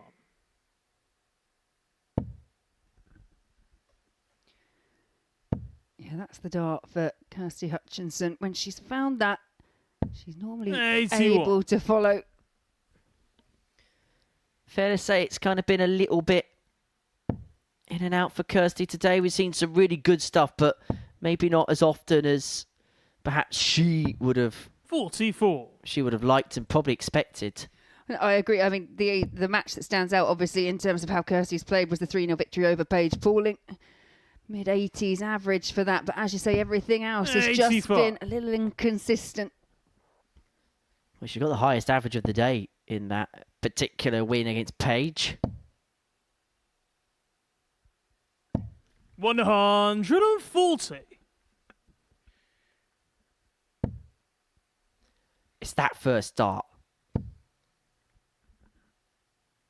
Yeah, when she gets that right, and that's what she got right against Paige Pauling. I think there was one leg where she went 140, 140, 140, and just really stamped her authority on the match.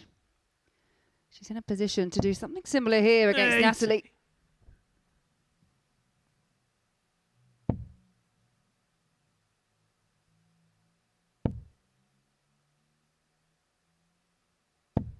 $55.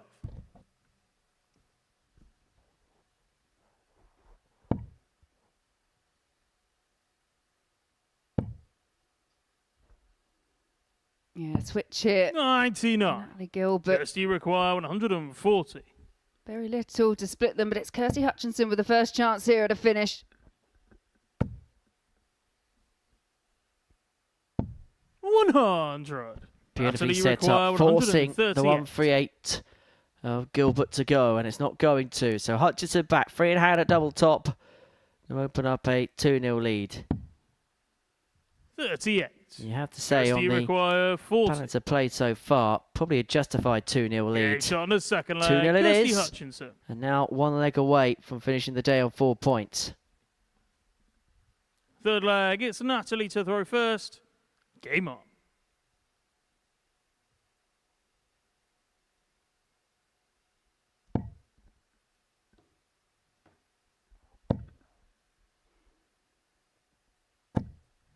Yeah, she did really well to get a third dart in there. First, you could hear them clip the wire, and Natalie just forcing that last dart. But there's the first dart again from Kirsty Hutchinson. That's what she's getting right in this match. 85.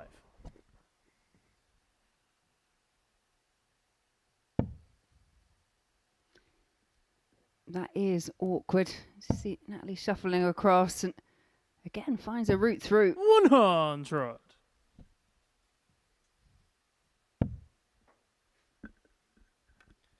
Well, the only good thing about this scenario for Natalie is to win this game, she only has to break Kirsty Hutchinson once. If there's any kind of divine saving grace about what is a desperate situation. 81. You can see exactly what Natalie Gilbert thought about that last dart. Just pulled into the ones. Well, that was a violent bounce out. 80. And I think Jack's shoes were perhaps a couple of steps away from being butchered. It's the one thing that impresses me when referees, when they see that dart coming towards them, they don't move, they don't flinch. 140. Charlie Courtefi's had a dart stuck in his leg and he hasn't moved. It's refereeing 101, isn't it? That is, yeah, don't move, don't put off the player. Natalie and he still didn't press 8. charges. 80 for Gilbert to reduce the gap to 2-1. It's double top and with plenty of time. 60. Not to beat.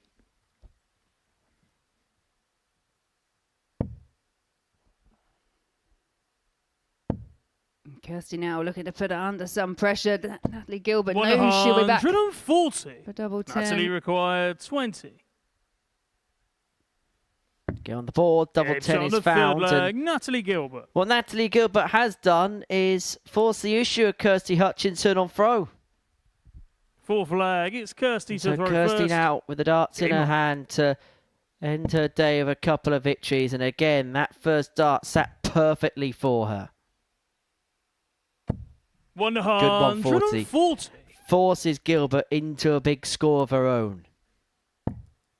It's the dream start, isn't it? Because even with a 2 treble visit here from Natalie Gilbert, she's already on the back foot. 125. Did well to recover though with the third.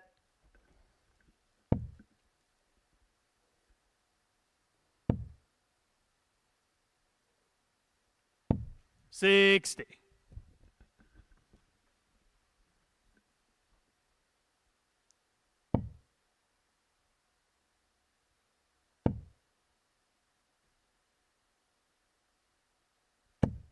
$60.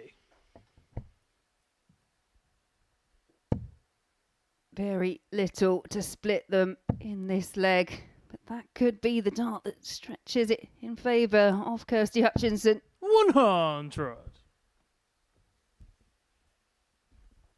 Well, Gilbert now has it all to do.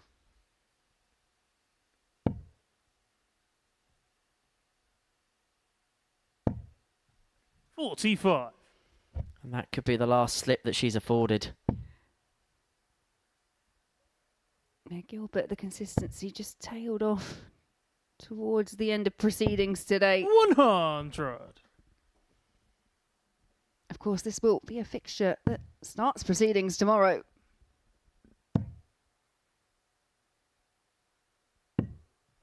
101. Kirsty require That 101 set 101. up leaves herself on 170, but it's Hutchinson looking at 101 to win the game. Well, I suppose that's a happy accident. Particularly now she's found the trouble. It's double top for the win. And that would have been double 81. top to one in style. Natalie require 170. Well, this would be some way to level up a match. And unfortunately for Natalie Gilbert, not going to happen. 58. And so Kirsty Hutchinson 20. comes back for double 10 to end her day with 4 points on the board. Good And shot. double And 10 the match, is found. Kirsty Hutchinson. A bit of a mix and match day for Kirsty Hutchinson. Some really good stuff at times. Match of a little bit of inconsistency. But the important thing for her is she is still in place, still in with proceedings. That's the tail of the tape. And that's the best average we've seen from anybody today. Reaction and analysis is to come in a couple of moments' time.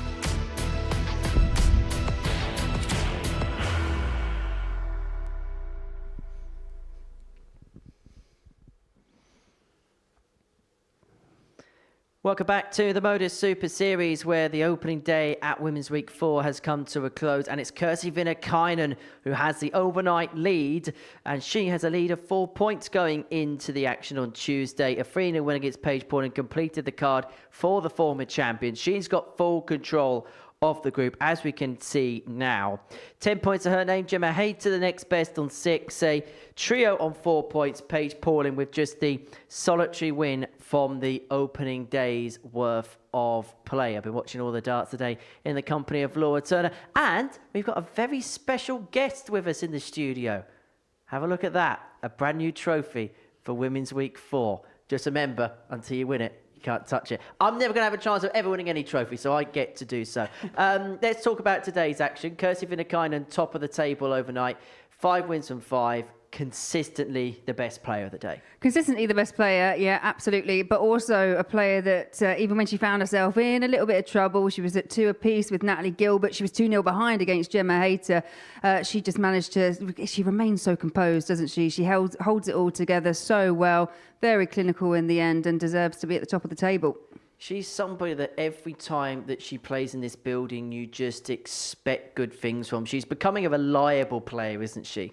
Yeah, there is the expectation, but what I like about it with Kirsty as well is she delivers every time she's here. I mean, that's not always an easy thing to do, but she thrives in this environment. She does very well in the round robins, and she's already put herself in a position to go straight through to Saturday, but still a couple of more days left to go. Indeed there is. That was how she got the job done. Gemma Hayter on 6 points, the best of the rest. But is there a feeling that maybe a couple of points were left out there in the middle of the session? Yeah, especially the match against Kirsty. She was absolutely cruising. She played so well. She hit this 156, and it really was after hitting the 156 where things kind of turned around in terms of Gemma and the ability to get across the line. She came unstuck here against Vinan and then lost another one and lost it heavy as well. So, yeah, I think on the back of it, Gemma probably not as happy as she would have been on 6 points, but to rescue at the end, getting that win, there's a positivity coming into tomorrow. Particularly that. And in terms of Natalie Gilbert, will she be happy with the points that she got today? And I also think she'd be happy with the way she played, because she was under pressure at times. And like here against Paige Pauling, Paige sat there on a 2-dart checkout, and then Natalie Gilbert pins the 108. But we saw that quite a lot from her when it came to those kind of 2-3 dart combination finishes. She was able to pick them off time and time again. So I think there's a lot that Natalie will be happy about. Probably just trailed off towards the end in the last match against Kirsty. But again, positivity going into tomorrow. In terms of Trina, she'll feel like if she can piece every bit of that jigsaw together, she's got a great chance of progressing deep into the week. Yeah, absolutely. We saw some brilliant scoring, but then we saw patches where she'd scored heavily and couldn't get across the line. I think one game, 10 darts missed at a double and ends up losing 3-0. And that's very, very frustrating for her. But yeah, we've seen some good stuff. So as you say, it's just having that scoring when it matches up with the doubling as well. That's when it's good. Well, Trina with a couple of wins on the board, including a victory against Kirsty Hutchinson. It must be a very weird one for her because she's posted the 2 highest averages of the day, but they're the only 2 wins that she's got. And it's testament to the field as well, but also it's for her to be able to, she's still obviously carrying that 4th dart. She's obviously, we could see at times visibly struggling in terms of, finding that range, finding that consistency. But wow, when she finds it, when she gets that first dart right, the other 2, they just tend to follow.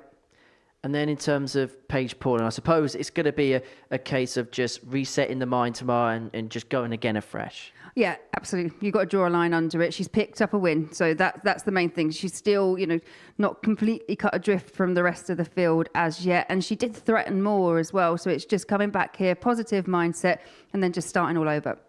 Well, this is how the table looks following the first day's worth of play here at the Live Lounge in Porto. Kirsty Vinan top of it, 10 points to her name, a perfect Monday. Gemma Hayter, 6 points in second position. As you can see, 3 players on 4 points and Paige Pauling on 2. This day 1 of 6 that we're going to be seeing in this Women's Week 4. And this is how the rest of the tournament bracket breaks down as a result. Group B is going to see Laura Turner alongside Steph Clark and Robin Byrne, 2 of the 3 England team playing in that particular group. Whilst in Group C, Angela Kirkwood, Sophie McKinley, the world finalists from December, and Vicky Prum going head-to-head with one another. And you look at those 2 groups, and I know it's difficult for you to say because you're involved in one of them. I totally understand that. But on paper, it looked very, very tight, very marginal. Yeah, on paper, I think if everyone plays to the best of their ability, they can all beat each other, and I do genuinely believe it. It feels quite open.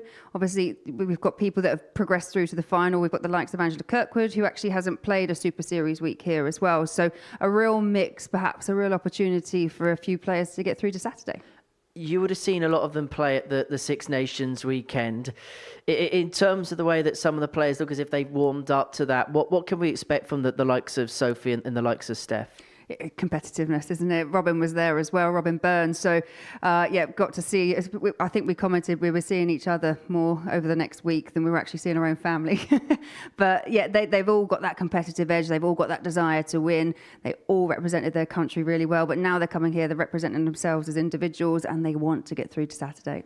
Looking at the week from a more general sense, is this the most open women's week that we've had here? Yeah, I think obviously you've got the likes of Gemma Hayter, Kirsty Vinan, who we've said before. We know that their top range, they can put in some absolutely massive performances, and they can do it consistently. And we have seen quite a bit of that, especially from Kirsty today. But it does feel open, especially in terms of who's going to make it through to finals week. Obviously, one goes through today, but then we've got another 5 from the rest to go through. So I think that's where it's open. And for Kirsty and Gem, I know we touched upon it a little bit at the beginning of the programme, but this is the perfect prep for the World Match Play next month. Absolutely, yeah. You couldn't ask for anything more. I think if you can come here, especially if you can have a good run, you can build up that bit of confidence going into next week. Not only have you got the match practice, you're sharp and you're ready to play, but you come in with that extra edge. I think if one of the match play players can lift the title at the same time, I mean, I'm hoping they can't, no, but in all honesty, if one of them can lift it, just think of the buzz and the excitement going into the match play. Will the likes of Bo, Fallon, Lisa that aren't playing this, do you reckon they'll be having a look at this, just seeing how in tune they are? Perhaps. But, I mean, we know it's all on the day anyway. Perhaps they might kind of glance over every so often. But I think for them, the confidence that they've got in their ability and they can back it up with the things that they've done in the past, I think that would be enough for them. Before we leave you, we haven't given you the answer to today's Tungsten teaser. Now, I think you've got the answer. How many different players have played at the Women's World Match Play? I think we worked it out at 16 different women. 16 is the correct answer. So many congratulations if you got that correct at home. Laura, thank you so much for your company as ever. Plenty coming up across Pluto TV. Once we're done, then we'll be with the latest edition of the Breaker Throw series, which is looking at 2 trailblazers in Fallon Sherrock and Bo Greaves. Laura Turner has been delving into their throws, their careers so far. And then we've got throwback darts, the women's ADC final from last year, Fallon Sherrock up against Gemma Hayter. That was quite the occasion. We're going to be back Tuesday from 9:30, that's tomorrow, for the second day of action in Group A. And then we'll be back for finals night on Saturday evening. 7 days worth of darts here at the Live Lounge in Portsmouth, because we'll have the Champion of Champions on Sunday. And on top of that, we've also got a special event for you on Saturday afternoon, because Phil the Power Taylor is going to be here in preparation for the Champion of Champions event. He's going to be in audience here at the Live Lounge in Portsmouth. One of 2 extra bonus events that we've got this weekend. And of course, the Champion of Champions will be here on Sunday afternoon from 1 o'clock. 2 sessions here on Pluto TV. Tickets are still available for that on www.dartshop.tv. That and an audience with Phil Taylor. So why don't you come down to Portsmouth for a Saturday night of the darts? It's Phil, the Power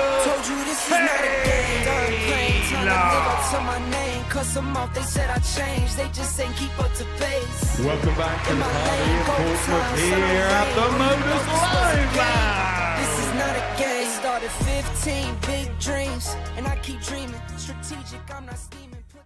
Generational talent playing at the peak of her powers. She steps back, has a good look, and nails it.